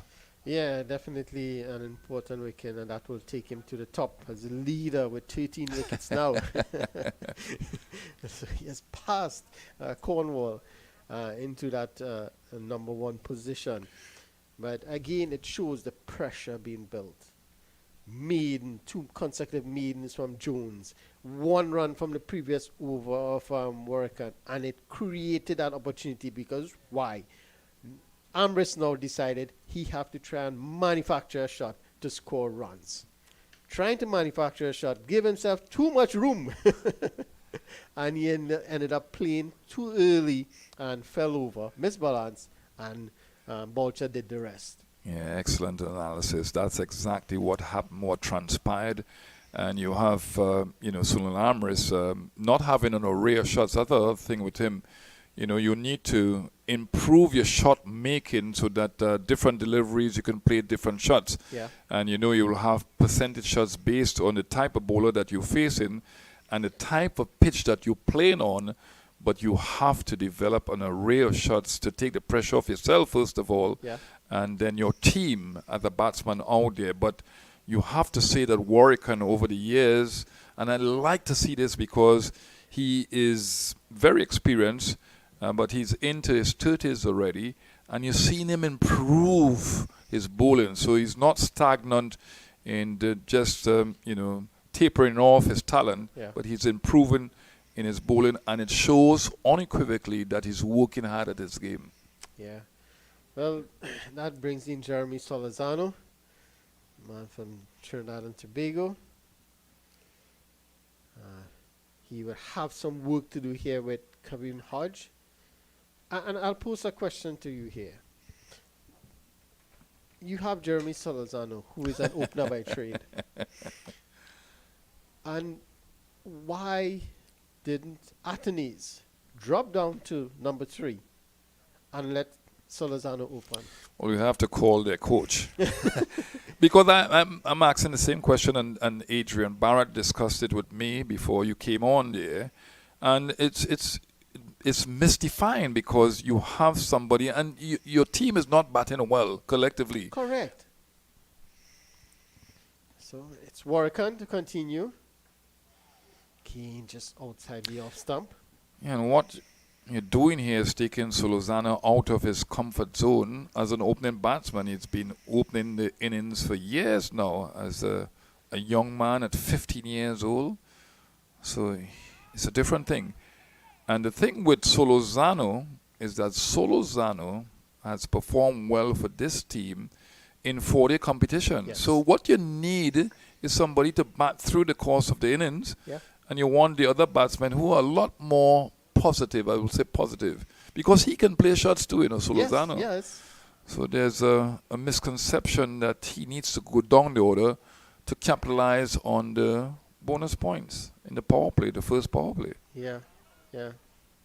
I guess, that's a good reason behind it, yeah. Yeah. But I think with an explosive batter with him, you can still maintain that run rate. So Warwican continues his good work here. And remember what happens in the first power play. There are 2 fieldsmen outside the 30-yard circle, so there are a lot of gaps for Solozano, Yeah. who's a gap finder, to play that type of innings. You look for 2 here. Excellent running.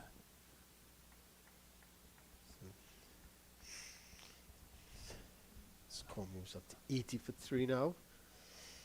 Lost 3 wickets here. 175 balls to get just over 160 what? 66. 66, 66 needed, yeah. So there's enough time to get the runs, but they are constantly losing wickets, and that's the problem. That's a problem they have had throughout the tournament. Even that game they won against the Guyana Happy Peoples, they would have won with it. so it's an issue that they need to sort out. Just lose too many wickets too early and too consistently. They haven't been able to build proper partnerships. All you need is one good partnership. One good partnership could take you as close as possible. But it seems logical that Solozano will open the innings because you're not all right. would be mindful of the bonus points, but your batting has not produced the goods, and you want to stabilize in force. And so Lozano has that mindset. He's got that technique. Looking to sweep there, Solozano. Looked like it pitched outside leg stump. The other thing with him, he needs some time to settle down, and no, that's outside the leg stump. A good effort to sweep the ball because of the fact that it pitched outside the leg stump. Yeah. Not trying to sweep the ball from middle stump as Reefer did. First ball, from Cyrus. Yeah. That's well bowled. Yeah, that's what I mean. Not just the ball around. Yeah. He looks at the ball onto the bat. He does have this wonderful ability to nudge the ball around, which can be very frustrating for bowlers and captains. Definitely. Kavim Hodge, he has to find a way to rotate the strike a bit more. This one is a bit short, pulled away, but straight to the fielder at deep mid wicket. And he just get a single. So he faced 2 consecutive maidens from Jones, and able to get a single this time around. So that is good. Trying to change things, but Jones there was guilty of bowling a short delivery. That's a good shot. Excellent shot through the gap. They'll look for 2 runs and they will get it.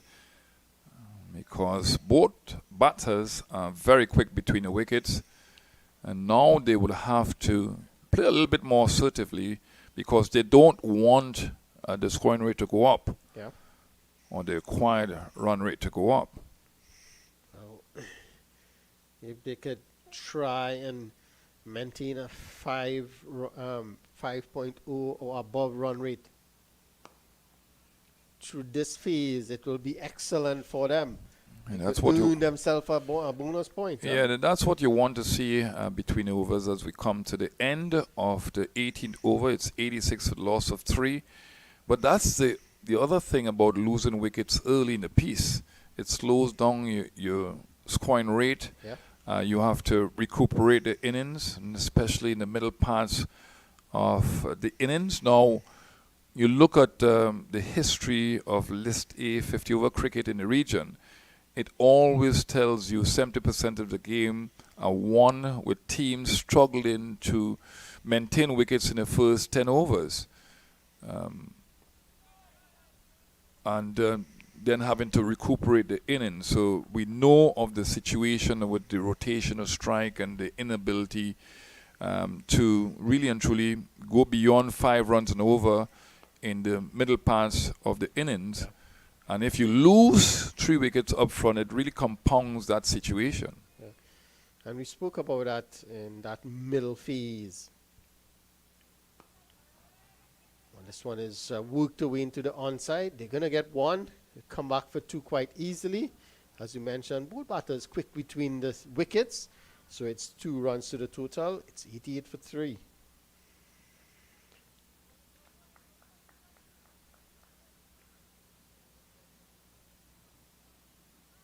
So on the other side, if they lose another wicket here, it's going to be, they would not be able to get that bonus point. But now, the Barbados Pride will have a chance of picking up a bonus point by getting a couple more wickets. Seesaw battle. Yeah, so that's the nice thing, as we keep mentioning about that, the bonus point system. You know, it works both ways. If it don't go for you, the batters, it will work in favor of the bowlers. Barakan into his 5th over, 1 for 15. This one is driven just for an easy singlet. So as you can see with Solozano here, he starts to get things moving. He's 5 from 8 deliveries, but you can see now Hodge starts to move as well. Hodge starts to get to find the singles. So that's what you need. Someone to just jumpstart. Well played again. Look how easy now he's finding the gaps, getting the singles. Well, that's the other thing, is that it impacts the other batsmen. If you have somebody like Solozano gap finding the ball, putting the ball in the gaps, and then rotating strike. Because somebody like Calvin Hodge, who is very animated, he likes to get going, he likes to feel the intensity out there. If you have somebody at the other end who is not working the ball around and is stagnated, it impacts him in a negative way. Correct. You can see the dark clouds that's behind us. And this one is swept away fine. And they're going to get one. They're going to come back for two. And that's all they're going to get. So again, you can see Hodge now being a bit more innovative. A bit more attacking. But he's not attacking with rash shots. He's playing proper shots, but yet being a bit more aggressive and innovative and trying to keep the scoreboard ticking over. So this is exactly what they want, and this is what you want in this phase of the innings. If these two could take this this way until probably 30, over number 30 or 40, well then it will be easy for them. That's a good shot again, but straight to the fielder. He likes to play those square cuts. He likes room. I think this is where Mayers has been good. He's bowling the left-arm orthodox bowler with a wide-angle approach. And that's better. More space to play that forcing shot of the back foot to acquire that single. Also, you can see the foot movement of the footwork of Hodge is a lot better now. You can see him previously looking to go down, looking to make room, and getting on the back foot to cut the ball. So this is excellent from him here. Well played. Salazano as well had a step or two down the wicket. So they're making the bowlers now change their line and length. And it now comes easy for the batters because they are going to get the length that they want to either get a single or probably put it away for a boundary.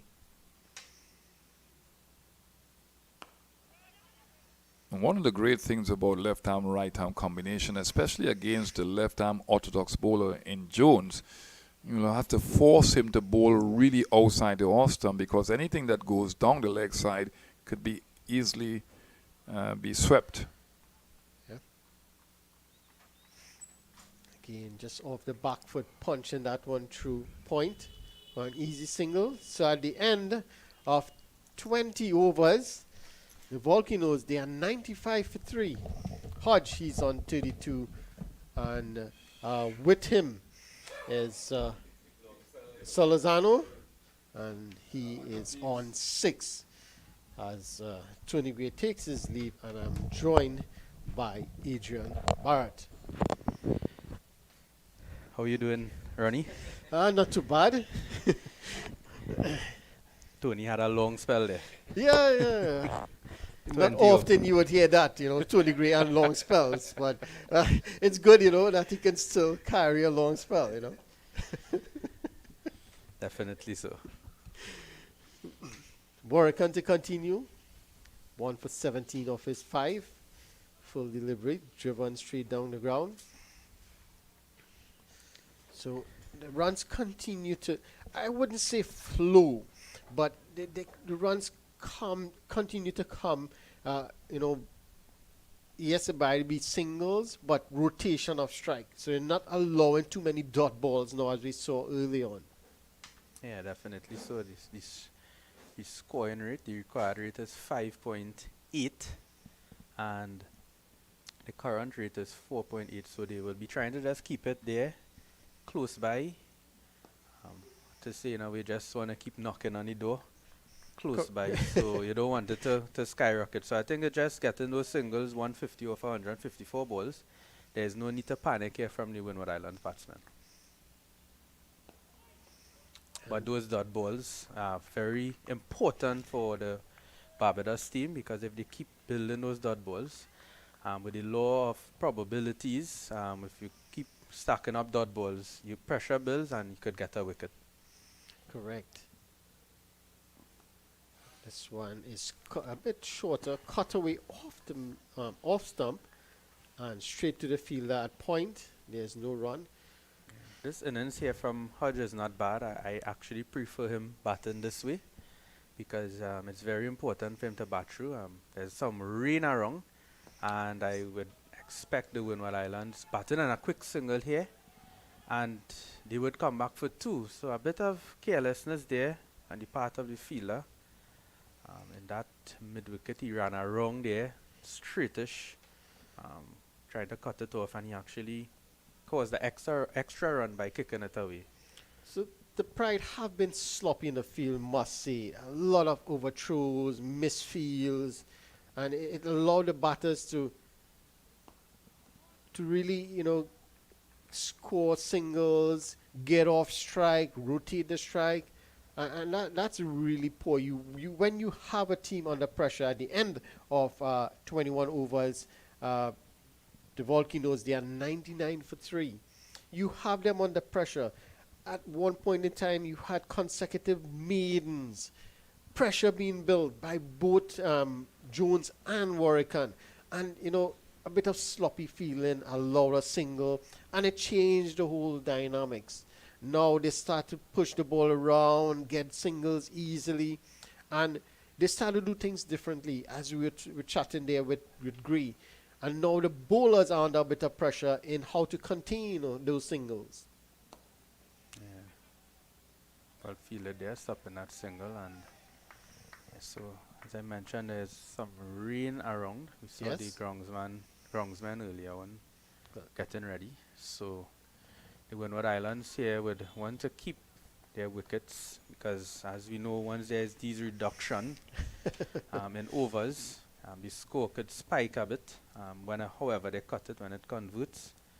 So you don't want to lose those wickets, and cuts there for 1 run through the offside, and it's starting to drizzle here now at the Queen's Park Oval. Correct. So we may have a bit of a interruption. So Windward Islands here just need to be a bit careful before this possible rain break. Yeah, we saw before the rain break earlier in Barbados, and then they lost 2 wickets, and that really hampered them. So let's see if Windward could learn from this. And they got 2 here. Really good running here by the Windward Islands batsmen, Solozano and Hodge.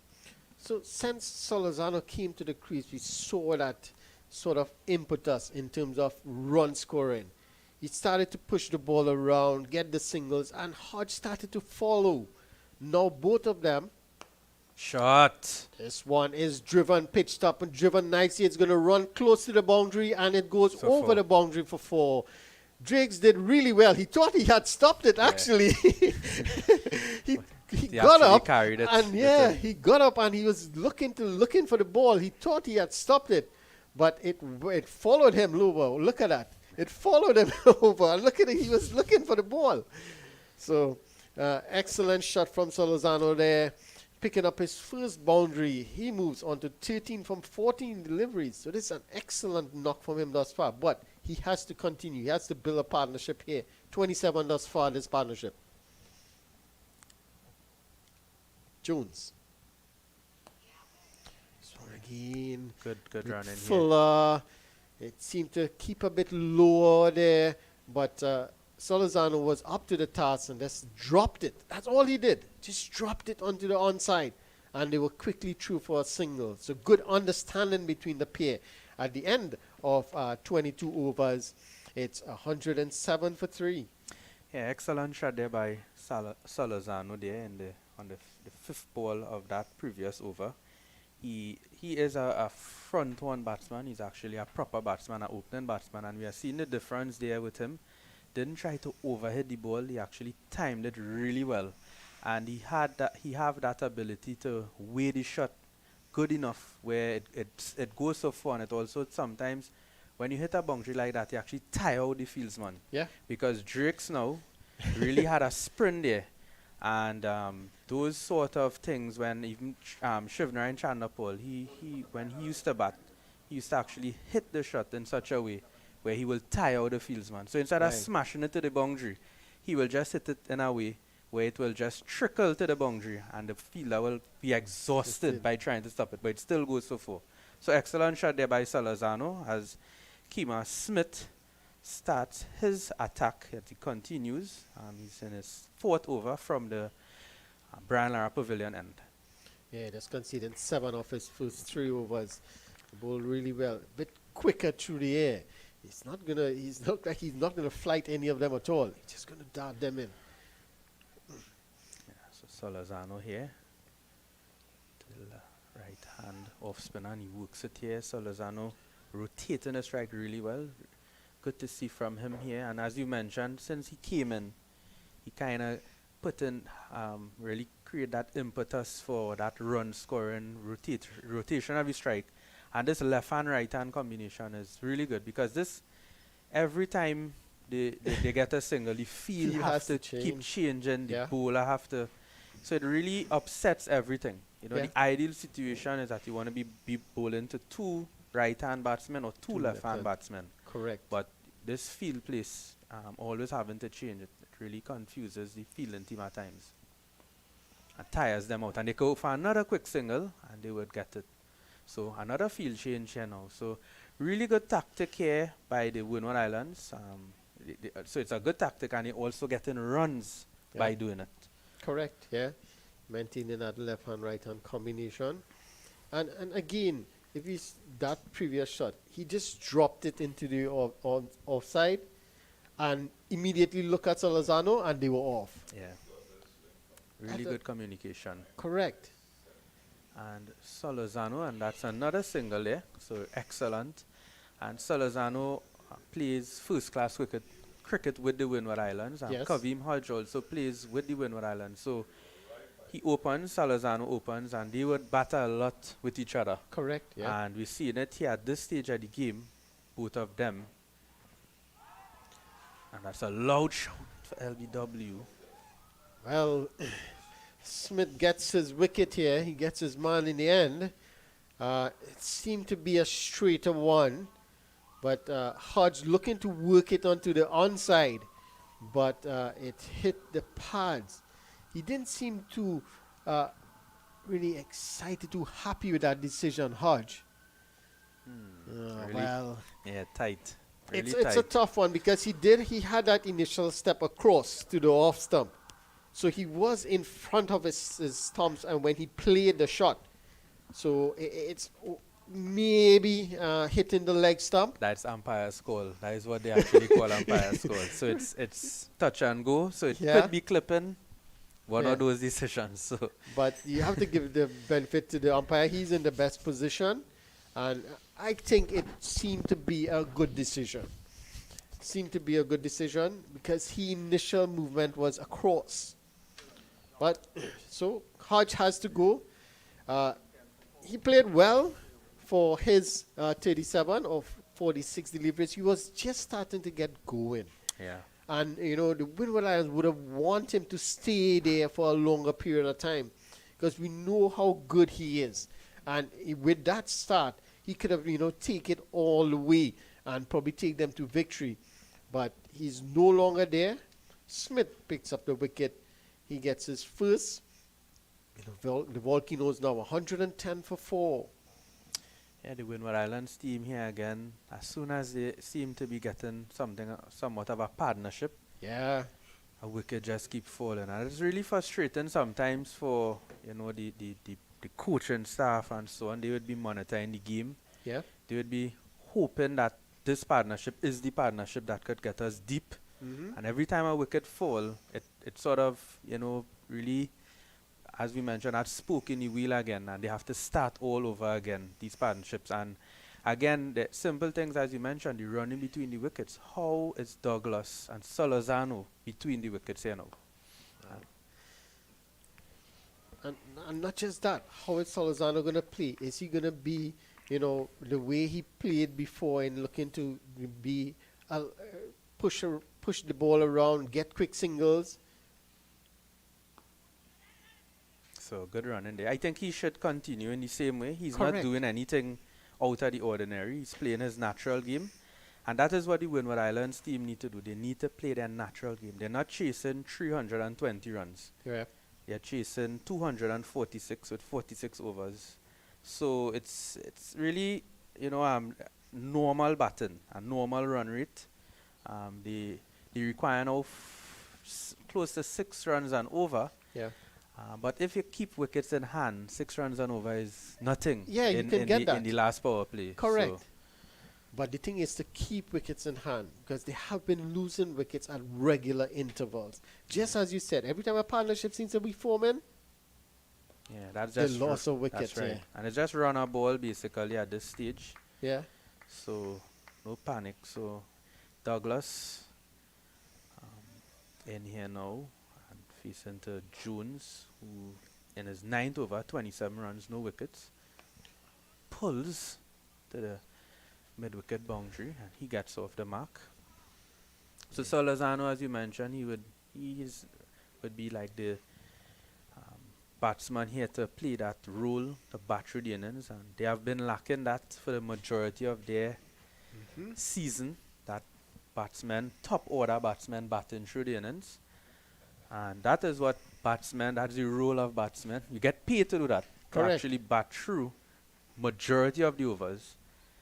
You don't expect them to bat all 50 overs, but at least the top order back end of the innings and try to take it up in the last power play. So they really need some consolidating here again, the Windward Islands. Yeah, definitely they do.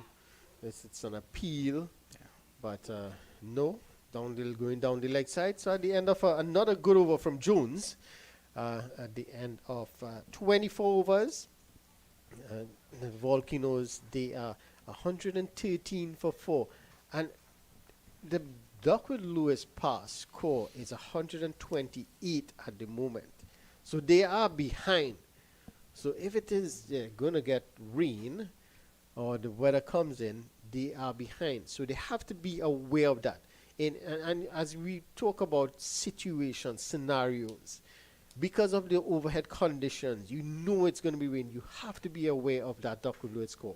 That's right. And almost a chance there, just left of that cover fields, man. Looks like Warrican. Yeah. He's not the quickest. He's not the swiftest. So he did make a valiant effort trying to get across to his left, which is his stronger side. But he was unable to haul that one in. Yeah, that's a good point you make there with the Duckworth Lewis method there. If rain falls right now, they need to be at 130 runs. Correct. If we never come back and play. Correct. So it's a good thing to keep in the back of the mind. The good thing is it's available there for the batting team to see. They need to play out this period here, obviously, because there's a new batsman in Douglas. But once they get going, they will try to get to that pass score. Correct. And I believe Hodge and Solazano was trying to get there in the way they were batting, trying to see if they can keep up with that Duckworth Lewis pass score, because we know rain is about. We're not sure if it's going to come. Oh. The reverse sweep is out. And it hit it well enough. It's not going to go to the boundary. Drakes holds it in. But it hit it well enough to get 2 runs here. Solazano was looking for the 3rd. But Douglas was just happy with 2 runs. Total moves on to 118 for 4. See a smile on the bowler face there. Nobody was expecting that. So, if you look at the field, before there were no one on the offside boundary. Now they're actually changing up the field. So they have a sweeper. Well, actually, he's on the point boundary. A very interesting field placed in here. So a point on the boundary. There is no 3rd man or slip. And now they're actually bringing around a backward point and putting the fielder more into a traditional, well, still at a deep point. So the field settles here now. So a short 3rd man and a deep point on his boundary.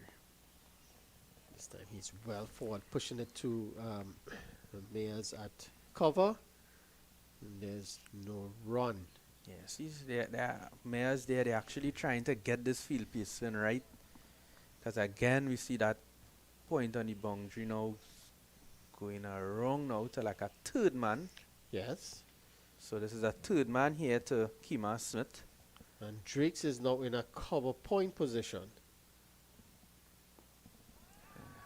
look for one. So yeah, so you see the difference in any communication at the end of the over. It's 116 for 4 after 25. So you see the bit of communication there coming in.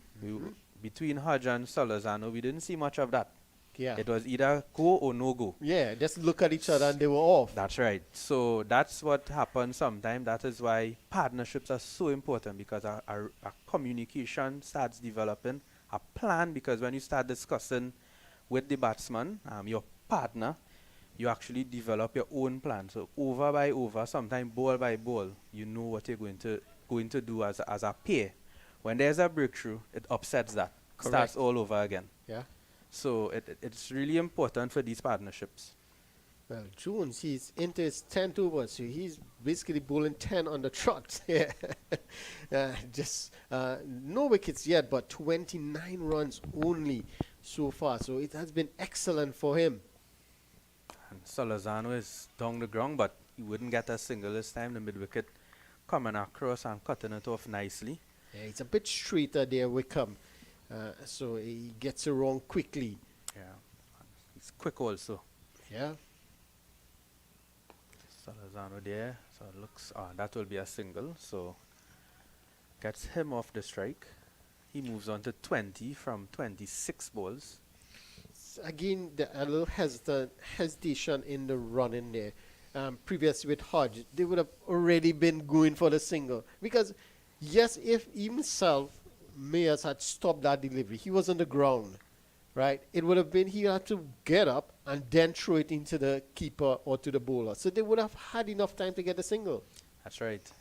And they go for another quick single, a good quick single here. And most batsmen will tell you that they enjoy batting, like good runners, Yeah.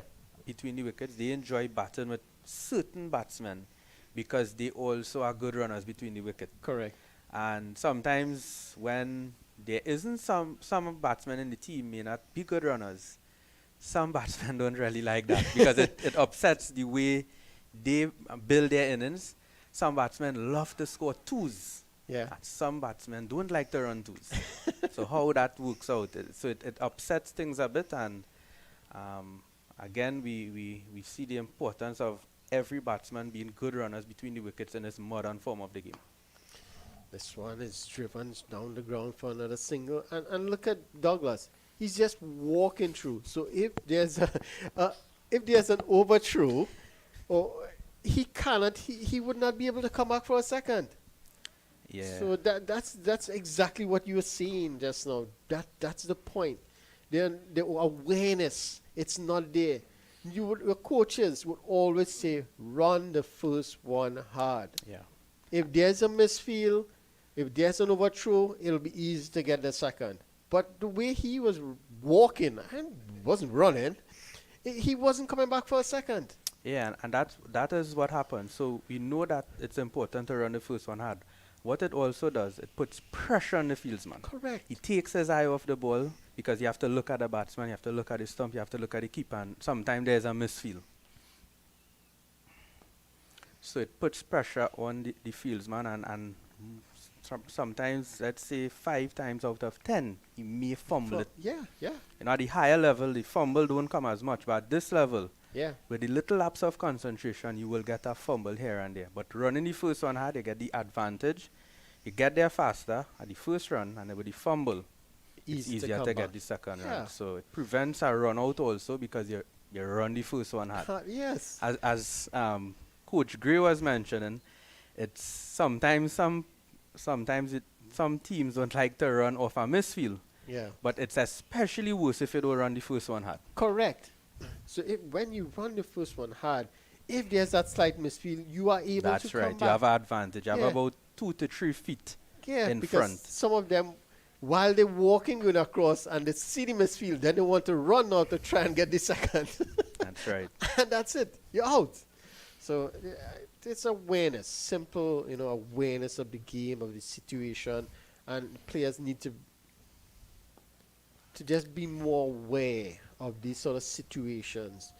And you could turn, as you say, singles into doubles, and probably, even a dot ball could be a single by just that extra pressure. So that Smith there really trying to get through those overs. I think That's- the batsman did the right thing. Yeah, well, that's Smith. He's Yeah. always he's always quick. Look at his run up. He's a spinner. Look at that run up. Yeah. He's a spinner. He looks like a medium pacer. I now remember playing. When I played in the when I was part of the HPC team, Smith played for the army. There's an army team Right. that plays in the club cricket, and Smith actually played with that team. So I'm actually seeing him here now, and I remember him on that team. Yeah, he's an interesting sort of player. He's like a hustler. Yeah, He's yeah. always always Busy, involved in busy. the game. Busy little players. And he's very similar to the late Kenroy Williams. I Oh. don't know if you heard about it. Yeah. Unfortunately, he passed. I believe it would have been last week. Yeah. He's about 40 odd years.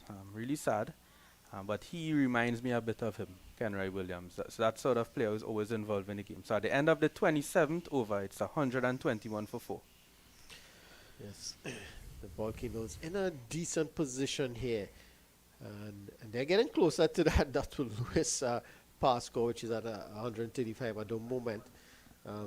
Conditions seem to be getting better. See, the sun seems to be peeking out a bit at us, which is a good sign. And this partnership here is going well. It's only on 11, but it's a partnership that is needed at this point in time if the Volcanoes are to get over the line here. Salazano seems to be set on 22 from 31. Seems to know his game, what he's about, what he intends to do in this inning. But he needs a couple batters now to just stay with him, build a couple partnerships.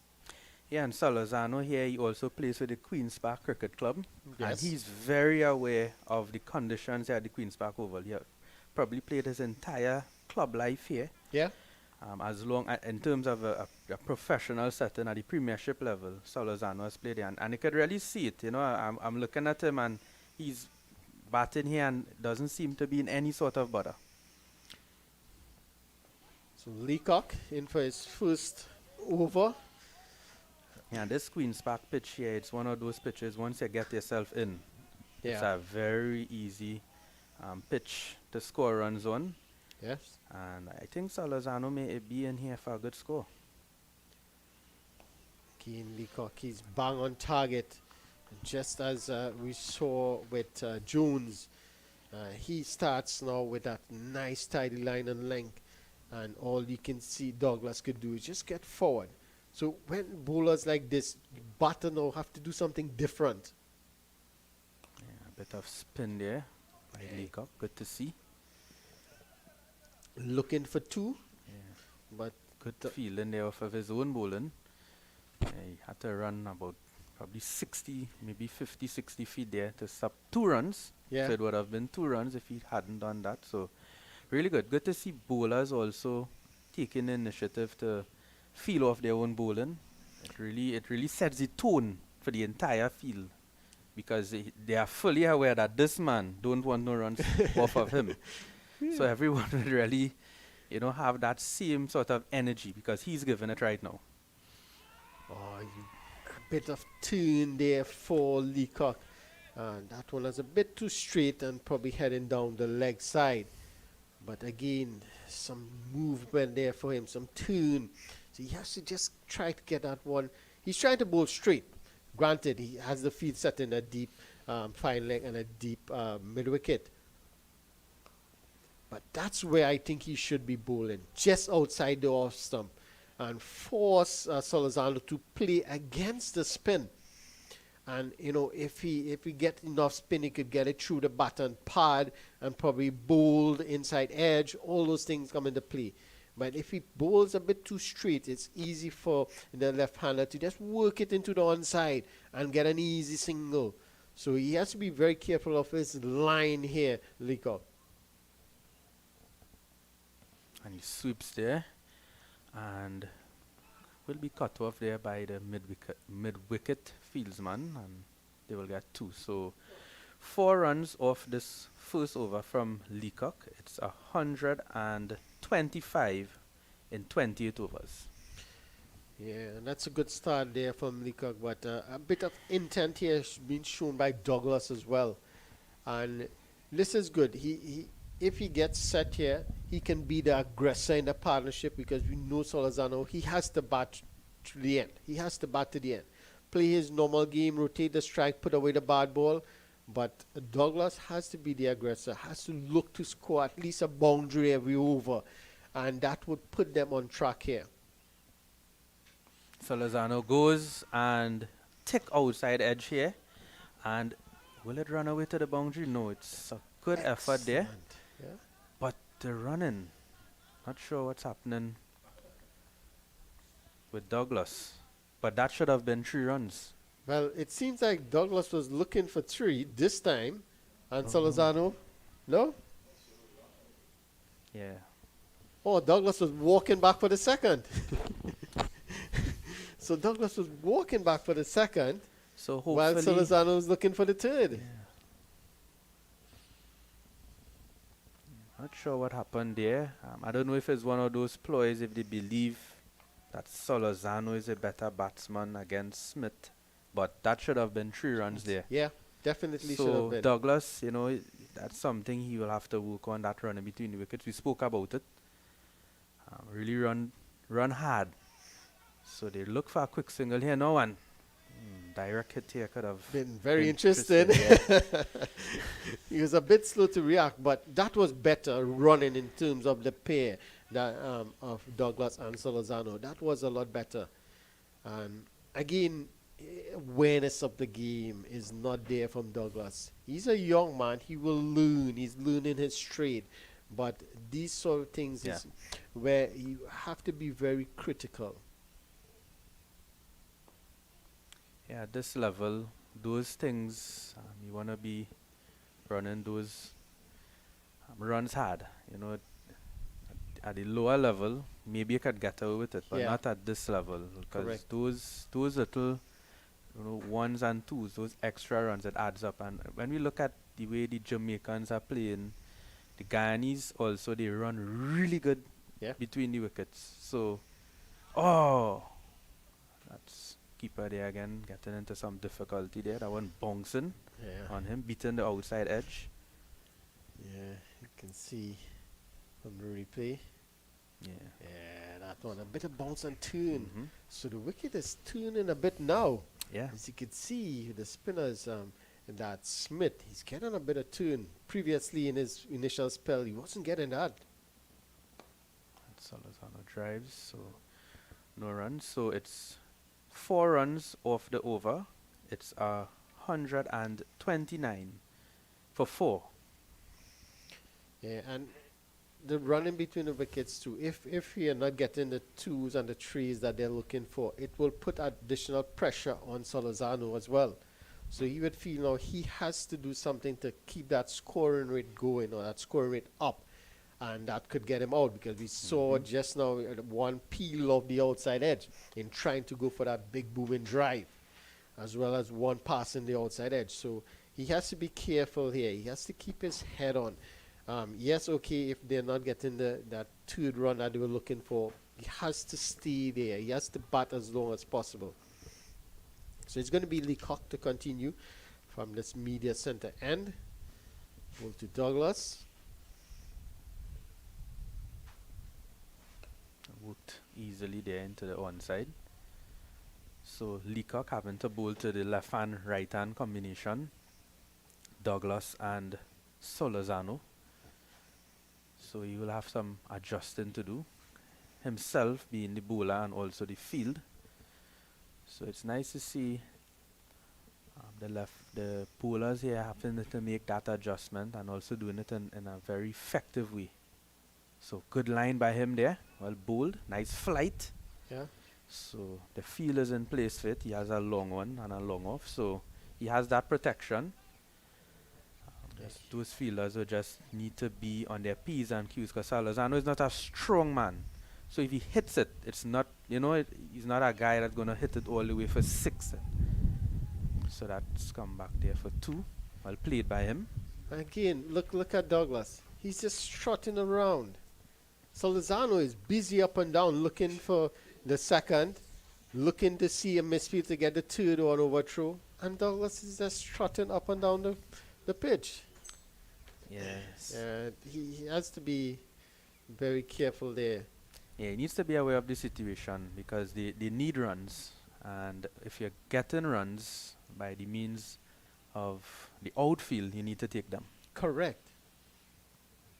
Oh, big turn there from Leacock. That one ripped into the pads of Salazano. And the required rate now is up to 7.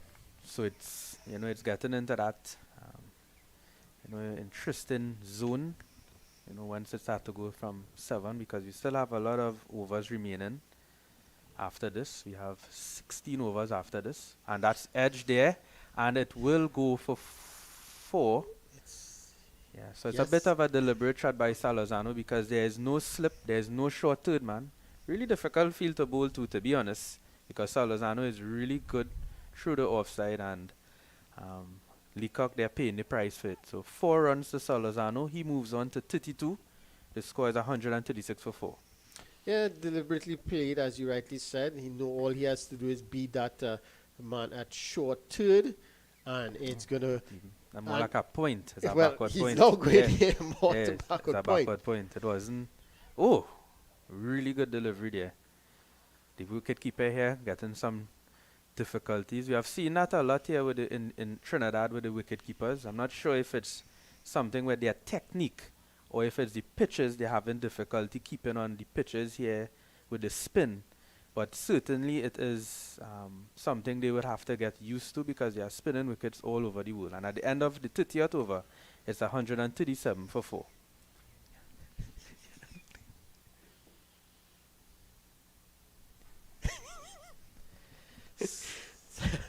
I'll take my leave as you'll be joined by Mr. Tony Gray, who was just having a relax in the room next door. Thank you, Ronnie. So we'll have a change in commentary.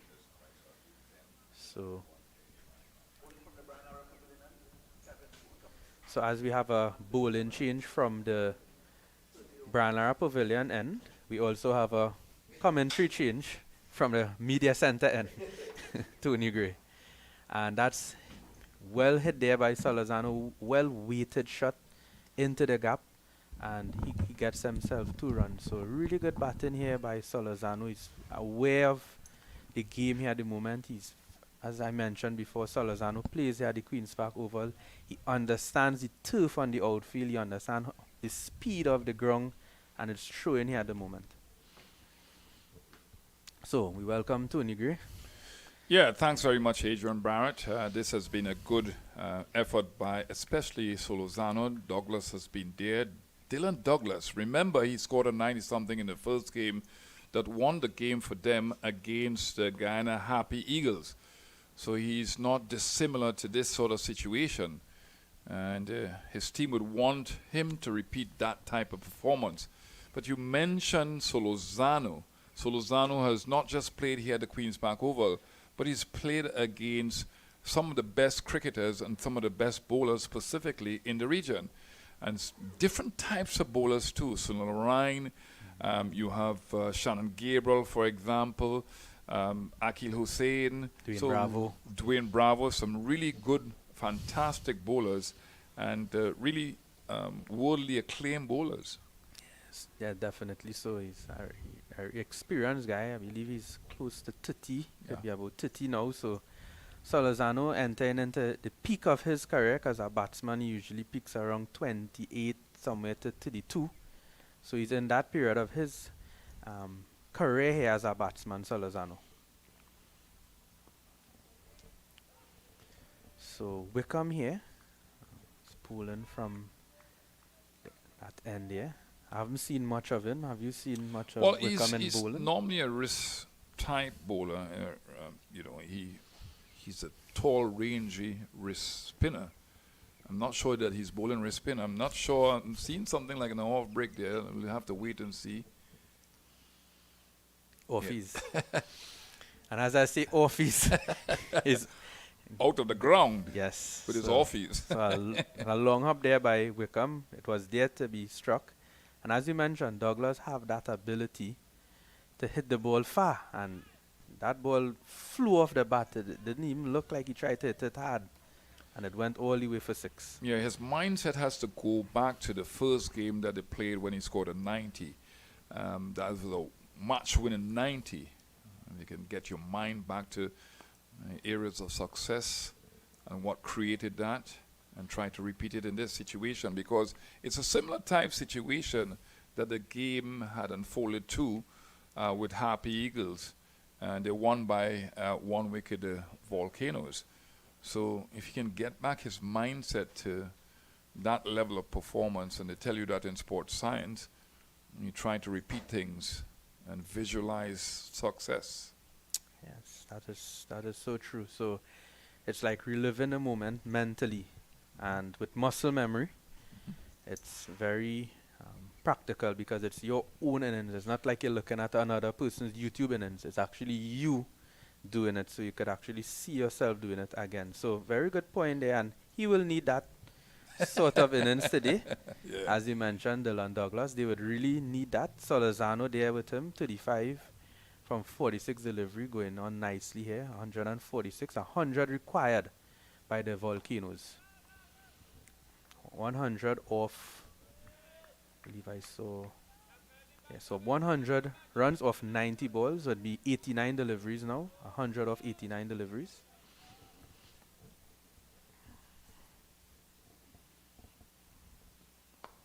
Yeah. Good batting by Solozano, and this is where he's excellent at putting the ball in the gaps and rotating strike, and this should have been done early on. But they still have 6 wickets in hand, so that's a plus for them. Whipping that one, getting the 1 run.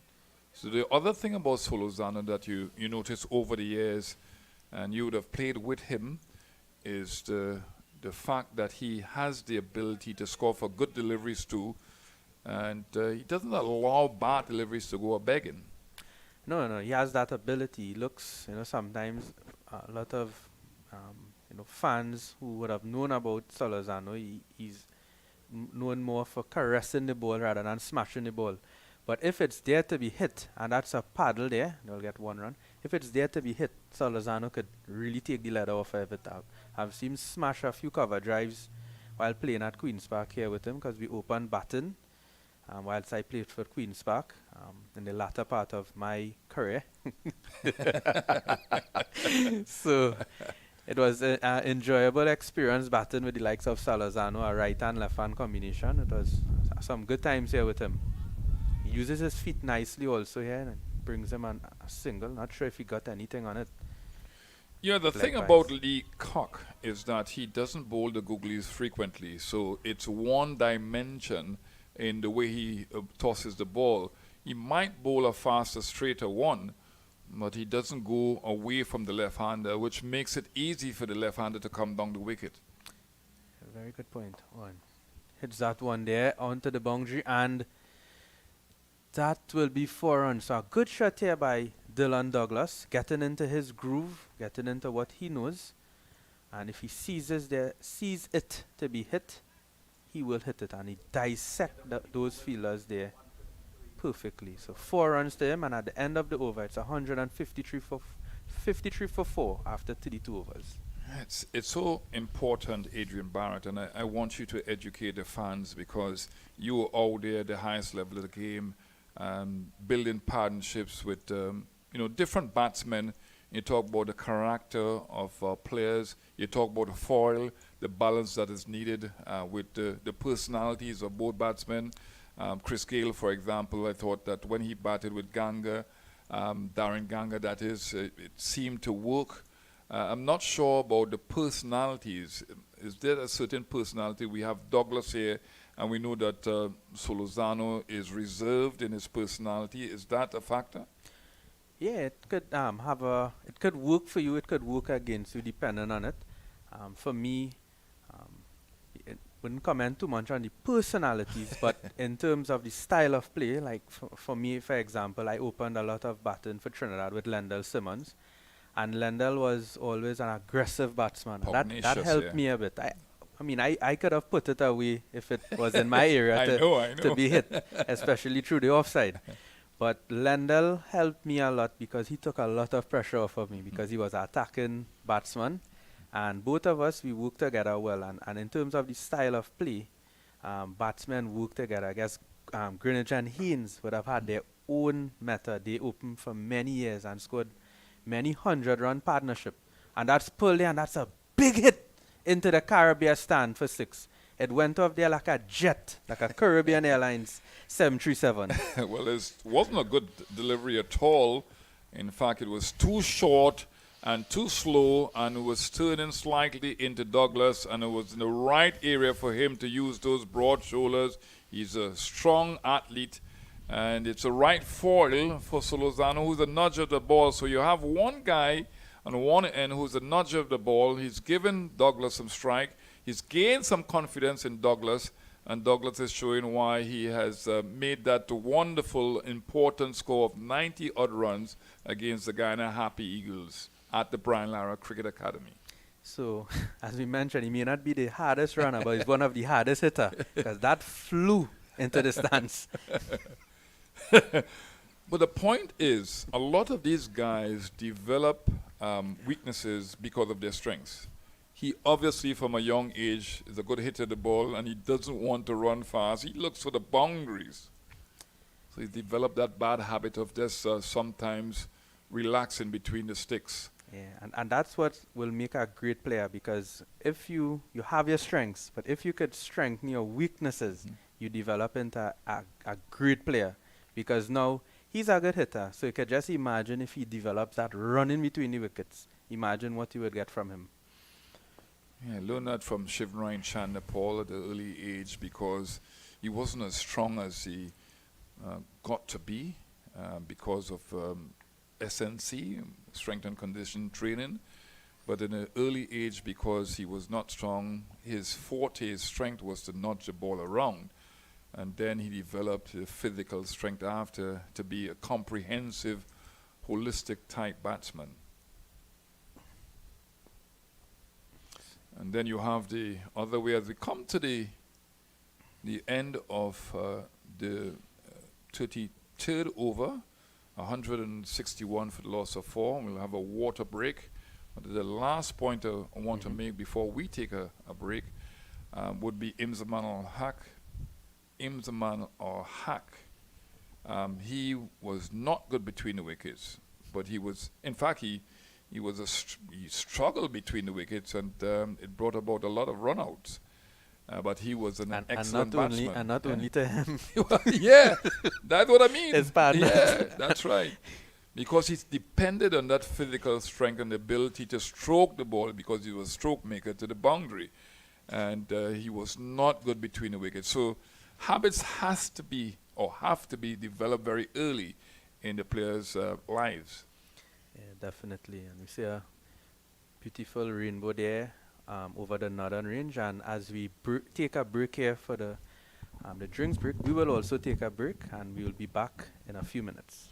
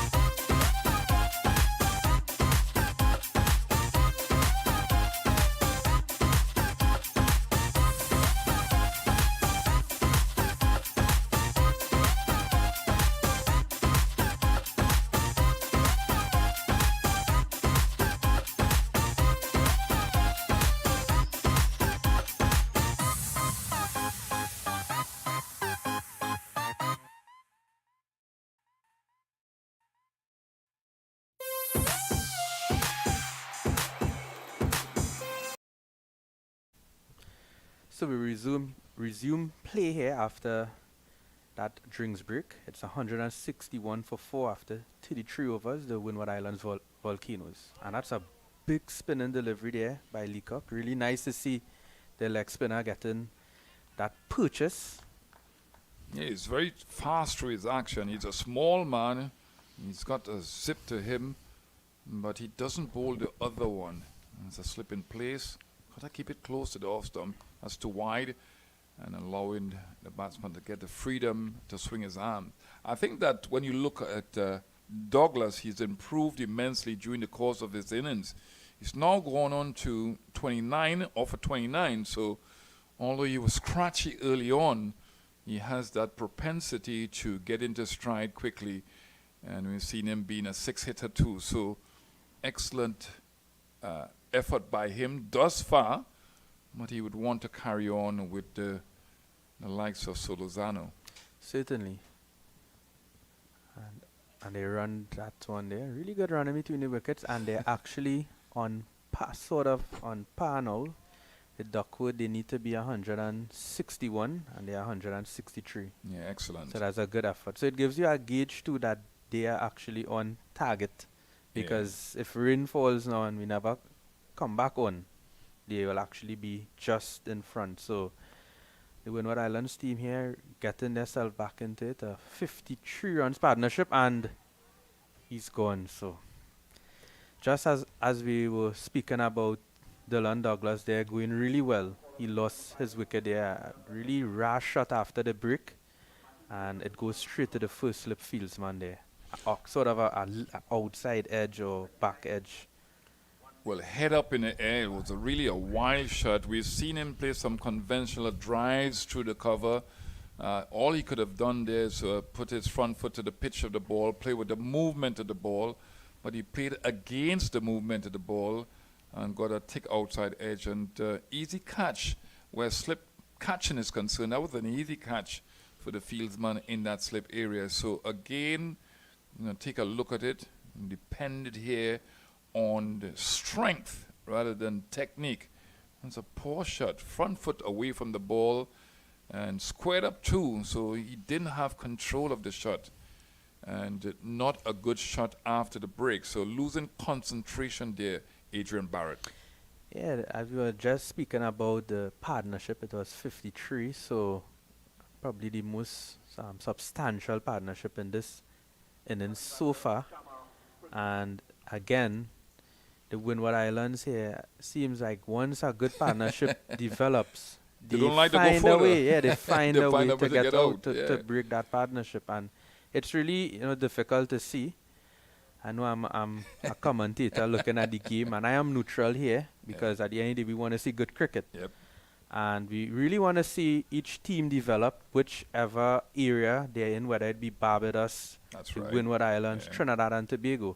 If we see a particular area that a team need to work on, we mention it, Yeah. and we see here that partnerships is really an area that the Windward Islands batter needs to work on.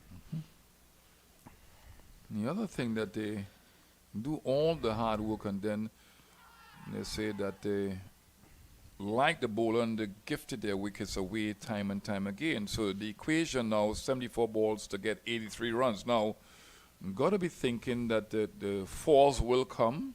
That's a lot of balls. So you must get 1 or 2 fours. You've got to be thinking that there might be extra deliveries because there might be illegal deliveries served up because of the pressure of the game situation. And all these things will bring about the accumulation of runs. So you don't really have to play the shot that he played. And it was an awful shot. I mean, nothing was right about that shot. The header was up in the air. His front foot was wide of the ball. He wasn't getting to the pitch of the ball at all, and just was awful. He went for strength. So the score now, after 34 overs, 163 for the loss of 5. So Shama Springer, the new batsman, come in here for the Windward Islands Volcanoes. And Solozano here again, he believe he was left the lone man standing against the leeward islands. And again, Salazano here having possibly need his partners to stay along with him because he's going along really well to December 53. That is exactly what you need at this point in time. And these batsmen, they need, yes, they need to score runs, but the main objective here is to try and bat deep into this innings, maybe around the 40th mark. 83 runs on 72 balls, and Salazano there gets that one down to the sweeper boundary on the offside for 1 run. So it brings Shama Springer on strike now, and it will be interesting to see how Springer is going to develop his innings here at 163 for 5 as they require another 83 runs from 72 balls. They don't need to do anything reckless here right now. What do you think? Yeah, I don't think that Sharma Springer is a pugnacious type batsman. He probably can play that role, but I think that he is a very intelligent player. He can bat for Solozano, and again, he would have seen what transpired with the Douglas Solozano type partnership, and there you go. He can just nudge the ball around, and then when he gets into stride, he can play his normal shots. But he's a good all-round player. And Solozano requires somebody that thinks like him now, who can be calm and cool and measure this effort to go after the target. It's well played, good delivery. I've been impressed with Smith. Does everything quickly. But he's been really smart with his bowling and knows his limitations. I heard that this is his brother, Dwayne Smith's brother, Kima Smith. Okay. Yeah, so he has some pedigree in him. Mm-hmm. Dwayne Smith, the attacking opening batsman, scored 100 on debut, I believe, against South Africa. In South Africa. Yeah. So Kima Smith here has some living up to do. We don't want to put pressure on him. In the Caribbean, we love to put these pressures on players. But each player have their own strengths, and they should be allowed to develop their own game. So after the 35th over, it's 165 for 5. Yeah, remember a square drive for 6 that Dwayne Smith delivered against one of the pacers from South Africa. But that's stained in my memory because it was a really wonderful shot, not seen before in a frequent sense, but a really good square drive. In a test match too. In a test match for 6. Played there by Springer. He looks like a really good batsman, and he will need his all-round ability to kick in here today. Because these all-rounders are very important in these situations. 5 down. Yeah, well lovely. Played. Yeah, full face to the bat, using his height nicely. He's a lot taller than Solozano, and he's about 6'3.5", getting out there to the pitch of the ball, pushing back the spinners. Adrian Barrett don't want to see the tall guys just stay playing on the back foot or stay in the crease. They want to get out and be commanding. Yeah. Beautiful shot here by Salazano, using his feet and hits it all the way down the ground for 4. Good shot there by him. Yeah, wonderful shot, get into the pitch of the ball. Wonderful shot, the use of the hands nicely through the line of the ball. We talk about in driving the ball, it could be on the floor, but it could be in the air too. You need to throw both arms at the ball with the full face of the bat. He did that greatly. Yeah, really, he did a bit of a shimmy there because he's probably trying to let the bowler think he's coming down. And then if the bowler pulls down the length, he'll have a nice gap there between mid-wicket and that deep backward square boundary. Down the ground again. And doesn't have the power on it, thankfully, and it doesn't carry there to the long on fielder. So Solozano is on 43 at the moment, and of 61 deliveries. It's nice to see batsmen, and the greatest exponent of playing against spin would be Brian Charles Lara that I've seen. The manipulation of the lengths, using the depths of the crease, using the crease laterally. Ooh. Oh, that could be out, and that's out. Very good delivery from Lee Cock. That spun sharply, but perhaps pitched middle on leg, and then it would have been hitting off. So good delivery. I thought with a sluggish shot. I'm going to see it again here. He has this ability to bowl the faster rippers and close to the stump. Lovely action through the air, and it would have pitched outside the line of the leg stump. But it was so fast through the air off the pitch that it caught everybody by surprise. There was no negative reaction from Springer, but it looked like the pitch outside leg stump to me, Adrian Barrett. What do you think? It looks really, really close to that outside leg region. We'll have to see it again. Yeah, it looks like it.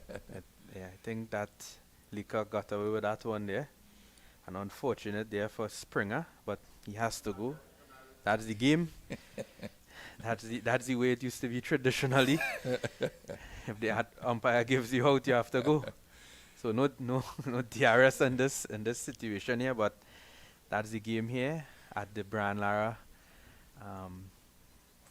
Queen's Park Cricket Club, Brian Lara Pavilion, and I got confused there with that decision, but the game goes on. Yeah, the advancement in technology, and we've seen it being a part of the international cricketing landscape. Now, you realize that umpires now have to be better because they are looked at with the advancement in technology.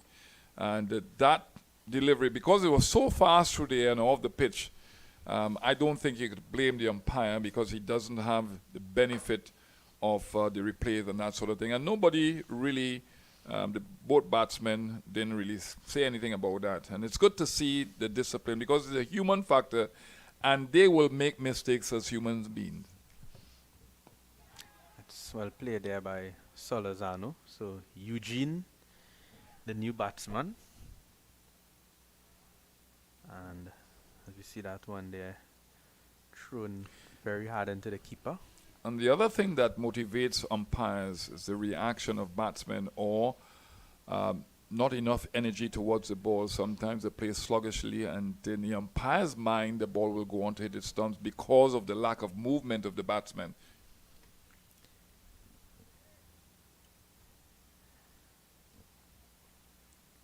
So the mid one coming up into long one coming into mid one position. Oh, good delivery there.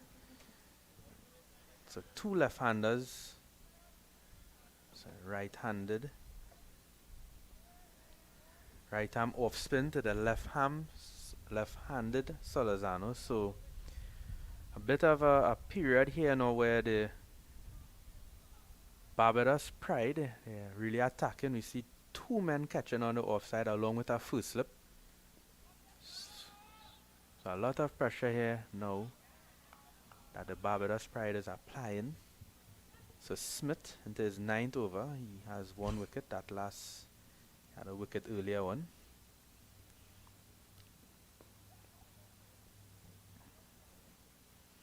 You look at Smith, all wrong performance has been brilliant. 34 not out off of 25 deliveries, and now he's doing the business with the ball. He's into his 9th over, and he has taken 22. He's taken one wicket for 22 runs. And one delivery here remaining in this over. So that some bowlers may not be able to bowl 10 overs because of the reduction. So we'll have to look at that. And that's the end of his over. It's 172 for 6 after 37. Yeah, the surface is a little bit dry now, so you expect the ball to turn a little bit more. But again, I have to compliment the staff here at the Queen's Park Oval. They've done a marvelous job. We know in the latter parts of the tournament, the pitches might turn a little bit more. And if you look at the bowlers who have taken wickets in this tournament and have been frugal is mainly the spinners. So the last power play here being implemented by the umpires, third power play, and so one bowler is allowed to bowl 10 overs and 4 bowlers are allowed to bowl up to 9. So we'll see who gets that 10th over in this innings.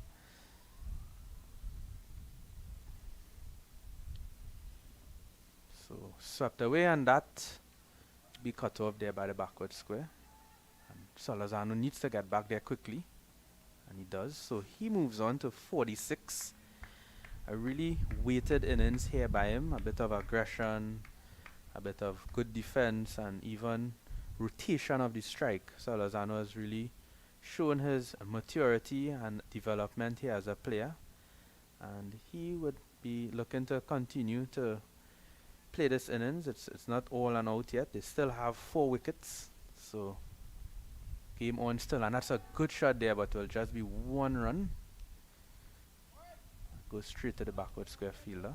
And this should give the staff at the Windward Islands Volcanoes some insight that this has to be done proactively. You cannot wait until your team is under the gun or under pressure to have somebody like that come and play this type of innings. It has to be done earlier. Oh, inside edge there. So some turn from Leacock. So he has that ability to spin the ball, and that straight one could be very effective when you spin the ball so big. So maybe he has that flipper. The down the ground by Salazano, and that's 6 runs. Big hit by him there into the Trini Posse stand here at the Queen's Park Oval. Yeah, one-dimensional type bowling by Leacock. He is bowling that respin into the left-hander, and a wonderful use of the feet by Solozano, and a wonderful lifting of the ball over the widest mid-wicket area for 6 runs. So he's shown that ability to play to, and he's gotten to 50. Well played to Solozano. That's his ability. He can be pugnacious at times, but it was well-balanced innings, and he's measuring quite well. 50 balls to get 64 runs. So a good innings here by Salazano. As mentioned, it was really good to look at. It was the sort of innings you need to play in this version of the game. You need to have a balanced attack. And that's hit again, but a bit of a missed time there by him. They look for 2. He needs to be quick, and they get there safely. So Salazano is looking to attack. It was full. It was there to hit, and a bit of a missed time, but he gets 2 runs for it. So he moves on to 55 now. Well, I think the effort was to hit the ball over the ropes, but his weight was so far backward he didn't get the power or the elevation. He should have been better served at putting the ball on the ground. That's well played again. So again, playing with the movement of the ball, and he's picked up a boundary, and he's picked up 1 or 2 runs in between. That's good batting. As we look at the most wickets in a tournament, and you know that Rakeem Cornwall name will come to mind. He now has 12 wickets. Jomel Warrican is up there too, 12 wickets. Yannick Correa with 11 over 5 games. Carrie Pierre's up there, 10. Minley, Maquino Menley, he is 10. It's good to see a seamer in that group. Jedediah Blades, or Jedediah Blades. Jedediah Blades. I have a player at UTD called Jedediah, so he is on 10 also, so it's not bad at all. Romario Graves on 9, so a lot of spinners in that group in there. Yeah, definitely, and it's nice, as you mentioned, to see the seamers there also, because I've seen some really good fast bowlers in this tournament, some good potential, and it's nice to see, as we see Dominic Drakes from the Joey Kuru end. Yeah, it's a good change, worthwhile change. Yeah. When you talk about who bowls the 10 overs, we had Smith going along quite well. He's bowled, 9 overs? So they're looking at the senior bowlers, the known wicket takers, to come and try to dislodge, especially the wicket of Solozano, who's just reached his 50. He's now on 56 of 68 deliveries. This one pulled, but good single there by Solozano. And if we had a crowd on hand here, Adrian Barrett, in this scenario where the game is close, you've seen a 50 over scenario generally, and then you getting into a T20 scenario, the crowd would have come into play, and especially when you have a crowd that is supportive of either team. Yeah, certainly. They require now 7.8, so it's a T20 scenario here now, that score. They have, after this, they will have 7 more overs. So, interesting here, game. It will be nice for the viewers to see, but even more so, if we had spectators, it creates that atmosphere to really boost the players, and it brings out, we know the likes of LeBron James. I remember when the NBA, when during COVID, they didn't have any fans, and he said he don't even know how he's going to play in an arena like that. He actually did play still in the NBA because the tournament went on, but he said it's really difficult to play without the fans. Yeah, it's like when you look at CPL cricket here in Trinidad and in Guyana, I think that people like Dwayne Bravo, for example, Sunil Ryan, although he is cool and calm, never seen him flustered. And I coached him before, and I know him for quite some time. Never seen him flustered. And Pollard, they play to the crowd, and they have that extra energy because of the crowd. So it must be not a motivational factor playing in front of just 10 there. people. Solozano would be looking for 2, and they will get 2, but he needs to be quick to that striker's end. So Solozano here moves on to 59. And yeah, as you mentioned that, I would have played some T20 games here at even Super 50 games, would have been the KFC Cup at the time, 50 over cup. And it used to have a good crowd. We used to have a fairly good crowd. That Carib stand used to be packed out. And Dwayne would have been playing, and he at sometimes he would turn to the crowd and actually get the crowd to start making noise, because that is the energy that he thrives off. With that behind his back, it helps him to run in a bit harder. Yep. He's a showman, eh? Definitely so. There they'll be pushing for 2. Not sure if they'll get it. So. Well, the plan here, Adrian Barrett, if I was bowling out there at this stage and I have to get a wicket because you still got 4 wickets in hand and Solozano has been set, and I'm not sure that he's going to take the chance of hitting the ball in the fielder's hand, the square of the wicket on the onside. So maybe the short delivery, although it's sluggish and slow, it might not be the one that prompts him to play that type of shot, because he's not that type of player. So you got to look for the LBW, you got to look at bowling at the sticks. And most times, to me, watching Solozano over the years, he gets caught in front. Without slips I'm talking about, he gets caught in front. Now, in the new ball, with the new ball, in the red ball game, you can get caught in slip if he doesn't move his feet. But to me, I don't think that he's going to be encouraged to play that mishit pull shot. Yeah, definitely so. So, it's an excellent point there by Tony Gray, and this they need now 56 runs from their last 7 overs. So, an interesting game. They require 8 runs and over from now. So, I wouldn't encourage anyone to turn off their monitors, because we'll have a really good game in here. So Mayer's now picking up the attack from the media center end here at the Queen's Park Oval, and he will be bowling to Jeremy Solozano. Yeah, at this point in time, Mayers will be rolling his fingers over the ball. He's going to be bowling those cutters, and he's going to try to just create some problems here by being consistent.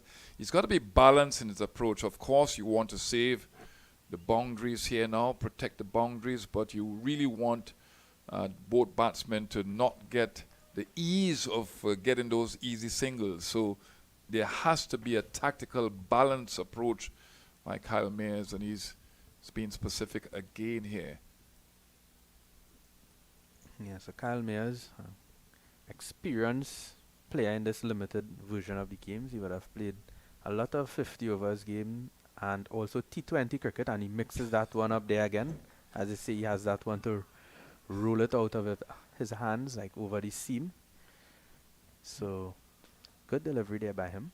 You know, one of the things with him is that he's got a fast arm action too. It's a lot like Dwayne Bravo. I mean, we've seen Dwayne Bravo over the years mystifying batsmen with that, that slow delivery, and it's amazing that they've not been able to fully conquer him. He would have had one or two bad games. He's played a lot of T20 cricket. Oh, it's a good delivery there. That's a good delivery. And let's see. Oh, that's, well, we're not sure what transpired there. That's good work by Mayers. He got back inside, it looks like, because no reaction from the fielders. Yeah, used but the boot excellent bit of work. I think he mistimed the kick a bit. Yeah. It's easy for the goalkeeper there. Yeah, he just rolled under his feet. So a mistimed kick there. So as he mentioned, not a good penalty by him. Oh, the World Cup is lost because of Mayers. So Mayers, 1 run from the first 3 deliveries of his 4th over, and slower ball again. So I guess we'll be seeing these slower balls a lot from Mayers. He has that ability to bowl the slower ball here. And when you have a bowler that bowls the slow ball willingly, like Kyle Mayers, the batsman have to be very careful. We talk about the percentage shots. He's got to keep his eyes on the ball long enough. And the faster ball wouldn't trouble the batsman at that point in time, but you know there's going to be frequency of the slower balls. So we see the third man coming up to a short third man, and a long off going out to the boundary here. Slow ball again. Back of the hand. Yeah. Not that easy. That is not easy to do. Well, what he's doing there. Especially against Eugene. But these guys practice the slow ball. The IPL contracts, Adrian Barrett, the IPL contracts, the contracts all over the world, they have improved their skill. There you go again. Really good delivery there. So Eugene, and that's the end of the 40th over. It's 191 for 6. So there will be a change in commentary.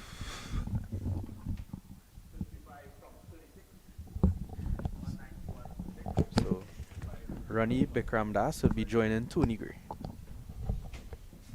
Yes, a long spell. Shouldn't say spell by Adrian Barrett. It's really a long innings that he's played. He's gotten to 70. He's not yet gotten his century, but he's doing a fantastic job. Through the eyes of a batsman, we have a bowler and we have an all-rounder in Ronnie Bikram Singh. Bikram Das. Yeah. Thank you very much, Mr. Gray. As always, pleasure. Yeah, Mr. Gray. Tony. You work at UTT, University of Trinidad with me, so you can call me Tony. Okay, I have that privilege. Yes. So it's drizzling a bit, yes. It's a bit drizzle out there. But it not seem to be phasing the umpires or even the ground staff. They are not even thinking about getting to the covers. No, I don't think it'll come. I don't think it'll come heavy at all. The sun is out, so that's a passing cloud. They will call it a passing cloud, but it's just drizzling.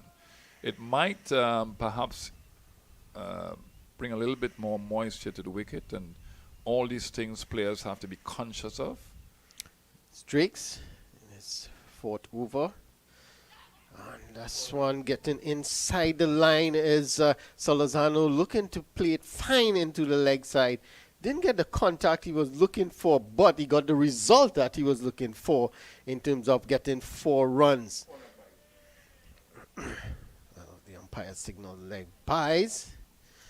So it's 4 runs to the total nonetheless, which would be happy, pleasing to the Windward Islands Volcanoes. They moved to 195. Drake's in his third over, 1 for 20. It's a bit expensive by his standard, but he needs to really close this one out here. His captain on the previous over bowled an excellent over, and he has to follow suit. This time, Solozano make room on the leg side to access the offside, and he gets a single. So it's the second ball of the over, and he gets a single. Now he has. This is where the problem lies, with Eugene not being able to rotate the strike or find the boundaries. Yeah, look at Solozano. He should stand his ground there when Drake's delivers the ball, because you know you have predominantly an offside field. He's given himself some room through the leg side. But he should stand his ground, because some of those deliveries are going down the leg side. And he's bowled.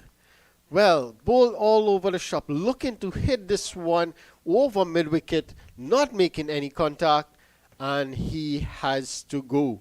So that's the problem we just mentioned, how Eugene is going to operate. He just, remember the previous over, he absorbed 4 dot deliveries. So this time he was looking to try and avoid the dot deliveries with an almighty hike, and he is cleaned up by Drake. So good comeback from Drake's here. But this now puts additional pressure on Jeremy Solozano. Yeah, what you wanted from the youngster is for him to nudge the ball around, play defensively, and you know, give Solozano the strike, because he's been there for a while. It's been an exact innings from Solozano, exactly what you want to see from him, but he didn't protect his stumps at all. It wasn't an appeal for the LBW. He's just given too much of his wicket for the bowler to bowl into the stumps. So really not the right type of shot, not the type of effort too, because it seemed that he was in a negative frame of mind out there. Yeah, and give credit to Drake. He attacked the stumps. Got that one to nip back a bit into the left-handed Eugene. But he attacked the stumps. That was the important thing. He saw previously he was bowling a bit shorter to Solozano. But he attacked the stumps this time, and it got him reward. So that's the wicket that they were looking for. 7 down now. 196 for 7 in 40.3 overs. So it's really getting a bit difficult here now for the Volcanoes. A lot would depend on Solozano, who is on 62. But Cyrus, he has to contend with Drake's. He has 3 deliveries to try and survive or get a single. Yes, also about being confident out there. You have to project confidence out there. The game is not just played with skill, but it's played in the mind. So if you defend properly and look for the singles, then you know the bowler would not have that level of confidence against you. It's a good delivery, yeah. So it's 50 from 32 deliveries. Yeah, the pressure will be on Solozano. So the fielders in the inner circle must look at that pressure and understand that there might be a risky run coming. Yeah, and again, bring the field in. Not allow Cyrus to get that easy single. He can just work it into the onside for a single. So he has to be aware of that. That's Again, well that's played. exactly what the Windward Islands would have wanted. Just pushing that one into the offside and picking up an easy single. And that's what he should have done in the very first delivery, rather than trying to look for a boundary. Yeah, but the pressure now is in Solozano, not only to look for a boundary, but to steal the strike in the other over, because one delivery to go. Yes. So it's all wrong pressure and consistent pressure on Solozano. Not only because he has to score runs, but he's got to farm the strike now. But I think he should look for the boundary because they need the runs. It's 50 required from 32. He needs to get a boundary. If the single is perfect, but a boundary. Should be Is a that a wide, wide? yes. It should be a wide. Drakes doesn't look pleased, but it's definitely, he's pleading his case there to the umpire, but he's not going to change his decision. It's a short delivery. It seemed to be down the leg side. Let's have a look. This one, yeah, that seemed to be going down the leg side. Look where the keeper collects that. That's a huge wide. Didn't appeal for a caught behind. That's a huge wide. Yeah. So I'm not happy with his discontent. Let's see if we can close this one off. And yeah, just outside the off stump, Solozano was looking to go downtown with that one, but probably looking for more power than placement and missed it completely. At the end of 41 overs, the Windward Island Volcanoes, they're 198 for 7. Yeah, looking at the upward movement of the required run rate, it's not easy from here on, especially with just 3 wickets in hand. And we have to say that Cyrus is not looking like an accomplished batsman. We know about these all-wrong players at the end. It's not to say that he cannot nudge the ball around, but it requires striking the ball from both ends. Yeah, definitely. He needs to strike the ball. It's 48 now required from 30 deliveries. So it's the run rate, required run rate 9.6 at the moment. So it's really getting away. And Kyle Mayers, he did bowl a very good over previously. So if he can bowl another tight over here, it really can make it difficult for the Volcanoes. Mayers from the media center end. And this one is pushed. A chance for a run out. Wrong end. I believe if he had thrown it to the strikers end, there was an opportunity and it would have been Solozano. And that would have been the end of the game. So maybe a wrong choice of ends there from Warrican. But in the end, the run completed. 198, 99. But you really don't want to get, it might sound stupid here, but you really don't want to get Cyrus out because it doesn't seem to me that he has the big shot in him. And what is required now is boundary hitting from both ends. A change of gloves for Solozano. Obviously, his gloves would have been very wet, damp, and he needs to be really comfortable to hit the ball over the ropes. That's a good slow ball, but well placed, and looking for two runs, going for the second run, and they're throwing at the wrong end, Ronnie. Yes, I totally agree with you on that. Solozano, he has been there for, 76 deliveries now. He obviously would be a bit tired. It's his end you have to attack, and he's the batter you want to get out. You get him out, you win the game. It's that simple. That's the equation that the Barbados Pride are looking at the moment. Slow ball again. Oh, that's a good Yorker, but just getting one run. That's excellent delivery into the toes, not giving him the room, and it was a fast type delivery. So not giving him the room to play through the offside or the onside with any degree of efficiency. It went square of the wicket on the leg side, really. So excellent bowling and excellent Yorkers. And we need to see a lot more internationally from our fast bowlers. And we've seen it here from our medium pacer. That's short, pulled, but really flat batted straight down the ground for a single. So it's 5 runs of the first 4 deliveries. So they need a boundary. A boundary here, and that will give them at least 9 runs in the over. And a single in the last one to get Solozano back on strike. That's 10 runs, and that's what they want to get. So they need a boundary at this delivery. And they did get it. So it's a short delivery. Solozano just getting across his stumps to access that leg side. Let's have a look. He's just stepping across just to access the leg side.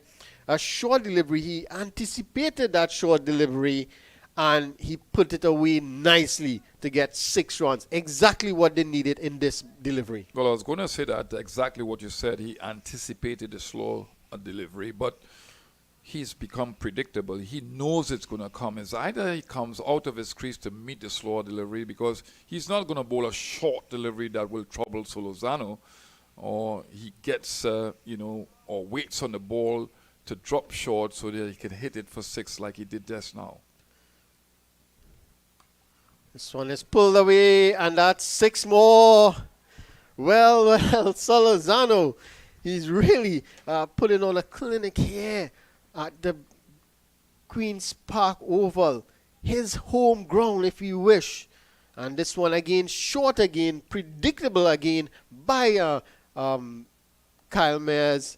And it's put away nicely over the boundary for 6 more. So that's back-to-back 6s for Solozano. Now, at the end of 42, the Windward Islands Volcanoes, they are 215 for 7.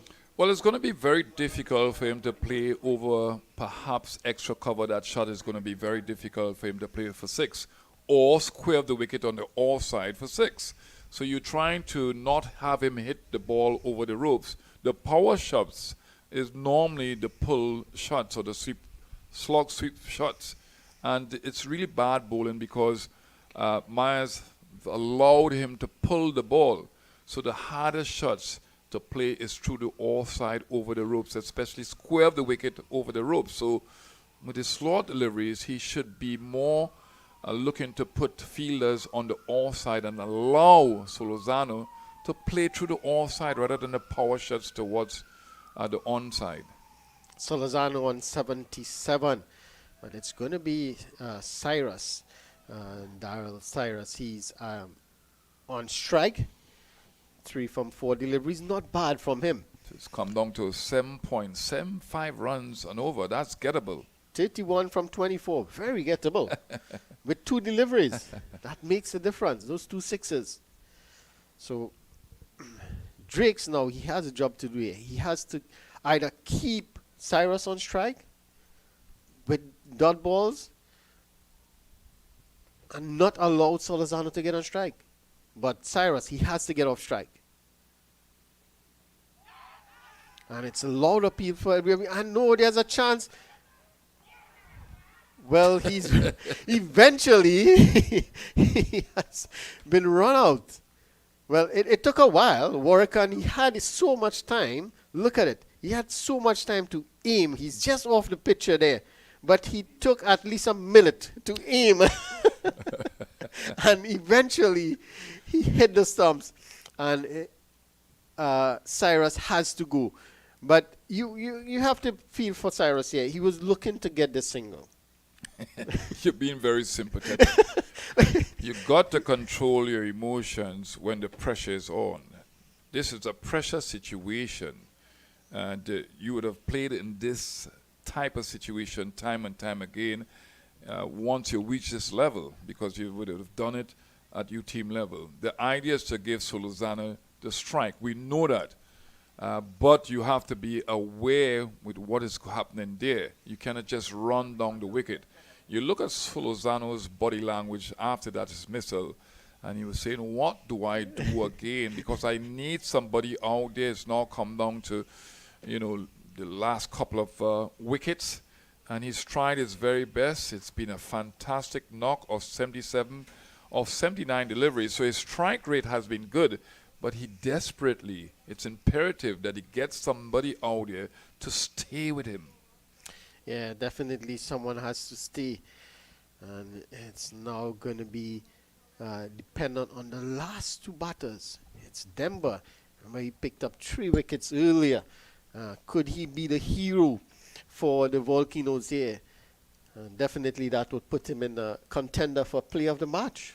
Yeah, definitely so. Ronnie. So it's going to be Drake's. A good start for him to the over.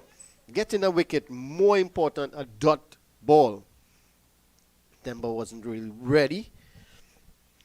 So good start here for the Pride. Just requiring 2 more wickets here for victory.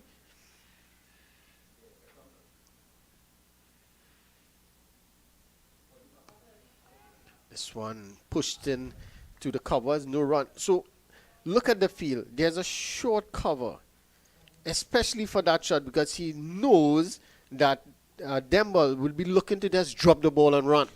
Yeah, I would put an extra man in the circle. I would put an extra man in the circle just to close down on Demba, just to bring about that run out again, because they're looking to run for Solozano to get a strike. It's now going up to 8.45 runs required to win this game. And I was just about to say that man should have come in short, in mid-wicket, just for that particular shot, to prevent that single in particular. And that would have been an opportunity for a catch as well. So I would have brought that man in, as well as the deep mid-wicket, inside the circle as you were, inside the circle, just to ensure that he's not going to get that single. If you're good enough to pierce the field, fine, take your runs. And it depends on the lengths too that Dominic Drake bowls at this point in time. He has to bowl just short of a length, not bowl those Yorkers to get those inside edges down to fine leg. Well, it has to be short because of those 2 guys on the leg side, deep mid-wicket and deep square leg. It has to be short. I don't think Demba could pull the ball down there. I think that you have to put an extra man in the inner circle to starve Solozano of the strike. He's there at the non-striker's end on his bat. And that's exactly where the Pride wants him to be.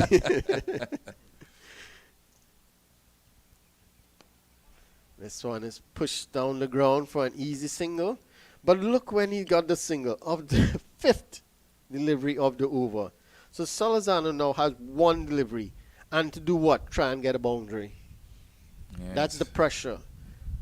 And in trying to get a boundary now, he can out. Yeah, well, he has to go for it because it's dire situation now. And he's having a wood. So anytime the ball goes through to the wicketkeeper, he's got to run. Has to run. So he's got to look for the boundary, but he's got to run if he doesn't get the boundary. And I think I would have actually given the boundary, bring the field in, prevent the single, not allow Solozano to get that single. If he gets the ball through a boundary, that's fine. That's right. And here you go. And the field placing as relates to the quickest fieldsman in a circle, I mean, you have to protect the boundary, yes. But Warwick at the backward point position, you know that he's going to look for the single, nudge the ball around. So you've got to be thinking about all these little things. The quicker fieldsmen, some of them in the inner circle, some of them in the outer circle. Somebody like Smith at the backward point position, surely that would have been run out. Well, at the end of 43 overs, the Windward Islands Volcanoes 219 for 8. Jeremy Solozano is there on 78 from 80 deliveries. 9 runs required at an over here. And 3 more overs to go. That's going to be looking. He's going to get 2. They have to get 2. And let's go, Demba. Yeah. Easy, Mr. Gray. Easy. All is good. I mean, we have to praise the sponsors. CG United. They've sponsored this tournament. They've sponsored the One Day International too. And you're looking at these type of games, close games. It's really going to excite the people here, and it's going to excite the viewers. This one is drilled down the ground looking for 2, but it's not there. Excellent piece of work. And that man you just talk about, Smith, he is there. And there's no chance of a second. And that's why Mears is bowling full length deliveries. So it's 24 runs required from 16 deliveries now. And it's Demba on strike. He needs to either get a single or boundary. the boundaries now. The required run rate is jumped back up to 9 for the over. So change in field. Third man down to the boundary. It's going to be a slower delivery, or even the Yorker. No, I don't think Yorker, because the man at the short fine leg position is in the circle, so he can't risk bowling a Yorker, you know. Well, Reefer has gone to the right side of the umpire, so most likely a slower short delivery. Well, it's a full. That's a good shot. That's an excellent shot. Come. Well, he went for the Yorker, and Demba did well there to just get it over cover and into the gap for a couple. So that's 2 more to the total. 222 double Nelson now for 8. Demba, it's 225, I believe. Should be now. 224. So it's 224 for 8. 22 required from 15 deliveries. 22 required from 15 deliveries. And Solozano just having a chat with Demba. Demba 5 from 5. Coming to the party here is Demba. Could he be the hero for the Volcanoes?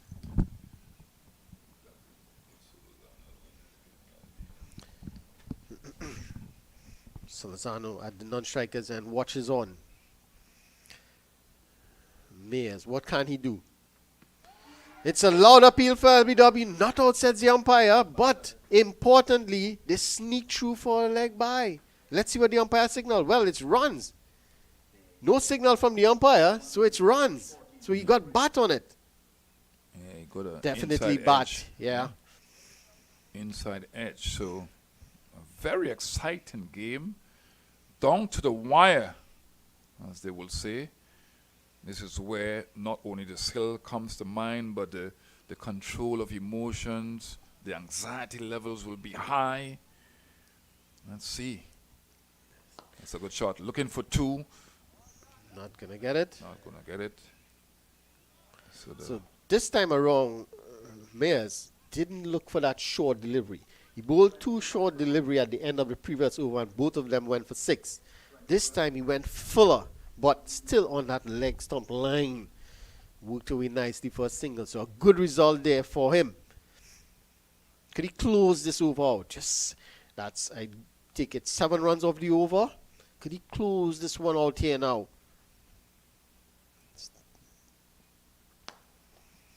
That's a single. Oh. I think that's a good result for the Pride.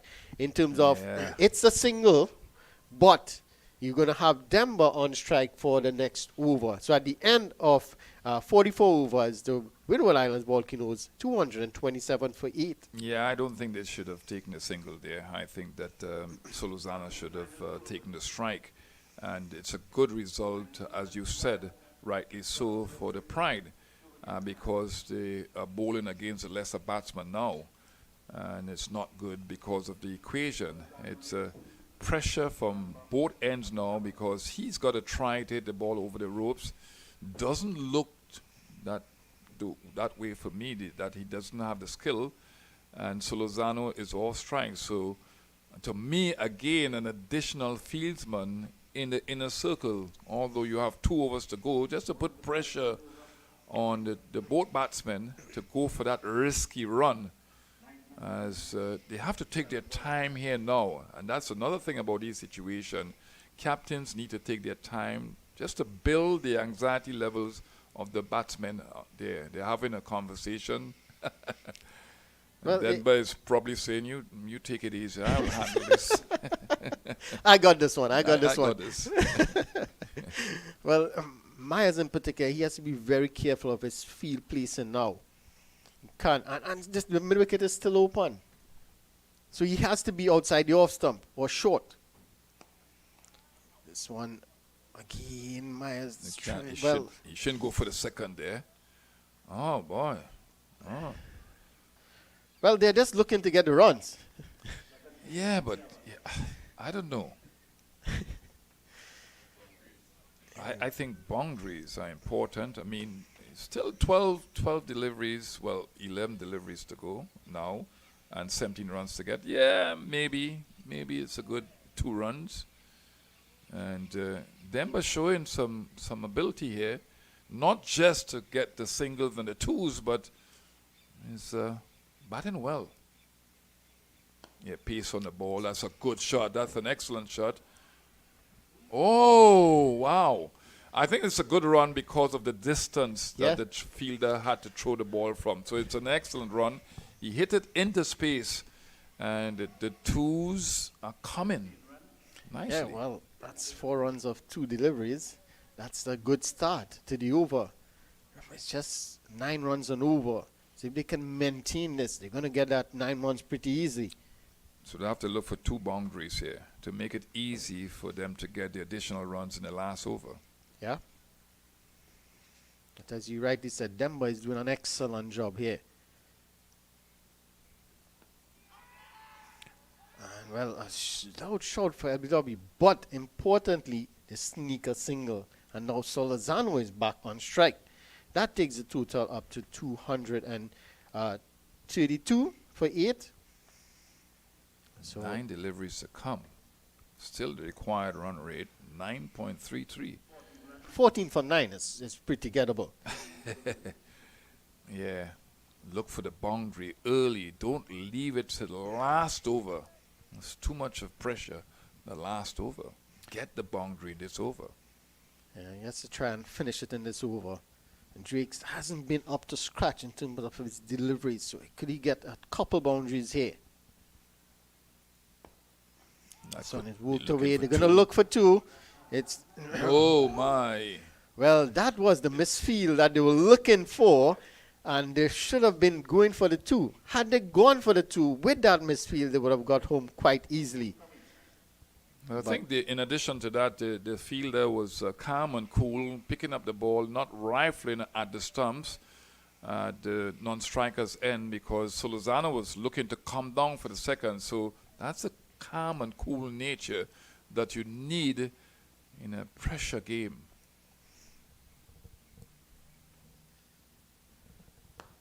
This one is drilled straight down the ground. They're going to get 1, and that's all it's going to be. Good piece of fielding there by the fielder at long on. And it's just a single, but Solazano is back on strike.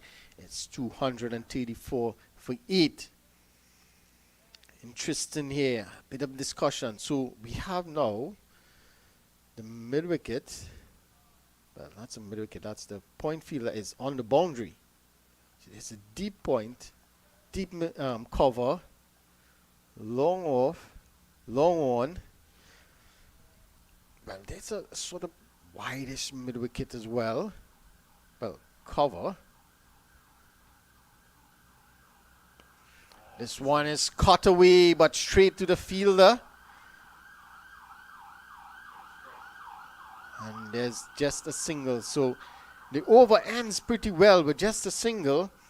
So in that, it's 6, 7, 8 runs coming off the over. Not the 9 that they were looking for. But it's at the end of 45 overs, it's 235 for 8. The Volcanoes here now trying to get to victory. Just 6 deliveries remaining. Could they get the 11 runs that is required as Tony Gray takes his leave, and I'm joined by Adrian Barrett. Adrian, 11 runs required. Do you think it's possible? This is very gettable here, especially with Solazano here.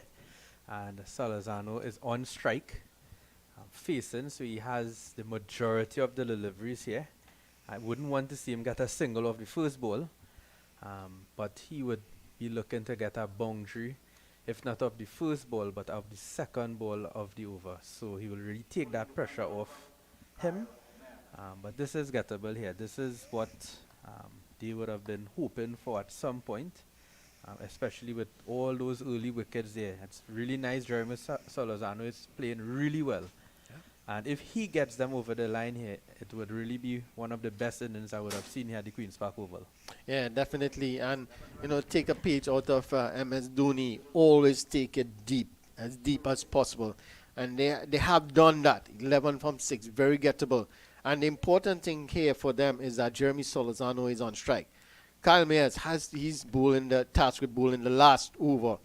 He has put 48 for 1 of his previous 6 overs. So he has to be very careful here. He cannot bowl short. This one is full, whipped away straight to that fielder at the mid wicket, and they just get a single. You can see the disappointment on Jeremy Solozano there. He knows he missed out. He got it a bit squarer. Probably gotta get 2 or maybe a boundary. So it's really now dependent on Demba here. Could he get a boundary? Yeah, it's really who hit the boundaries here first. That's the way it come down to. So just 1 run there. So Demba now facing this one to Myers. And he swings, and that's a dot ball there. So a needed dot ball for the Pride, but not needed by the Volcanoes. So, but that is the delivery that he was looking for. Any batter with that full delivery, it's a low full toss, but had he looked to hit it straight down the ground, he would have gotten a boundary. But he was looking for power, looking to hit it over that how corner region for a huge maximum. And that was the downfall there. He didn't keep his shape. He was leaning back on the shot and missed it completely. But that was the delivery I believe he needed to really get a boundary. So Myers got away with 1 here. Let's see what's going to happen now. Yorker length delivery, digged out, drilled down the ground. Good work from McCaskey there. Getting quickly to that one, and just a single. 9 from 3. So Solozano here would be looking to hit a boundary. So the field is a long one, a deep mid wicket, a backward square on the boundary, and a sweeper on the offside, and a long off. Yes. So 3 deliveries by him. He has targeted that leg side boundary we saw in previous overs. I believe the Mayers, the same bowler, he hit him to that eastern boundary at the Queen's Park Oval, and no doubt he would be aiming there as he swings really good to that leg side of the field. Yes, has to be full here. Yeah, And brilliant. Yorker length delivery. What a delivery there from the captain, leading from the front here. That's an excellent delivery. You can't ask for a better delivery at this point in time. So if he hits 2 4s, we could end up with a tie. So what happens here now with a tie? A tie match. Where's the possibilities? Well, 2 4s. The super over? Super over. I believe it's a super over. But he has to hit 2 4s, or at least a 6 and a 4. And he goes, and Solozano is gone. So unfortunately, Solozano is dismissed, and still, well, that should be the end of it there now, because they require 9 from 1 delivery. Yeah, it was a brilliant knock from Solozano, but he tried his best. He was looking to go downtown. The ball was there to hit, but he had made room. And give credit to Mayers. He did follow him, and he didn't give him the room for him to extend his arm and hit it down the ground. Also, credit to Smith, an excellent catch, running in and diving forward and taking it low in front of him. But take nothing away from Solozano. Excellent innings from him. And he has to go for 84. Brilliant knock. And he would be proud. But he would be disappointed not being able to get his team over the line.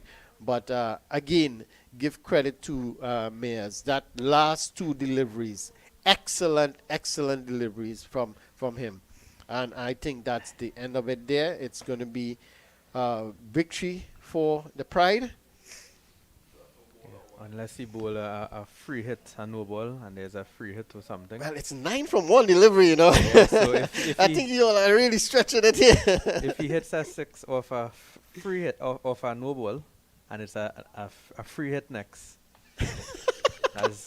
So it's anything is possible. All he has to do is not bowl a no ball. Let's see. Exactly. And this one peels off And the that's outer it. edge, and it goes straight to the fielder at backward point. Well, a short third man. And that's the end of the game. Myers picks up the last wicket, and it's victory for the Barbados Pride here at the Queen's Park Oval. They have won this by 8 runs. Very close encounter. Excellent match. And give me your thoughts, Adrian Barrett. Well, first of all, I have to say congratulations to the Barbados Pride. They played good cricket at the end of the day. They won the game. They got themselves in a good position batting-wise, getting to 200. What we saw the Duckworth Lewis, it works out to 200, and they got to it worked out to 246. This is score that they would have Windward Islands would have had to chase. So we see here that it was really good performance by the Barbados team, and also in the bowling aspect of things, they were able to really break those partnerships. Solozano there, really outstanding batting by him in this Windward Islands innings, the standout batsman. And they were able to, Barbados Pride were able to really get this victory, and needed victory for them. The Windward Islands also needed this victory as we are reaching into the back end of the tournament now, where each game that these teams win now, it would really count in terms of their qualification spot. So congratulations to the Barbados Pride, congratulations to Kyle Mears, a well-played game by them. Yeah, definitely a well-played game. On the Volcanoes were on track at one point in time with that innings from Solozano of 84. But in the end, the captain, he took it upon himself to bowl that final over, and it was an excellent over, picking up 2 wickets as well in the process. He ended up with 3 wickets. So it's victory for the Barbados Pride. They won by 8 runs by the Duckworth Lewis Stern method. The match reduced to 46 overs. So, and that's it from for us here at the Queen's Park Oval in Port of Spain, Trinidad. Remember, it's March 24.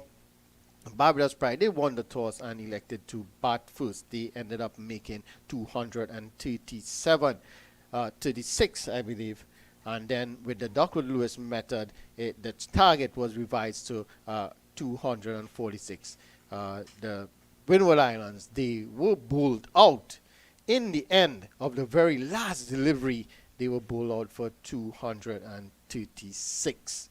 And that means victory for the Pride. They will now move up the standings. They should go probably into 2nd or 3rd with the bonus points as well. So that's it from us here at the Queen's Park Oval. Thank you for everyone for tuning in to this coverage of this match. And the next match tomorrow, it's day off tomorrow. There's no match tomorrow. Join us on Wednesday for the coverage of this CG Super 50 as it continues here in Trinidad and Tobago. And on behalf of the crew and the commentators, Adrian Barrett and Tony Gray, Ron Bikramdas signing off here from the Queen's Park Oval. See you all, and thank you, and have a good evening.